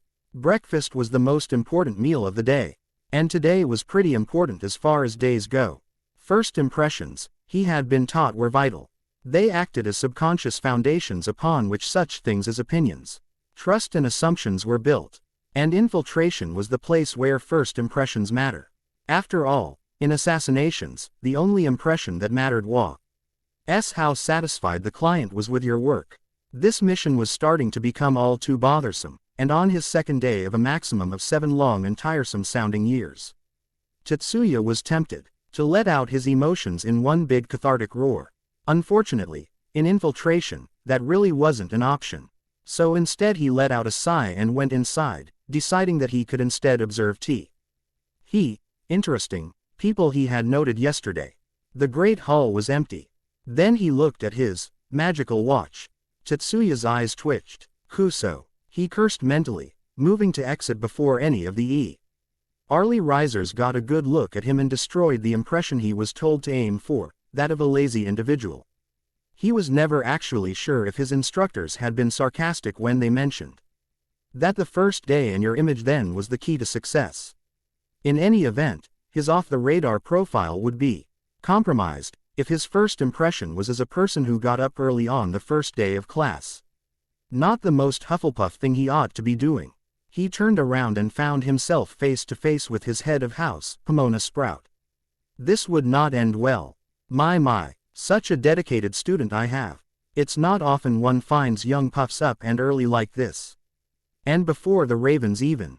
Perhaps I'll finally have another one to brag to Phileas about. While this may not have made sense to the normal individual, the fact was that the professor's current thoughts, her house pride-derived desires and the general irrationality of the wizarding world, she had concluded that the poor boy was a hard-working, smart student who was rising up in his eagerness to learn. Tetsuya himself was not too bothered with the technicalities. He was far more concerned with esoteric calculations based on his cover, his mission. The young Hufflepuff paled, spun around and rapidly retreated from the area. He resolved to try harder at being ordinary.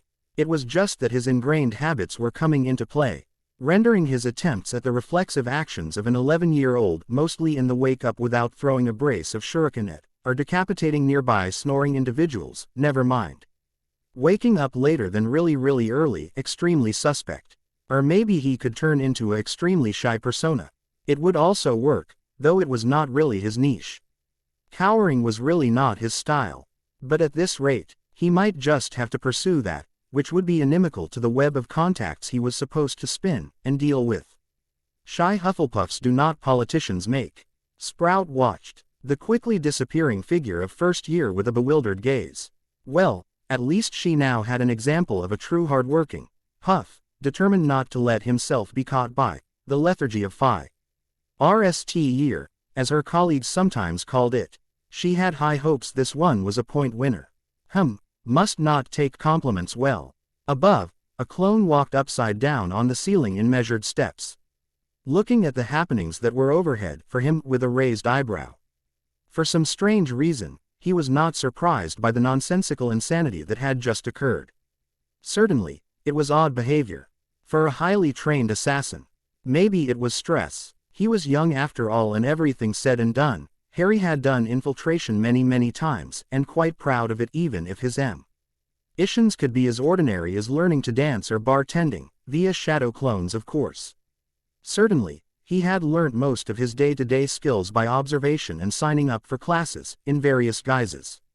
It was amazing the things you could learn if you took the D and managed to find an acupuncture specialist, so no mystical Haku-esque abilities. And he was so looking forward to the whole AR death state via needles in the neck trick too. Due to his missions, Harry had amassed a considerable amount of hands-on experience in a lot of odd jobs in the Surrey area. He would never have trouble living as a muggle again.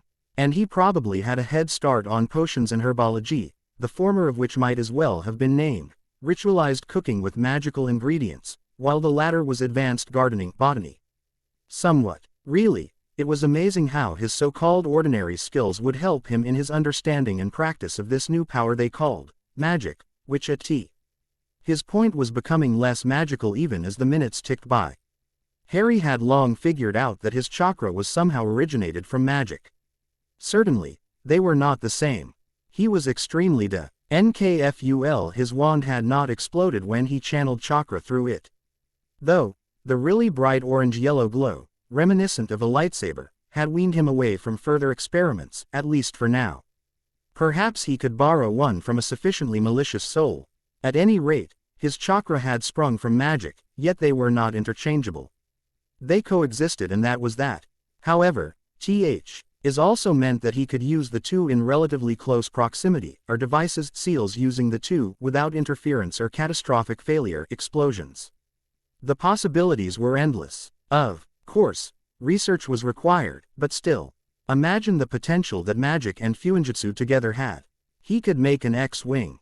Or a Millennium Falcon. Granted, he had no idea how he would go about this, or even how he might achieve the power for all of this, but, still, the sheer potential.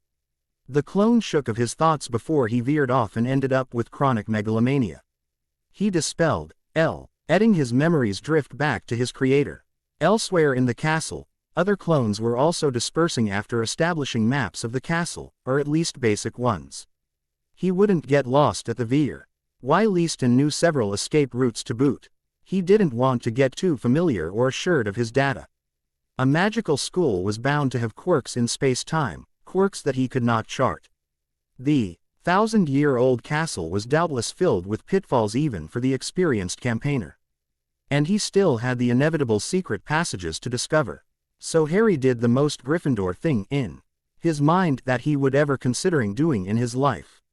He decided to take it as it came. This was of course despite his concrete belief in the headmaster's nefarious plots concerning him, his fee. Of assassination, however unlikely, by the revenge seekers loyal to the latest Dark Lord, his surety that he was being watched by friend and foe alike, and his extreme desire to avoid fangirls. Oh, and were there fangirls? They screamed it at him in his public appearance on the train. And he definitely did not want to imagine how the Harry Potter dolls had been treated before they were shoved in his face, to be autographed. He was somewhat thankful his clone had hinted at aloofness. It was a bit amusing to see them regain control after a while, even if they were less likely to avoid stalking him now. That was all right. He was training himself in the art of disappearing for a while now. Harry Potter, defeater of Dark Lord, self-trained ninja, afraid of rabid stalkers, he could see the headline now. And despite how normal little whining seemed, stalkers were just as common there as anywhere else. The great hall eventually filled up, slowly of course. The various years and houses were entering at a crawl, shaking of sleep and clearly lamenting the loss of sleep and the inevitable torture of learning. It was refreshingly normal. That was not to say that Harry was in any shape or form condoning the act of being normal. The Dursleys had cured him of that. But there was a certain relief that even in the midst of an armed society, where 11-year-olds had access to tools and abilities that could literally reshape the world around them, conveniently ignoring his own half-hearted hypocrisy in the matter, the normal humanity, he supposed, of everyone was still intact. There were no impossible to bridge differences that could only be explained away because of magic meddling with man.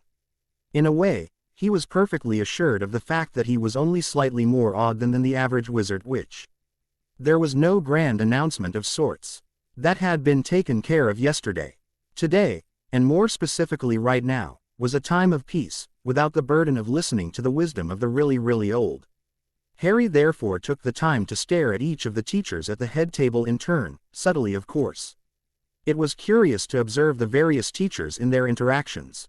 As far as he was concerned, the only person who had any real claim to be his teacher was Richards, who had shaped him into who he was as a person, even if he did not even know of his students' abilities and tendencies. And even if he told himself that he shouldn't judge, he had an extremely troubling conviction that not only were these teachers a fraction of the person that was sensei, that some of these teachers would barely be troubled to teach, at all. The potions professor, Snape, as his wandering clones had managed to find out, was even glaring at him in a single-minded if looks could kill manner. with a loathing that would not look out of place on Orochimaru. It was frankly quite disturbing. Of course, on the other end of the spectrum, the headmaster was beaming at him, not to mention those god-awful twinkling eyes that gave him a headache just looking at it, and several others, but mainly him. It was perhaps even more disturbing than the glare of Snape himself. The rumors of the old Mont's madness did not reduce the feeling that the bearded man was peering at him as one might a chess piece. Harry resolutely turned to stare at Snape. After all, hate was something he could manage. He had done so with the Dursleys for years. Breakfast also proved one thing. Magic was remarkably efficient at keeping people thin. How else could these people shovel enough oil and fat down their throats to carry the Muggle economy through the next 50 years, without reaching supertanker proportions? It meant that magic was passively assisting in keeping the body healthy. Which, while mostly a good thing, also probably meant that any problems in magic would drastically affect the body. He would probably have to keep an eye out for the various methods by which this could be achieved. There just had to be a medical facility somewhere around here, especially if magic was as treacherous to the inexperienced and the maker of mistakes as he thought it would be. Seriously, Chakra could sometimes do all sorts of weird stuff at first when he was first foraying into genjutsu. And that is to say nothing of fuinjutsu, those terribly beautiful, terribly unforgiving seals. When he finished the most healthy breakfast he could scrounge from within the monument to unhealthiness, he found his class schedule in front of him. He looked over it, hemmed to himself, and pocketed the parchment.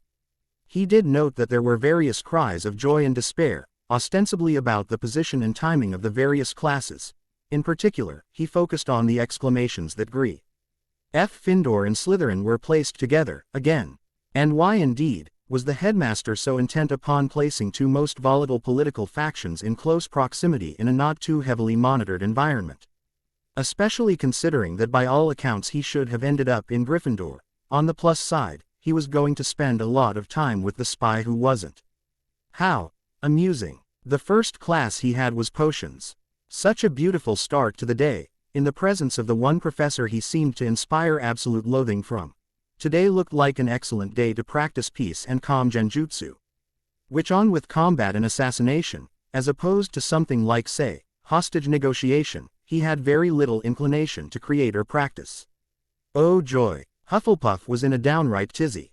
Being the house with the greatest emphasis on cooperation and general do-goodiness, the senior years had regaled the ickle firsties with tales of the biohazards and tyranny.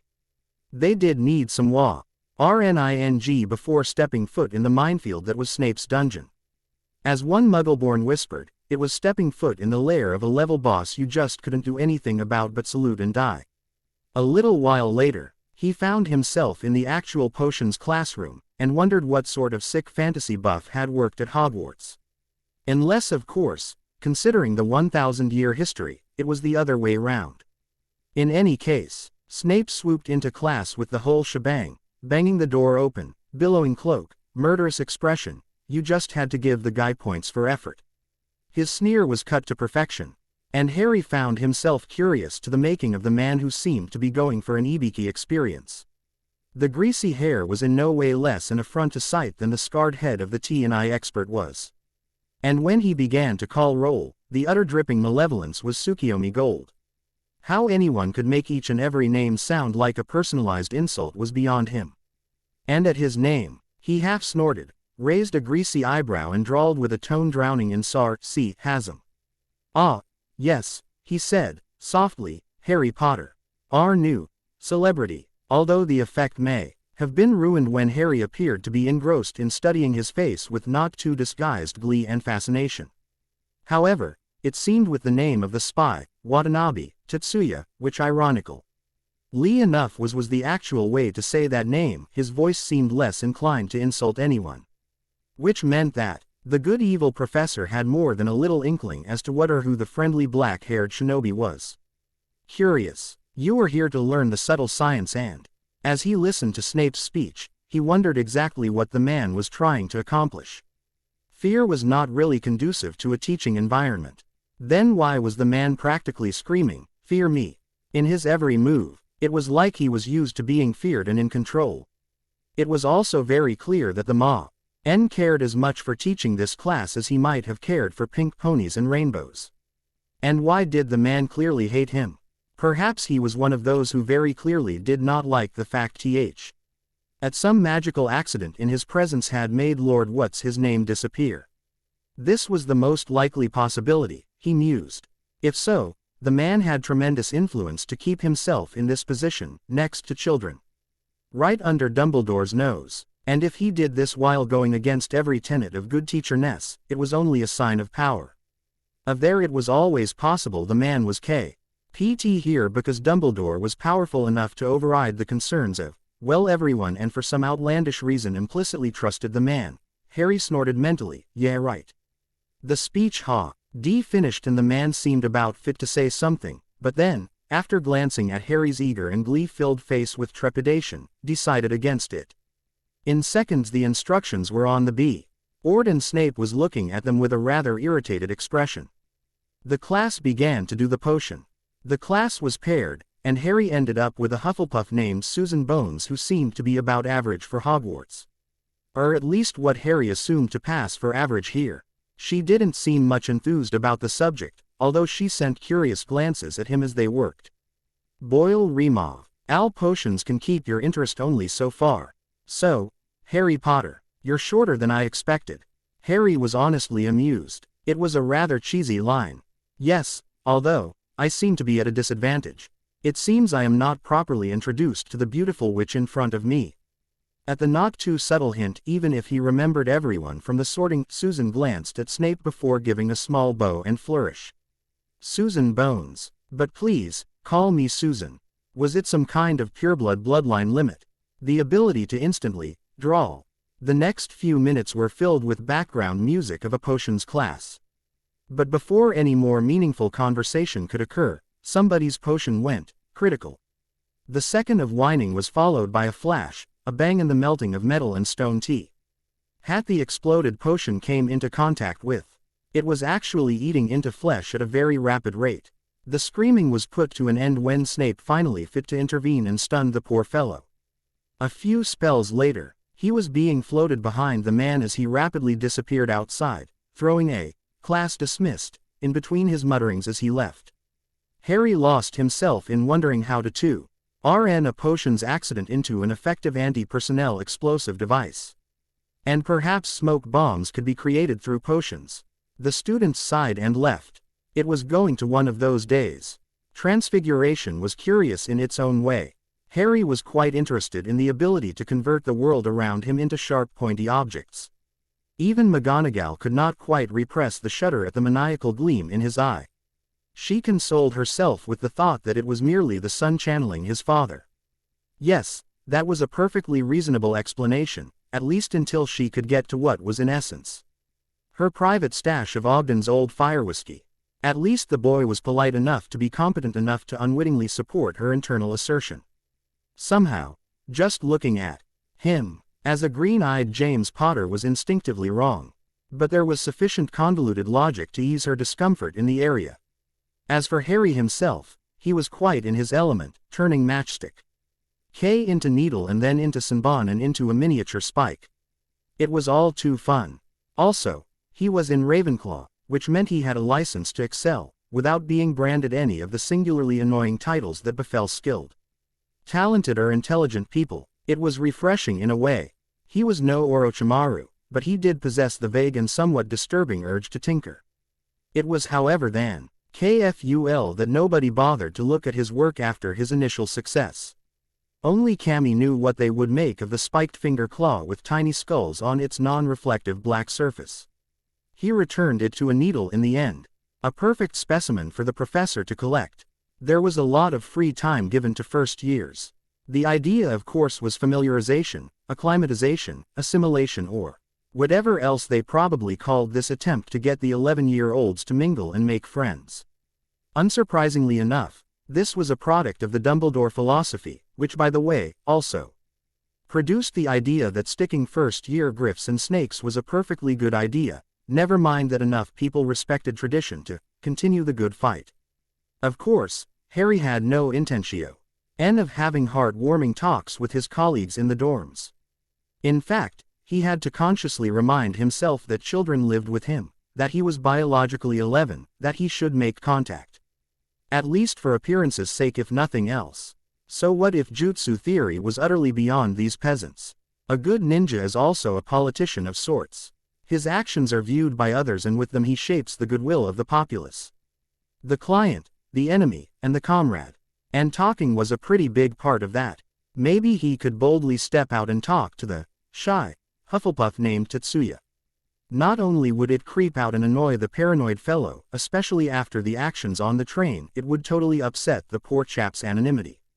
In the Hogwarts of today, being as stalked as he was, it would destroy any chance the boy had of sneaking off to spy. After all, what did the boy who lived see in the quiet Hufflepuff? What quality marked him as were of the overly famous savior? It would be an excellent social experiment, especially considering what camouflaged clones could ferret out. It was a thought. Charms was quite invigorating. Really, there was something about the shore professor that lent an energy to the room that none of the other classes could boast. You wanted to do well. And you didn't feel too disappointed if you didn't. The subject was rather appropriately named, it seemed. However, charms were not as instinctive for Harry as he would have liked. The levitation spell was very difficult to cast. His wand movements were precise, his enunciation of Latin perfect. The thrice damned feather refused to rise. It was just less difficult to rein in his chakra from responding to the sheer will he was exerting to magically float the feather. In the end he managed it, thankfully. The idea that he was incapable of the basic charm was something he couldn't contemplate. Sure, these spells were flashy, but the behind-the-scenes potential of magic was astounding. The traps he could create with a wave. The ambushes he could perfect. The pranks he could subtly inflict upon the rest of the school. Where did the last one come from, I wonder? Herbology was quite bland. Compared to the excitement of potions or the possibilities of transfiguration, plants were so boring. The myriads of moving and audible plants in the greenhouse were an excellent distraction. But it wasn't really all that great. It was far more interesting to watch how the plants reacted when clones began to inject chakra here and there. Sprout would never look more annoyed in her life. Especially since it wasn't magic that was making the plants weird. Weirder than normal, magical plants anyway. In all this madness, Tetsuya the magical ninja, blast these British. Even I'm saying the word, magic, was plodding around trying not to become noticed. It was bad enough his head of house now seemed to have an eagle eye on him. But it seemed that he was being spied on, constantly. Oh, he could sense their stares. The rising hair on his neck. But he could never catch them, whoever it was. And he had even tried to send shuriken at them once, at a speed no wand waver in this castle could possibly dodge or defend. Save Dumbledore. And even he would leave a sign if defending. No, this was somebody or something far more sinister. He was being stalked by ninja, and one that was far better than him. It could only be him. One step above the chain of command, Taka was duly informed that a psycho super ninja was stalking the operative. He pursed his lips and told the boy to be careful. What else was he supposed to do? Snape was told, after the report had passed a couple of hands, that somebody was being stalked in the castle. When he tried to raise it with the headmaster, he was told, Harry obviously must get used to these things. Though, it is nice of you to help him in this manner. Are you sure you don't want a lemon drop? Needless to say, the dungeons were saved from the inevitable din only thanks to the miracle of silencing charms. Defense against dark arts, taught by the stuttering mess called Quirrell, was incredibly bothersome, his teaching irksome, and the whole hour was boredom. Surely this was enough evidence to put that twinkly-eyed menace to society in a nice windowless white room, wearing a nice tight jacket, hint hint nudge nudge asterisk. Even the stuttering was suspect. Seriously, the guy was way too bad an actor to not be called on it. Harry concluded that either he was a mass murderer or a child molester. He practiced instead, trying to levitate the table. He should have been rewarded for not trying to transfigure it into something that was just enough to eat the professor, like a mouse or even a cat. The library was a right sanctuary after trying classes. Madame Pants was probably a ninja in a past life if her vigilance in the library was anything to go by. She was quite particular about a lot of things, especially noise. Not that Harry minded. Too much noise made him twitchy. Especially in a quiet place where he would meditate. Magical books were of various and often dubious quality. There was very little that he found interest in, though arithmancy was advanced mathematics and ancient runes were somewhat similar to sealing. Both were slow but were effective in the beyond direct combat manner most magic tended to be. It was another matter that it would be quite a while before he used either. But it was interesting all the same. Considering that he intended to survive till he was at least a right geezer, it was useful priming material. It was night, and class was a far memory. Draco Malfoy plotted in his empty dorm.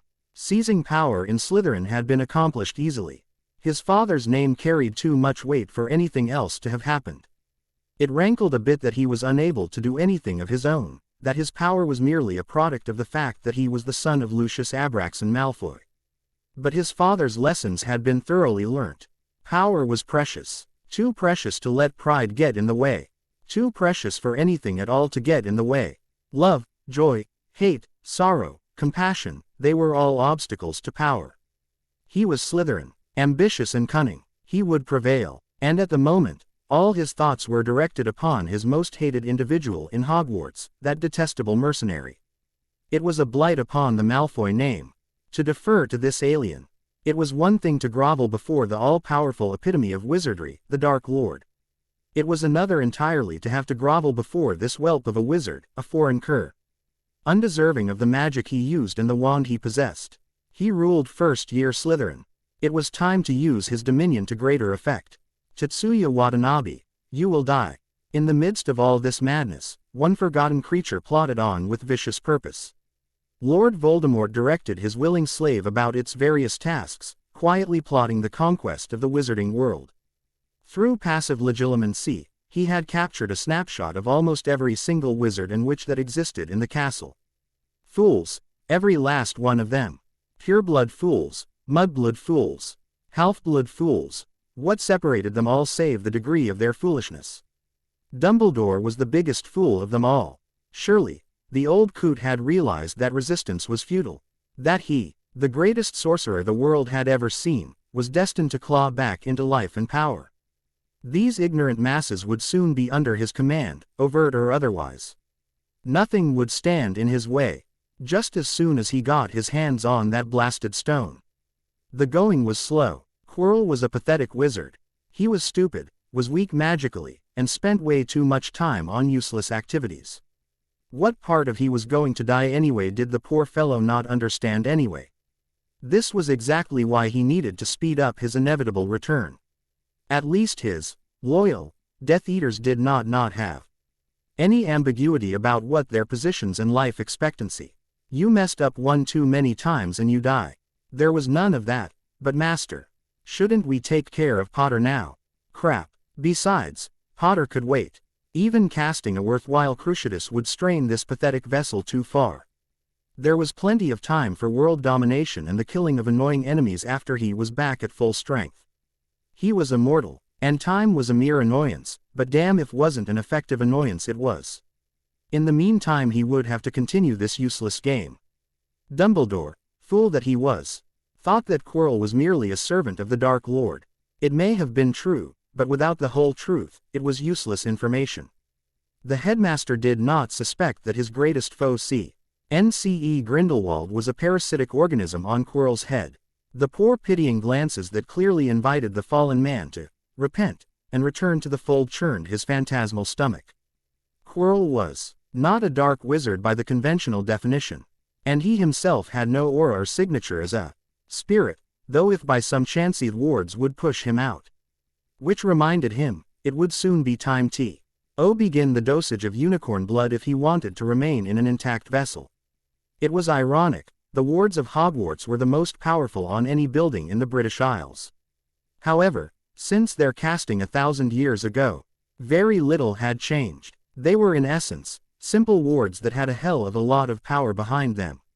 Magical assault would be annoying but not impossible, but this unseen infiltration he had accomplished was easily overlooked. Unlike what many believed, Hogwarts was not some great fortress that was capable of resisting the assault of dark armies. It was designed to counter the Muggles of 1000 AD with their at the time primitive siege weaponry and barbarian hordes. It was not sentient well, after a point. It was still a 1,000-year-old magical castle. It did have instincts, even if they were more along the lines of climate control and inexplicable chaos. It was a school, one that had a very haphazard interior because of how the first few generations that lived there created and expanded the rooms and then had to make ways to get to them. It had a lot of secrets, but the school itself was more a symbol than possible base of operations. A haven perhaps, but a fortress. Never. Though, it seemed that at times, the headmaster had deluded himself otherwise. Perhaps there was something the old argument of Dumbledore. Not that you could tell with the whole awesome dueling that is half for showing off. Speaking of dumb, how was he supposed to get by these theatrical protections in a way that was both clumsy and, sad to admit, in the capabilities of his thrice-damned vessel to execute? Without using anything too powerful that his only means to grab the stone keeled over. By the time a month had passed, the social hierarchy had settled down in the school. Everyone knew how everyone was treated, by sight if not by name. The Slytherins were the most obvious with this, pandering to young Draco Malfoy in quite the unsubtle manner. Only skilled or experienced eyes picked out the beginnings of the resentment that would surface later on, where the true king of the snake it would be revealed. And this was fed by the fact that Malfoy, with his family in such a high position, not only as socialites, but as the true driving force behind the ministry, commanded obedience in more than his year.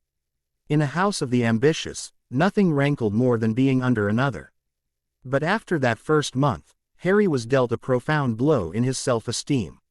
It was quite shocking to find that his much-vaunted genjutsu were not the ultimate weapon he had envisioned and previously observed as being. For one thing, they refused to work completely on the half-giant, Hagrid, or the part-goblin Flitwick. For another thing, certain people like Dumbledore and McGonagall seemed to be able to sense the fact that there was something wrong in the presence of a genjutsu. Harry wondered if the only reason they had not passed it as anything more than an odd feeling was because he had not subjected any of them to nightmare-forming or reality-masking genjutsu. No doubt they were somehow inherently able to determine that their perceptions were being tampered with, at least subconsciously. Thankfully, camouflage and invisibility genjutsu were still effective.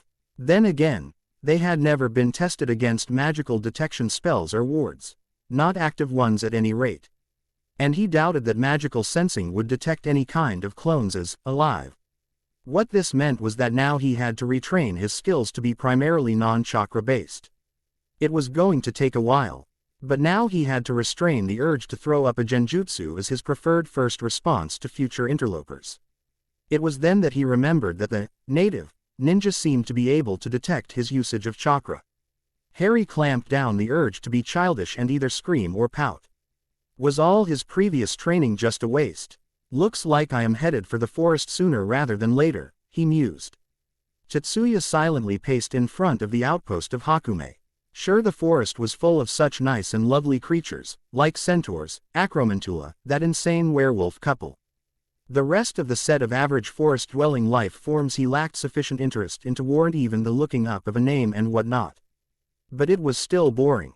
The two sentries were out on patrol and he was getting bored.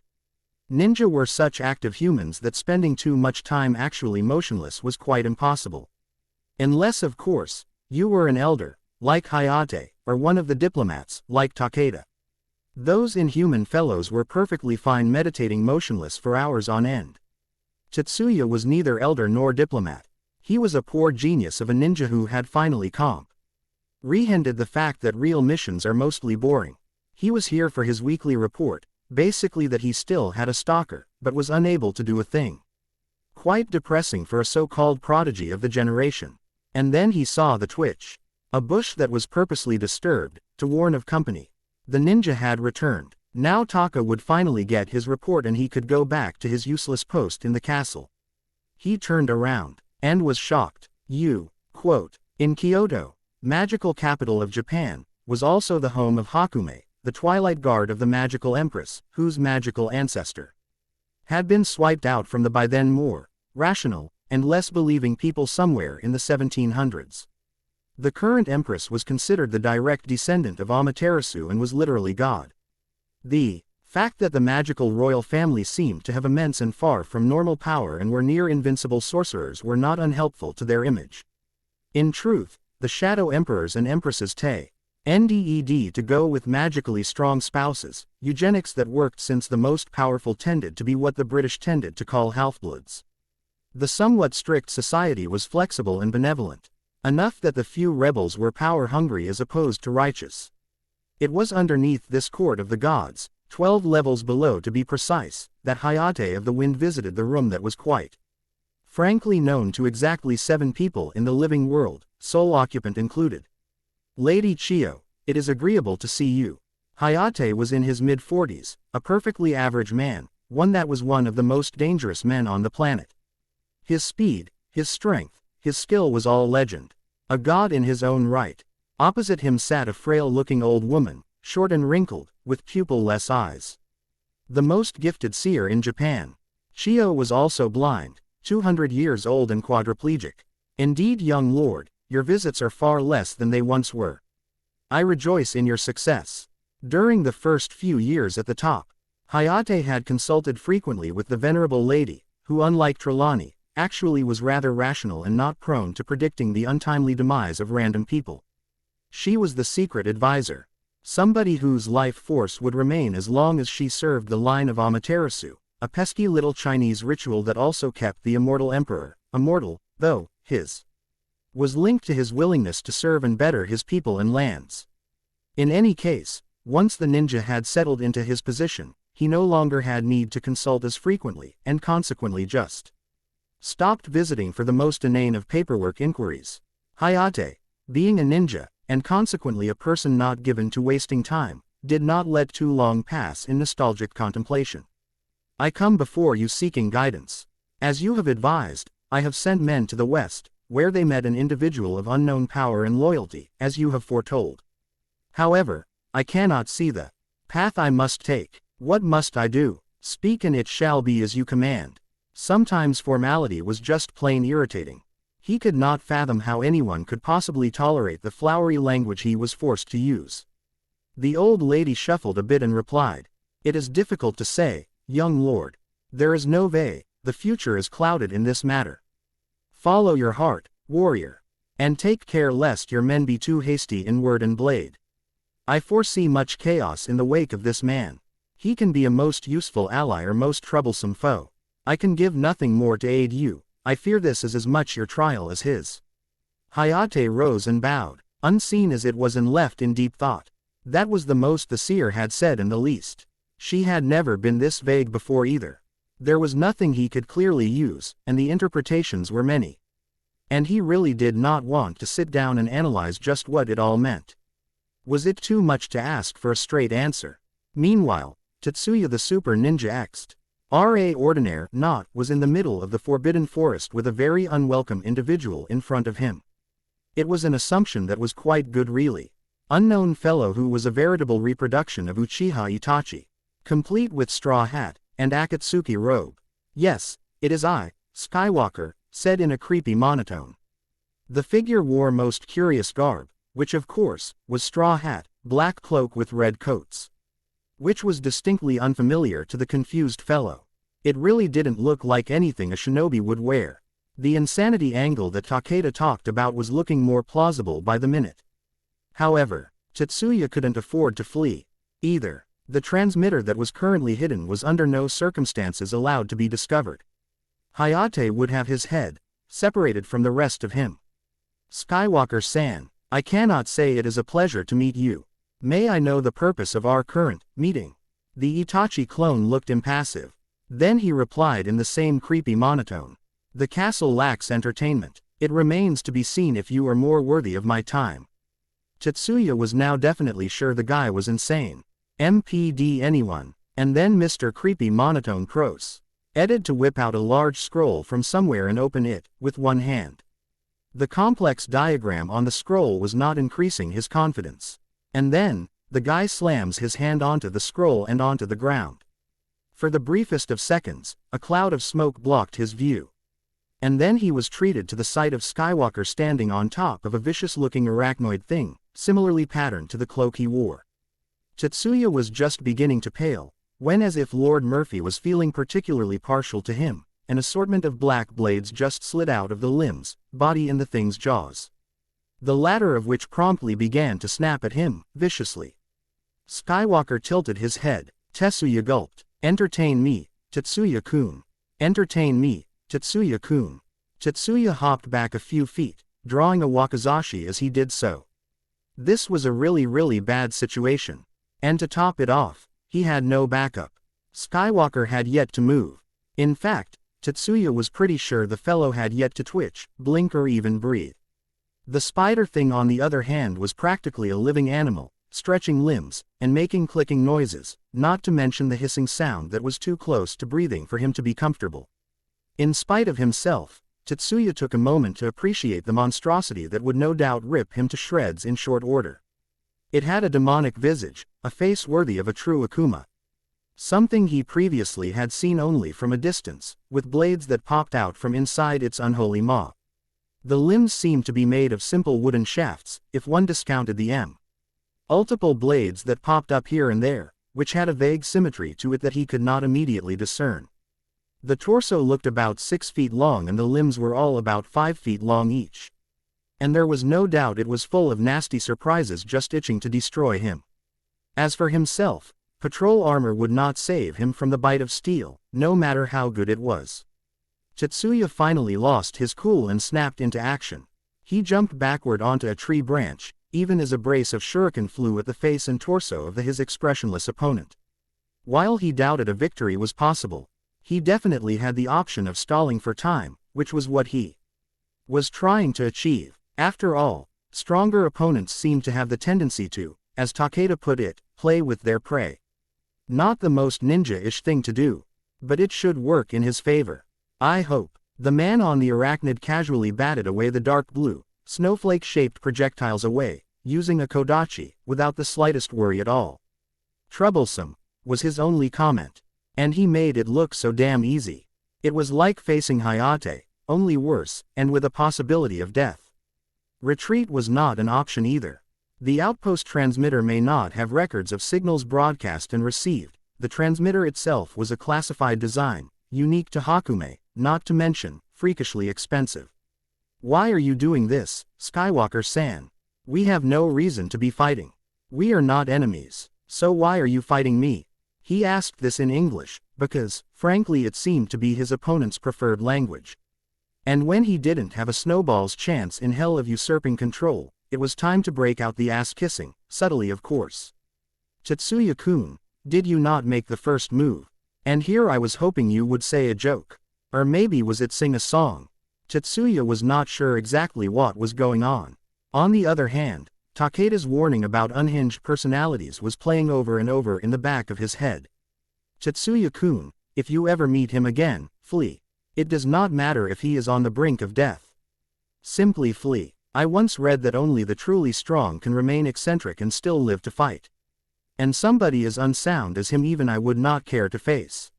For now, we will let him be, as ordered. But if he shows up at Hogwarts, retreat and tell Taka. That's an order. Too late for now. Let's see long you can last against Sasori here.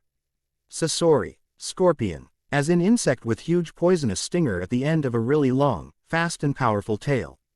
And the avatar of, slicing and stabbing before him already was 6 feet tall. The tail was nowhere in sight. Yet, Tetsuya turned to the color of bleached bone. A vampire would been jealous. No doubt the man was going to cut him up into tiny pieces to scatter to the 4 winds or something. That is assuming he didn't simply poke him with some exotic incurable poison. He really didn't want to die. So he tried to stall. Are you going to kill me now? It was best to be blunt. Strong people aren't prone to answering annoying gnats who tried to play in a higher league. And he didn't want to talk long enough that the fear he had been suppressing would leak out or something. Well, I suppose if you do not eliminate my boredom I will have to make my displeasure known.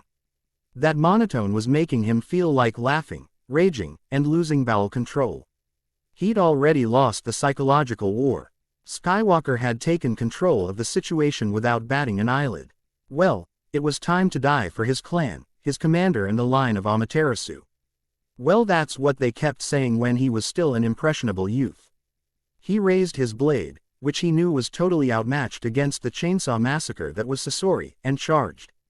The annoyingly dangerous man had meanwhile jumped off the scorpion and was watching the clash, with the same indifference that had characterized the rest this encounter. The wakizashi he used was useless against the multiple blades of Sasori. If the spider-like thing wasn't playing with him, Tetsuya had no doubt that he would have been ground meat. Really, it was just dancing through his frustrated slashes. And it wasn't even retaliating. The abomination of a spider was destroying him through sheer attrition. And if the thing was animated, as he had no doubt it was, it would keep going a lot longer than he could. In short, he was doomed. He had no means to break off on his own. Harry, on the other hand, was actually on a tree above the small clearing at the moment, looking somewhat introspective. His puppet was than he had anticipated. Sure, it was difficult to really control all limbs at once, shadow clones and the splitting of tasks to the rescue, but it was still awesome. His short battle was not exactly the most amazing display of fighting ability as much as applied human psychology. Killer intent, localized genjutsu and the sight of a lot of pointy OBJ. ECTS had been far more effective than complete mastery over taijutsu or kenjutsu could have achieved here. Tetsuya, on the other hand, was trying really hard not to lose to this seeming automaton. True, it had been scarcely 2 minutes. But he was already fully aware just how outmatched he was. Life was so unfair. And then, with no warning, the spider peeled off, retreating to a tree trunk behind Skywalker. Tetsuya did not even dare hope. Not bad, Tetsuya-kun. All that remains to be seen is how effective your shinobi arts are against mine. And then, in a very casual way, he slid the kodachi from its sheath on his back. A reverse grip that belied the true lethality of the weapon. He then flipped it in the air, catching it in a more traditional grip. After giving a few practice slashes that seemed to highlight the speed at which he could move, the blade was pointed right at the Japanese boy. Then, out of nowhere, his left hand had a kunai in it, a defensive stance. Shall we spar, Tetsuya-kun? The next 3 minutes could be basically summarized as the most embarrassing beating Tetsuya had ever received. He was beaten with basically what amounted to brawler tactics, even if he granted that fellow was stronger and faster than he could personally become in the next few years. The strange magics the guy used was obviously more potent and capable in more ways than he had imagined possible. This man was a formidable foe. And even if he hadn't done anything to him, other than humiliating him with light taps instead of killing blows, this was something else. Harry was, for once, actually in combat. It would not do to simply send shadow clones at everything. Not to mention, he didn't want to rely on genjutsu to ensure that Tetsuya wouldn't catch any clone going poof. So he had faced off one-on-one against the well-trained fellow in front of him. However, Harry was still more skilled. He had spent quite 4 years in pursuit of the art of combat, and he was still an excellent taijutsu user. While he doubted his was the way of made guy, he was far more capable of beating people than the average martial artist. Fighting against multiple enemies that could do what he did, only without fear of injury, meant that he had to fight the experimental and highly imaginative super clones of himself that could and had been turned into everything from berserkers to speed demons.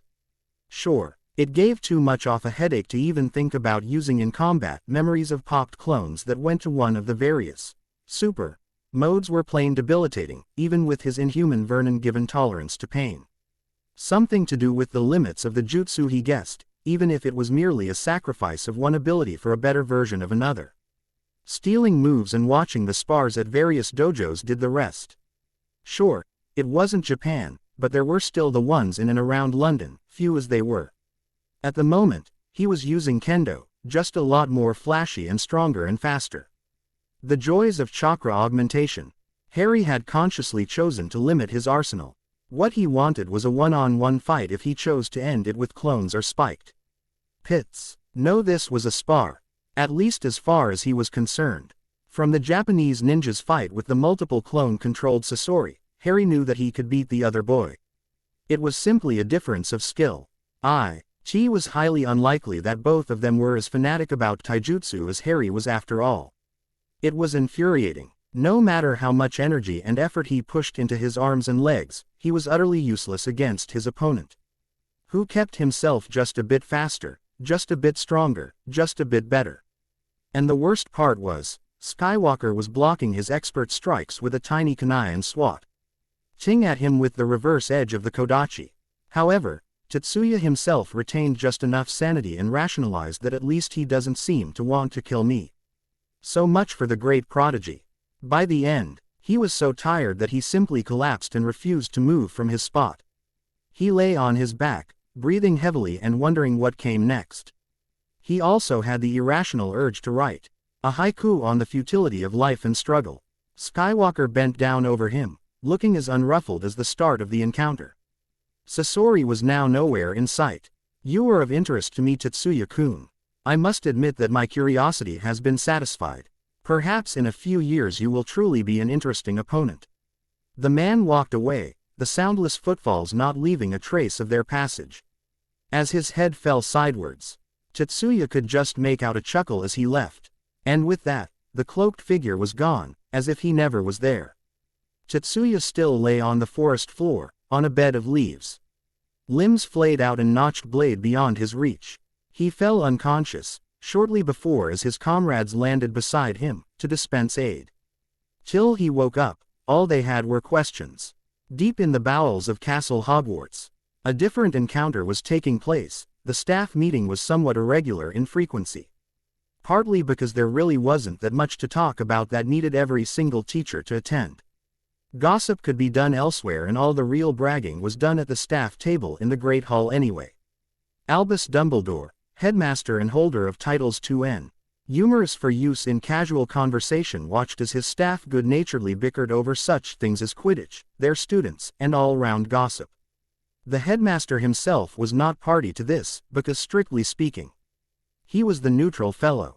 Not that anyone minded, even if McGonagall was at his side, so he caught more than a fair bit about Gryffindor, his old house. Even the otherwise RLY Severus Snape was not above sneering at everyone else and bragging about the best in his house. But then, when it was the Severus Snape who did the bragging, everyone listened. Because unless it was bemoaning about that Potter spawn, the man had very little to say at all. He was a Slytherin, and they really weren't supposed to waste their breath on trivialities. Today, though, was special. Todd, I was the day that Dumbledore was finally going to ask about two students who were odd in some ways, Harry Potter and Tetsuya Watanabe. Harry Potter was an enigma. His classmates considered him odd. He was never without either a blank expression or an insane one. It was difficult to say exactly what went on in that mind of his. Not that he was a bad student, in fact he was far from it. But he seemed always distracted, as if he was lost in the contemplation of weighty matters. And then there was his seeming familiarity with the maze that was Hogwarts. He never got lost, ever. It was inconceivable for a first year to not get lost even once. It was something he had the portraits and prefects confirm, while it wasn't really possible for the headmaster to know everything that went on in Hogwarts. Some people were specially monitored, including Harry. The boy had managed to shatter a lot of expectations. He was not a Gryffindor, he had yet to be heroic, and he was a textbook Ravenclaw. All he did was read every single minute of the day. Although Minerva's account had managed to give him a headache, this was even worse. The boy was a figurehead, whether he chose to acknowledge it or not. But he was isolating himself from everyone. He had few friends, even if most of his year were acquaintances. He had yet to even talk with any of the declared families, like the Malfoys or Weasleys. No indication the Ministry was getting their hooks on him either. Not that he was expected to. The boy didn't know magic was real until his 11th birthday. Even he couldn't really make an inroad. Casually, he kind of drama that would arise when Voldemort raised his ugly head again, there was no way to insulate or prepare the boy.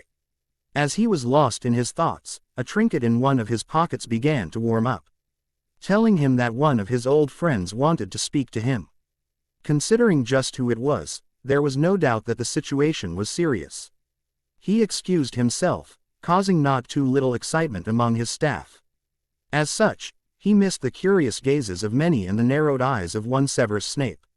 However, he would not have been surprised to know that the potions masters, though UGHT processes, revolved around a goldmine of non-magical curses and the words, "that Potter brat." True, he had not managed to learn more about the two different children for now, but whatever it was, could not possibly be as important as any news that sent Alistair, Mad-Eye, Moody out of retirement. His head felt horrible, his limbs were non-responsive. The familiar feeling of an ally registered itself before his body began to move. Not that he could at the moment. All his muscles were numb. His carefully honed reflexes numb. Of course, that probably had to do with the liquid-filled, black metallic, vat his body was in. Only his head was visible above it, like a macabre mantelpiece. It was a Chinese invention, a recent one called Dragon Tear Enclosure. It was basically a medicinal bath of sorts, filled with an infusion draft that was known as Dragon Tears. It was quick, somewhat painless, and very expensive. The body basically floated, but could be restrained, if it was necessary. Like in case of a spinal injury or the patient was a prisoner. Head injuries were treated more traditionally. And it was only done for important people, usually anyway. How do you feel, Tetsuya? It was Taka. Trying to get Kenji to talk was like doing an appendectomy on yourself with a rusty spoon. He was more silent assassin of the two. It had something to do with a vow of silence. I am unfit for duty. Short and to the point. With words you couldn't torture out of a Hakume ninja. There was no greater humiliation than to be an invalid ninja, unable to complete his duty. And now that day had arrived. Even if for just a while. I see. A short silence followed. Taka gave a sigh and asked, who?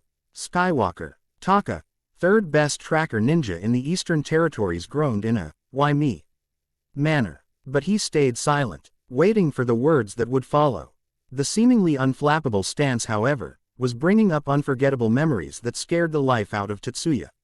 The awe fear brought from killing intent was nigh impossible to forget, especially for a rookie like Tetsuya, who knew about the true horrors in the world, but was still too young to actually understand what those horrors meant.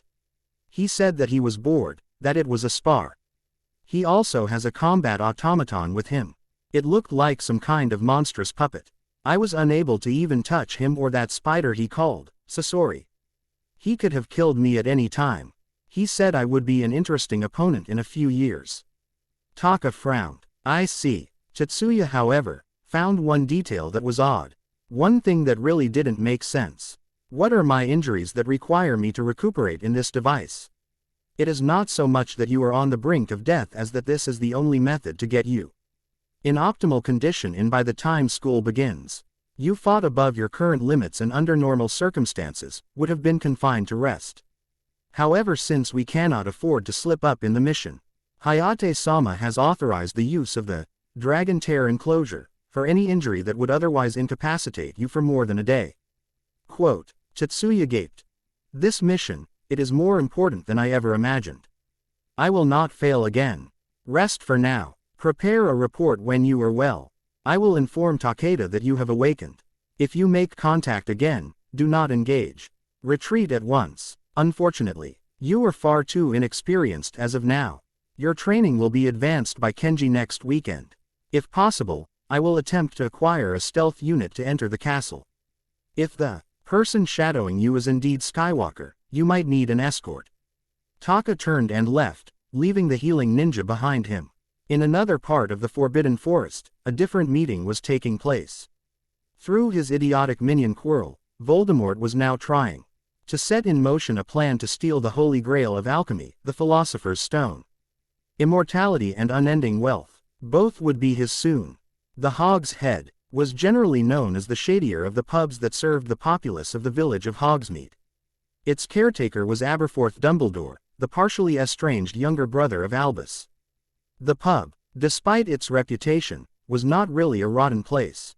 But the reputation it possessed kept both the ones who wished to hide in, and the children who might otherwise be tempted out. It also gave a watering hole to people who might otherwise end up in the company of impressionable children. Consequently, the pub existed at the sufferance of the ministry and the headmaster, the known devil of shady spots. But occasionally used for the same nonetheless. This was part of the reason that Headmaster Dumbledore and Mad-Eye Moody were meeting at an unoccupied table next to the wall in Hog's Head. Not that it really mattered.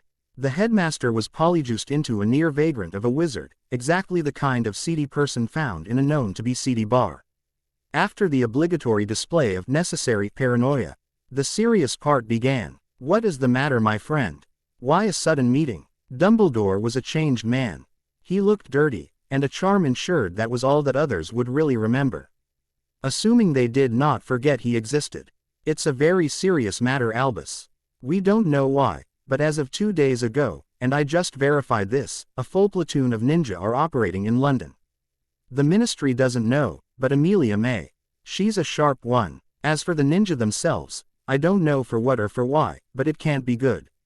Now, under normal circumstances to normal British magic users, the word ninja will not mean anything at all. Albus Dumbledore, on the other hand, was somewhat of a scholar and had heard stories. He first heard of them in Refer. NCE to the Russo-Japanese War 1904-1905. While the just concluded, the Sino-Japanese War had been assumed to have an almost zero magical component with only Muggles involved. The Eastern Territories were united, of sorts. The war with Russia, however, was a slaughter. There were rumors of a Russian warlock strike team, as they might be called today, that was sent to Japan for some reason. They disappeared. Later on, of the 79 warlocks deployed at Port Arthur for one reason or the other, not a single one ever returned to Russia. From what eyewitness reports and divinations gathered, they were all cut down one at a time. In the hour before the Japanese Navy attacked, within months, assassinations on prominent warlocks were almost hourly occurrences in the homeland, focused on Moscow and St. Petersburg, weakening the magical effectiveness of the Russian royalty. The revolution was said to have succeeded in no small part because much of the magical chain of command had been wiped out and infighting had reduced them to a pathetic shell of the organized force the warlocks were. Even if the magicals on the communist side were communist as such, they were still motivated sufficiently to go for a magical coup alongside the revolution. After that war, nobody attempted to poke whatever hornet's nest there lay in the Eastern Territories. Even the very word, ninja, would come out only later. Whatever the world thought of the traditional priests or OMNI, unstoppable assassins was not it. On another note, in WW2, wizards did not even try to get Japan to enter the war. Long memories and the prospects of annihilation were very effective. Quite a few American wizards disappeared in 1946 though, in presumed retaliation for Hiroshima and Nagasaki. The knives, however, were untouched. By the time the Cold War started, the magical Russia had begun to open up to the world, even as they disappeared from the minds of Muggle Russians themselves. The stories began to grow. Demons, shadows, ghosts, ruthless killers, immortal. These were just some of the qualities ascribed to the mythical ninja. Eastern immigrants were tight-lipped, and even truth serums would not loosen their tongues, at least for useful information. However, there were some who were willing to speak, and what they said was far more frightening. Ninjas seemed to be killers, a whole army of magical killers who, from birth to death, lived to kill. Humans capable of taking on Chinese war mages one-on-one, and winning. It was the stuff fear was made of. And now, years after any tangible news about them, real live ninja were in London of all places. Obviously it was not an assassination that was being plotted. If it was, they wouldn't have set up shop anywhere. The target would simply have been dead and done with. This was far worse. If the Ministry had any inkling of how dangerous these people were, you wouldn't need a Dark Lord to destroy the wizarding world. Is there any clue about their objective? Moody shook his scarred head. The Mont's face clearly showed what he thought about the whole situation. That's not all though. Albus Dumbledore wearily looked at his longtime ally and comrade. He let out a near pitiful groan. There's more. Theirs was a dragon boat floating over London. Albus Dumbledore let forth a most dreadful curse. He whispered furiously, "Merlin, are you telling me that the Chinese are involved now?" Moody chuckled pitifully. Constant vigilance. Pays of again. I'm none too sure if the Ministry knows. But what I am sure is that even if a whole battalion of their war mages landed in force, those idiots would still think the world revolves around them. Albus blinked. How did you find out? Neither the Department of Mysteries nor the DMLE has the resources to track or even detect those ships. Even you have heard of the rumor that the Chinese have managed to travel to the moon on those vessels. Imagine, to travel the great beyond in. Moody growled. Those Eastern Territories were problematic. To them, Voldemort was a spoiled little child. Even the so-called Great Dark Lord knew that. Not even Voldemort was fool enough to risk the wrath of the immortal emperor. There was a reason why people did not mention the East except in ignorance. An entire part of the planet, with must not be named notoriety with respect to those in the know. As for the rest of the people, well, they were called sheep for a reason. It's a dark artifact, a mirror of sorts which can only detect those who intend to remain hidden. It spotted the ship as it flew right over my house. Dragon boats were the flying battleships of the Eastern navies, the largest of which were the 400-feet-long behemoths called Zhenghe. They were ships of the line, crewed by Merlin knew how many. There had never been a situation where the East and West had clashed spectacularly enough that these avatars of destruction had cause to ever be used. And now, one was in London. I'll need more fire whiskey. Albus calmly walked out of the pub with a detached air, his vagrant appearance disturbed by none. He was almost panicking, even though he knew that an invasion was not likely, because there was little that measly old England could offer them. His head was still wildly generating vague and what would have passed as comedic visions of destruction of wizardry. It was so bad, he forgot about his precious lemon drops. At the moment, Voldemort resurrecting was preferable. High above Diagon Alley, a few kilometers really, the spirit shadow lay motionless, as it simply ignored. The powerful winds that buffeted the massive 80-meter or 260-foot ship as it floated high above the commercial capital of magical Britain. It was one of the few ships of the line serving the Kyoto Guard, the armed wing of magical Japan. Of course, the fact that its current mission was similar to that of a Muggle AWAC aircraft was not known to anyone below. Not that this would have been reassuring, just that it was merely less violent for a ship of its class. Unlike its Muggle counterpart, magical Japan was not under any of the various treaties and policies that the United States imposed on Japan. World War II really had very little effect on the Eastern territories. After the turn of the century, none of the Western magical governments dared to look east. Grindelwald LD pushed his hardest against the Russians, confident of his victory over the by then, quantity over quality, warlocks, but he dared not even approach China. The magical world in China was not as out of order as the wizarding world. There was no hiding in plain sight, as the wizards practiced. Tall underground towers, well, if they were overground it would have been a tower, dotted the country in a loose grid pattern.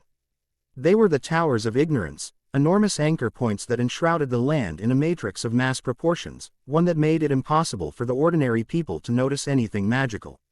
There was no need of obliviators. Why obliviate when you can prevent the memory from happening in the first place? Even the Great Wall had a few, conveniently ignored by the Mongol horde who, as fate would have it, did not have access to sorcery of any sorts. All this meant that Eastern Territory had magically trained armed forces which had existed from long, long ago. The Navy, it was the dragon boats or airships of the land were an integral part of this. After the fiasco with Rogue Ninja, Japan had commissioned her own navy, with ships supplied by the immortal emperor. And, unlike the wooden sail-less junks they so resembled, the dragon boats were impressive vessels, that were still used more than occasionally in space. Magic was truly wonderful. Hermione Granger was a Gryffindor. One of the most dedicated, rational and knowledge-oriented individuals in perhaps all of history had been sorted into Gryffindor. Fate truly had a horrific sense of humor at times. The girl had wanted the red and gold, thanks in no part to the documented reputation of Dumbledore, and she had been granted that desire. But after a mere 2 weeks in class, she was quickly starting to become disillusioned. When Hermione had first heard of the magical world, she was skeptical. When she was presented proof, she was ecstatic. A whole new world, filled with new things to learn, new things to know. A world away from the current one, which she somewhat despised. True, the books were great, but it had no meaning for her. For Hermione was a creature of pride. She reveled in the knowledge that she knew more than others, that she was better than them. But that was irrelevant when she discovered that her impressive knowledge only served to distance her away from her peers. They mocked her and she did not take it well. She withdrew into a shell, a rose cursed to never bloom. The cruelest of creatures is the human child. Ignorant of consequences, they destroy lives. And then the letter came. It was an opportunity. She did not hesitate. Her 11-year-old brain had not comprehended the enormity of that decision at the time. Like a mouse, Eager to escape her cage, she had pounced on her own escape. Her parents recognized and allowed this, for they wanted their daughter happy after all. But deep down, they knew that she was already lost to them, that they were just two middle-class dentists whose daughter had left them behind. And now, Hermione wondered if it was not the old world but her that was at fault. She had not realized that the same thought processes that drove her into isolation in primary school would repeat its terrible history here also. And now, she was paying. Many a night were spent crying to sleep, a sorrow that only the truth could produce, that she was not liked at all. It was not like she was friendless from the very beginning. But when seawater is harder than your friend's spine, itng less. It was at times like these that she prayed that someone would rescue her from the rut. That somebody out there would save her from this unseen hell, with flaming mockery and brimstone words. So what if she was a lot more grown up than the average 11-year-old? She was allowed her share of the not too uncommon romantic fantasies. Sure, her physiology did not allow for the formation of in-depth dreams, but the whole story tale comes true type daydream had a certain charm to it. And given the fact that she had read those kind of books so very long ago, she literally dreamed about it. But alas, her very imaginative scenarios about rescue, and love, of which she had no real clue about either, were doomed to die a tragic death, from starvation.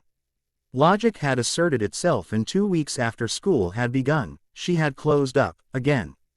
That is not to say that she and her careless tormentors ignored each other. No, she had hidden away her emotions and her dreams. She had turned into a machine, one which continued to be mocked. And it was the fact that it was her family, as McGonagall had so offhandedly mentioned housemates as being, that were doing this that rankled. It was one thing when known bigots crushed her spirit. But when the light acted like the dark, sad things happen. Of course, what had been done against the poor girl were less than that she had suffered from primary school. But the stress and the pain, the dreams and crumbled expectations, they all gathered together and began to chip away at the normality of Hermione's psyche.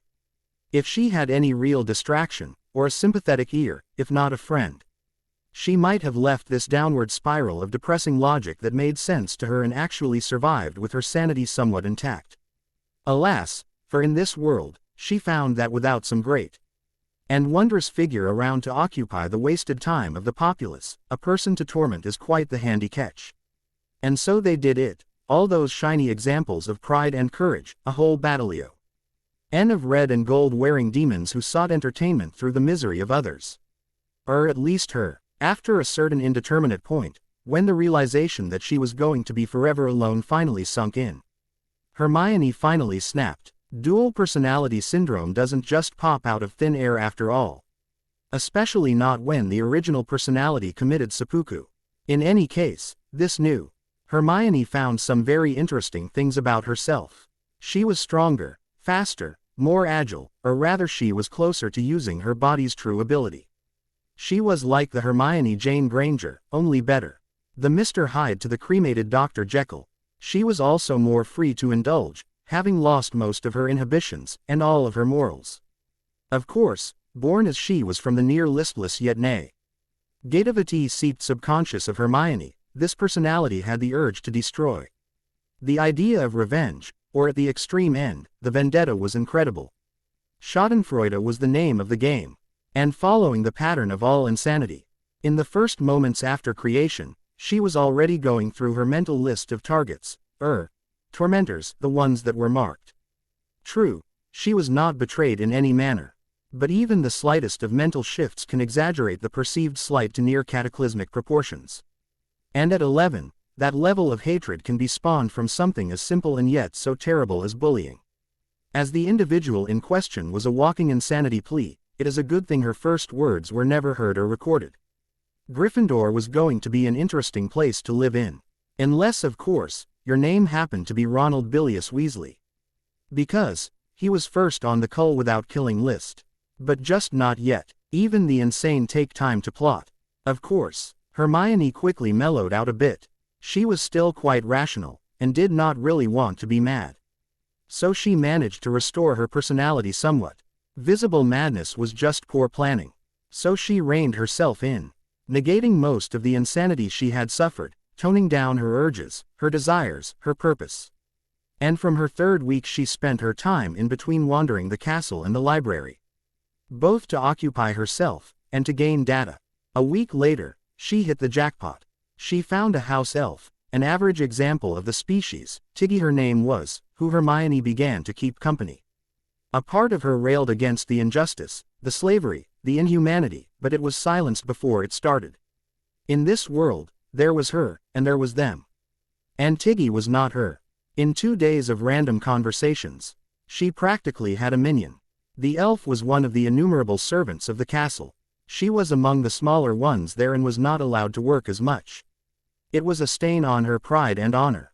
A house elf not allowed to work to her heart's content. Death was preferable to her humiliation. Hermione suggested the elf worked for her. She needed help in her crusade, and the elf was it. She could save the creature without having to compromise her new world views. By the end of said third week, it was done. Dumbledore was positively delighted to free the elf. He had a very tiny idea that the elf was unhappy, and was glad to free her on the understanding that she was going to a place where her work would be appreciated. If one more creature was happier, so was he. The fourth week of school was the clincher. The come-and-go room, the masterpiece of magical masonry. It was a treasure trove. It was a sanctuary. It was hers. Tiggy had even helped her to design a happy place, a natural setting that was designed to let her relax. In her sanctuary, Hermione told the elf about her life, her past, her present and her plans for the future. And Iggy was fully convinced that hers was the worthy mistress. She swore a magical oath to serve her mistress unquestionably till death. And Hermione swore her own oath to do right by her elf. On the Rye Saturday that Harry and Tetsuya were doing their spar, Hermione found something that would change her life. She had asked the elf to gather everything Muggle in the room. And then she found it.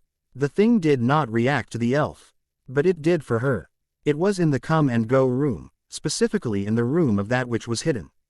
The item in question was a revolver. Well, it certainly looked like a revolver.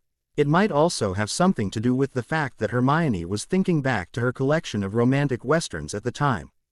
Except, this revolver was really just a very powerful artifact.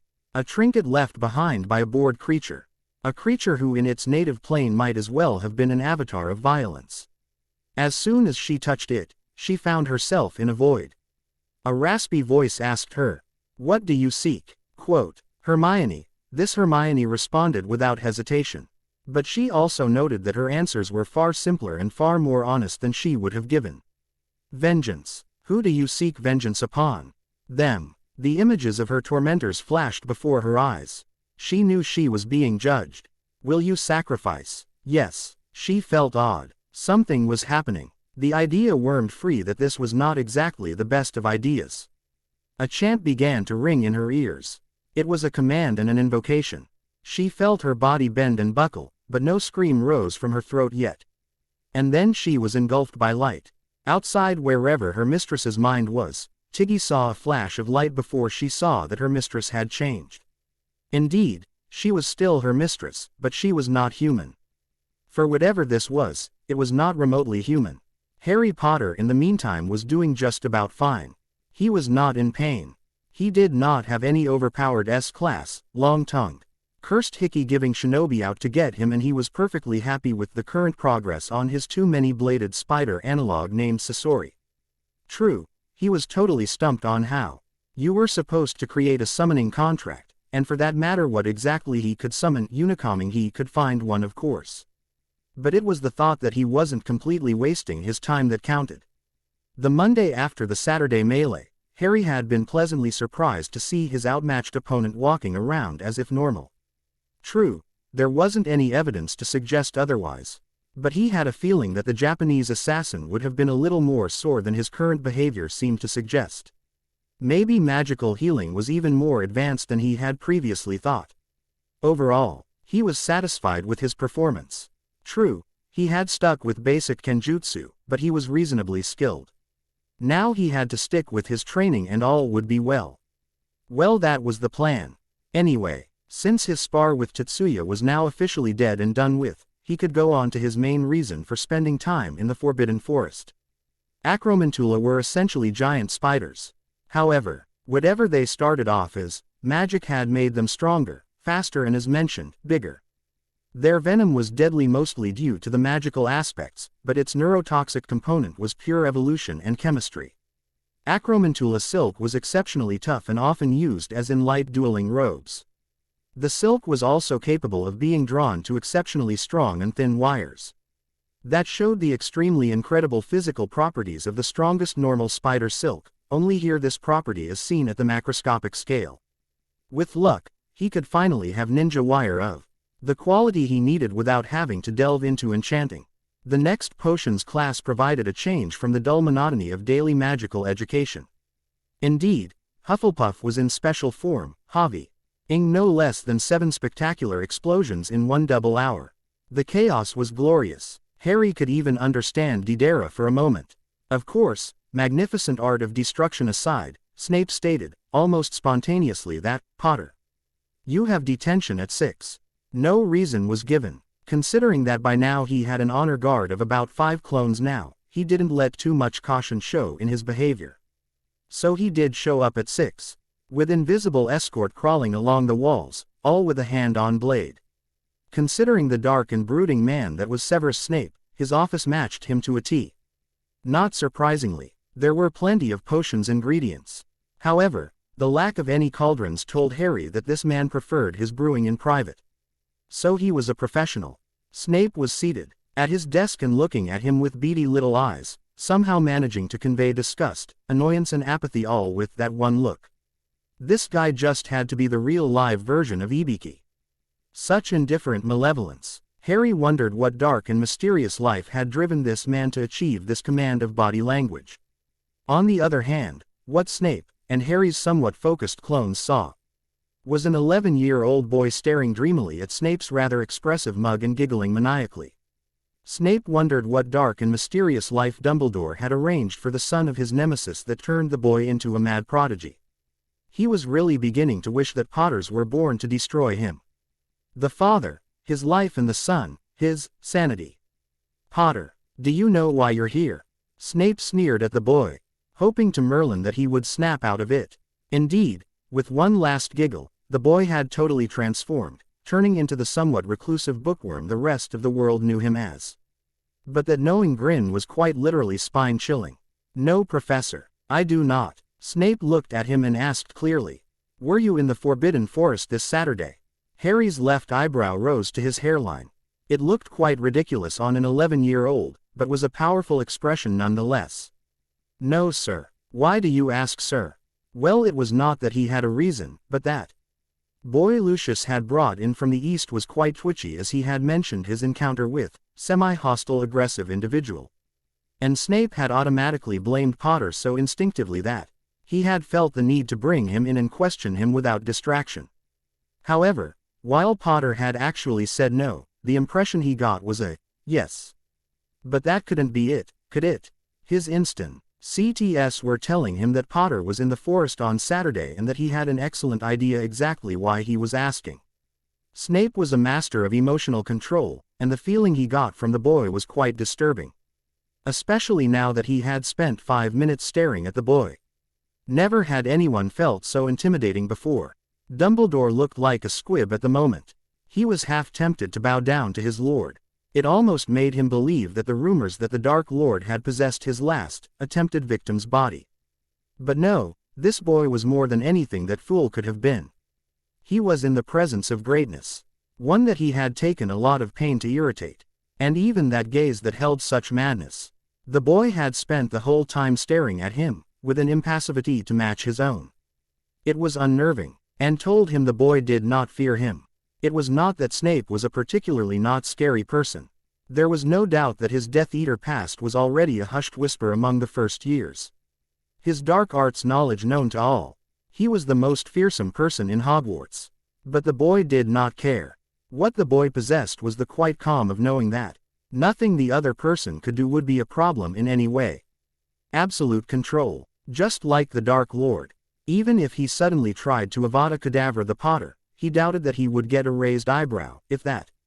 That is, before Severus Snape became a dismembered and stain on the floor. And in that moment, Snape realized that Harry James Potter was a monster. It's nothing you have to worry about. I had to make sure that you weren't making trouble, just like your father. Now get out. Your detention is over. And with that, he was gone, bellowing cloak and all. 5 minutes later, he was safely ensconced in his private lab, nursing fire whiskey and contemplating his bitter lot in life. He did not hate Harry Potter. He feared him. That Potter boy obviously had something to do with the Lucius's pet ninja. And that fool had no idea what he was playing with either. This was all one big mess. And if Harry Potter ever found out that he was the one responsible for his getting orphaned, he took another long gulp. Nursing a drink was for sissies anyway. Harry Potter did not know what had just happened, but he was sure that the professor had made one conclusion or the other. It could not be helped. Only time would tell what this would lead to, but it was troublesome nonetheless. At least he had gotten one piece of useful information. Snape hated his father, and probably by proxy, him. At least he hadn't reached death threats or assassination attempts, so there was still hope. What was interesting was how the whole thing had ended. Snape was somewhat flustered. There an unexpected magical communication, perhaps an alarm or so, or an unpleasant epiphany. If it was the latter, this could complicate things. Harry let loose a tired groan. He slipped into his adopted language and mumbled, "Mendocus." On a Saturday that the gods forgot, something not seen for a long time was born. A human, consumed by the abyss of righteous fury, sacrificed her humanity and gained power. It might be said that what she gained was far more helpful to her than anything the world could offer her. For even as the trappings of hairless apes were torn asunder, the vestiges of insanity were washed away. The result was not human, but all the same, where there is birth, there is also death. In other words, a very dramatic way of saying that Hermione Granger was having a bad day. "Tiggy, is that you? What happened? Where are you? Who turned down the lights?" Hermione stumbled. The formerly shocked elf quickly regained her senses and got her mistress to lie down. With tear-filled eyes, she could not even think clearly. Something had happened. She had been unable to help her mistress at all. Only the command that she never punish herself without permission stopped her from destroying the surrounding junk on an elf cranium, which is very sturdy to keep the elf alive after all those punishments. "Mistress." Sob, "Bad Tiggy, bad," she wailed in her misery, wishing for a way to atone. Her mistress looked slightly pale, and her warmth slowly ebbed away into the cold stone floors of the come-and-go room. But that wasn't it. Her mistress would not even die human. The magic of the mistress. The human magic was gone, but Hermione herself remained, a strand of hope for the unfortunate elf. Unbidden, memories arose, the memory of her mother telling her about the bond and the consequences of freedom. And as if waiting for that thought to manifest, the bond was gone. Hermione was dead. The poor elf was hysterical. She could already feel the magical madness that was creeping in her mind. The punishment of all free elves, the final reward for daring to be free. She knew was not strong enough to resist it. Nobody was. Of course, that particularly depressing and possibly suicidal line of thought was promptly ended when a magic circle appeared in the midst of the junk in the room and a white ring rose up above it, vanishing at a certain height like a shower of petals. What appeared was a formless ghost. The glowing shadow effect was highly irregular, not to mention the feel of all-invasive power. Tiggy had all of 2 seconds to take in the scene before her primitive senses overloaded with awesome power and she blacked out. The being that appeared was a peculiar one. It did not have a name for being similar to it. In fact, since it was an actual shape-shifter, this type of creature was never identified as a separate species. If it had to be named though, the creature would have called itself a chaos creature. Not because of its actions or desires, but because the magical aura it produced could after a certain age be used to consciously defy and rewrite the laws of space and time and all the other laws that have and have not been discovered. Something that has the surprising ability to wreck the threads of fate and destiny. A godlike being, if it was motivated. Immortality tends to make lazy creatures though. They were after all a rem and of the psychic imprint of the soup from which the universe was born. A being that existed from before the universe's creation and bound by none of its rules. The few times such creatures had shown themselves to humanity, they were called demons and attacked. Since killing off idiots such as them was too much of a hassle compared to going home, they remained alive to spread the increasingly exaggerated tales of demons and other worldly creatures. Who knew horns, tails, wings and claws were so problematic when dealing with these mortals? Didn't similar creatures exist just a while ago? Honestly, this particular creature had appeared with a purpose. One of its seed artifacts had been activated. Considering that the number of pure, by the creature's own definition of course, mortal N-gauges are woefully inadequate and do not make very good mediums for conveying multifaceted concepts. Souls that could conceivably do that were one every couple of generations, that is, after factory. In the probabilities of anyone finding these things, it was a rare event. A millennium and a half ago, a seed artifact had been triggered in plain sight, and it, keeper, had triggered the ascension of one previously mortal female human before whisking her away, in plain sight of a bunch of humans chasing said individual for imagined witchcraft. And lo, humanity was never the same again. The ECTS of those 87 seconds on human history and mythology will never be accounted for. This particular creature, who for reference's sake shall be named Joe, was quite surprised when it felt the birth of a new chaos creature. Considering that this particular species do not, as a rule, gain new members every other day, it was unusual. They did die of sheer boredom sometimes though, hence the need for new blood. At any rate, it had a job to do, so Joe raised a ghostly hand and pointed it at the girl. She was still partly corporeal and would remain in that form for 1,000 years or so before she truly left this world for home. Something every single chaos creature lived through. To help keep their sometimes odd and sudden transformations in perspective, a full-fledged member of their race uplead the newborns with seed knowledge, a repository of information, select memories and a smidgen of personality, all on a sort of timed release, and even then mostly subconscious. You can't have mortality and sanity without some personality quirks, and having a quirk such as destroy random planets and stars every 289 human years had been enough for once. Guiding a newborn to a relatively harmless hobby was quite necessary. Looking around, Joe contemplated the revolver before making a decision. Being a being of chaos, Joe felt that at least one more random act of chaos just had to be perpetrated before returning. And spotting the poor unconscious elf gave the otherworldly creatures ideas. A few minutes of reality-bending action later, the entity disappeared, never to be seen on this plane of existence again. As in the entropic end of the universe, never. For all purposes, the deed was done. Hermione woke up to the most pounding headache that she could ever remember having. The phrase, "Oh my censored head," was uttered a few times. The cause of the headache was that being a radically new species had given her senses far beyond human comprehension. Considering she was no longer human, it wouldn't be a problem for long. Sight, sound, smell and touch were the identifiable senses were enhanced. With a time delay on the instinct information package, it would be a while before she could catalog them all. For the time being, with control over her new godlike abilities eventually being non-existent, she was just a really enhanced human, one that didn't even know that it was immortal. Hermione Jane Granger was, for all purposes, an infant, albeit destined not to remain one for long. She didn't even have her basic motor control down. Also, random. She had woken up holding a weapon, a Colt .45 single-action army, known to some as the Peacemaker. No markings of identification, except for an embossed skull motif on its polished wooden handle. Chrome death, at its finest. Of course, being a magical artifact handled by a chaos creature had left its mark, turning what was once a mediocre corroded piece of junk into a magical transformation artifact. It had all sorts of mentally controlled shooting options, keyed to Hermione, as long as it came out as projectile .45, of course. Not that she knew it, of course, that revelation would come the next day. This day's revelations and mental shock was dealt with. And exploring options was always a good idea. In any case, she absently put it away in an interdimensional pocket space with no idea that she'd done anything.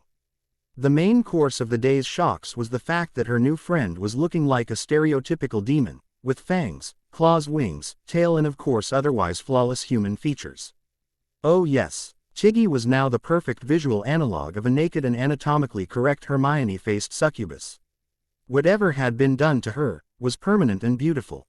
That she was as tall as the real Hermione was something else to think on. It looked like she was not going anywhere anytime soon. So she sat down in a lotus position and tried to make sense of everything with classic breath control exercises. It was the proper thing to do really.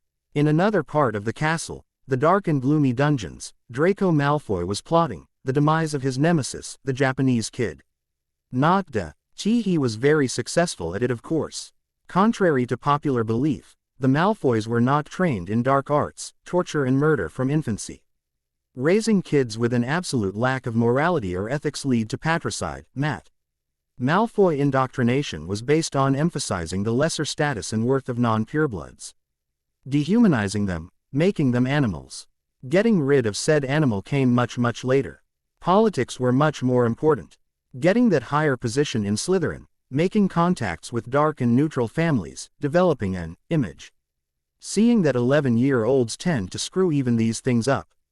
Training them in the art of getting rid of the above-mentioned animals would end up in catastrophe.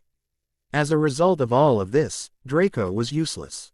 He had a lot of goals but no means to achieve them. His all-ambitious goal of killing someone was doomed to failure mostly because he didn't have it in him, to borrow the phrase. And Draco unfortunately had enough logic to admit it himself. However, pride demanded that he do something against this alien who was doing Merlin knew what in the castle. For a surprisingly ill-planned, get him, operation, Draco had collected a lot of information. He knew, for example, that Tetsuya frequently visited the Forbidden Forest, that he had some dealings with Snape, that whatever he was doing was not something even his father knew the full extent of. If the great man knew it all. Sadly, the vaunted information hoarding of Slytherin was useless against the career assassin that he wanted to hurt. How do you trap an expert escape artist? How do you hit somebody who can move faster than a wand can be turned? How do you overcome the sheer skill of somebody who can bat an Avada Kedavra away with a mere sword? Ninja were impossibly annoying creatures, which explained why his father employed them. More thinking was required. In the Forbidden Forest, a troll was being led towards a castle in magical chains, walking ever slowly for its next command. This particular specimen was a partially trained security troll, imported from the mainland for just the purpose. It was a distraction, a mere side story in the exploits of Lord Voldemort, currently sole parasite. His attempt to steal the Philosopher's Stone would materialize on Halloween, the day he was cast out from mortal shell, but also the day he would return to it. This was but one step in his plans, and he had more in the wings in case this latest attempt did not prove fruitful. In the castle, the form of Quirinus Quirrell occasionally checked a small trinket in his office. Emulating his passenger's wretched enemy, counting down the distance for the big ungainly bipedal magical tank to reach within, sneak in, distance of Hogwarts. Soon, was a frequently mumbled phrase in the otherwise quiet office. The week before Halloween saw a marked rise in tensions throughout the castle. It wasn't visible, or easily detected, but it was there. Dumbledore, worried about Moody's warning, was in a less positive mood than before. He even failed to offer his lemon drops to the visitors of his office. This was not unremarked upon by the professors and soon practically every one knew that the eccentric headmaster was in some crisis. The occasional sight of Dumbledore staring blankly as he contemplated Merlin knew what only served to exaggerate the already wild rumors flying about. Whispers of illegitimate children, ex-lovers, financial problems, to use the mild term, failing health, blackmailing, etc. were rampant. Wild and humorous rumors did nothing to curb the sense of impending doom. Magically speaking, the highly strung students were emitting stress, frustration, and other negative emotions with each spell they cast, binding the wards with this new influx of chaotic emotions, which in turn led to the very building feeling like a heavy blanket of negativity. This atmosphere reduced the more positive students to misery as well. Magic, being the emotion and will-dependent force of nature it was, had successfully set up a self-sustaining loop of despair. It should be noted though, that the headmaster wasn't the actual cause of the sudden emotional fog in the castle. For years and years, the Dark Lord had been in the habit of timing his important raids or statements to the greater world on October 31st, consequently an entire generation of ordinary pay. Opal had learned to grow up in fear of the day that he who must not be named would strike at their homes and families, doing worse than simply kill them cleanly with an Avada Kedavra. Even 10 years after the fact, even the children of those loyal to the cause were in dread of that day when the Dark Lord attended to his victims personally. This was nothing to say of the unusual magical occurrences that happened occasionally. This day was a very important ritual day, partly because of some long-winded magical theory that basically said that there was more magic present in, well, everything. Most magical creature sightings by Muggles occurred on this day than any other. Made obliviators positively groan, even in peacetime. It was also the 10-year anniversary of the day that Harry Potter had ended the reign of terror of the one they refused to name. All this meant that the current generation of magically born children sitting in Hogwarts had been subconsciously trained to both fear and venerate that date, October 31st. All Hallows' Eve. The Muggle-born picked up and emulated the behavior of the others. Among the people to be immune to this were Dumbledore, who had a lot more to worry about than the antics of a childish dark wizard, Harry, who was used to being at the receiving end of vast amounts of negativity, Hermione, whose current being was immune to mental attacks, and SNA. Hay, who was in the midst of his latest midlife crisis, this time with an actual Potter to blame it on. The adults had been alive when Voldemort was actually alive, so they were quite capable of operating normally. But the children were another story.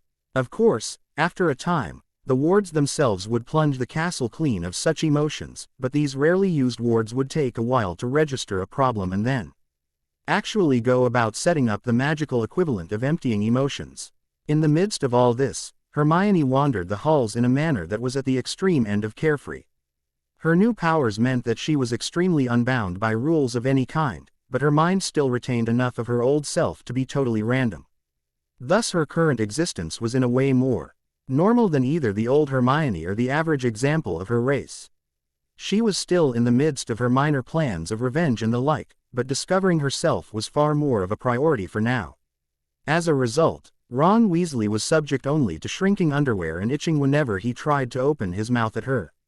Others heard a constant buzzing or found themselves waking up in a bed of slugs. The first-year Gryffindors were plagued by these annoying pranks, and the only two spared were quickly cleared of charges. Both had alibis and were deemed to not have sufficient knowledge to pull it off. As Snape said, how could a bumbling know-it-all like Granger or a clumsy nincompoop like Longbottom ever achieve the summed-up nuisance value previously demonstrated by the first-year Marauders? A magically supercharged house elf that now resembled a chibi succubus was not even close to the ones actually accused, of course. Hermione was officially in love with the idea of minions. That the Weasley twins were blamed was just another laugh out of the whole event. Hermione, however, was concerned that there were mysterious people roaming about the hallways, on the ceilings no less. They seemed to not even be real people. Just shells of air, that moved with intelligence. She did not know where they came from, or what they actually looked like, but they did disappear into nothingness after a while. Hermione tended to dismiss them after the first day of seeing them. They seemed to be like those flying skeletal horses that only she and Tiggy could see. Nobody else paid attention to them and nothing happened. It was all so boring. And then, like the wind that lifts the all-concealing fog, Halloween was upon them all. The morning was quite normal. Everyone woke up, and did see. Compared to the tension that was present all week, it was almost a relief when nothing happened. No news of you-know-who resurrecting from the dead. No Death Eater attacks in remembrance of the last war. No invasion from near-mythical eastern states. Well, the last one was more Dumbledore's worry. Of course, the usual plotting, planning and maneuvering occurred.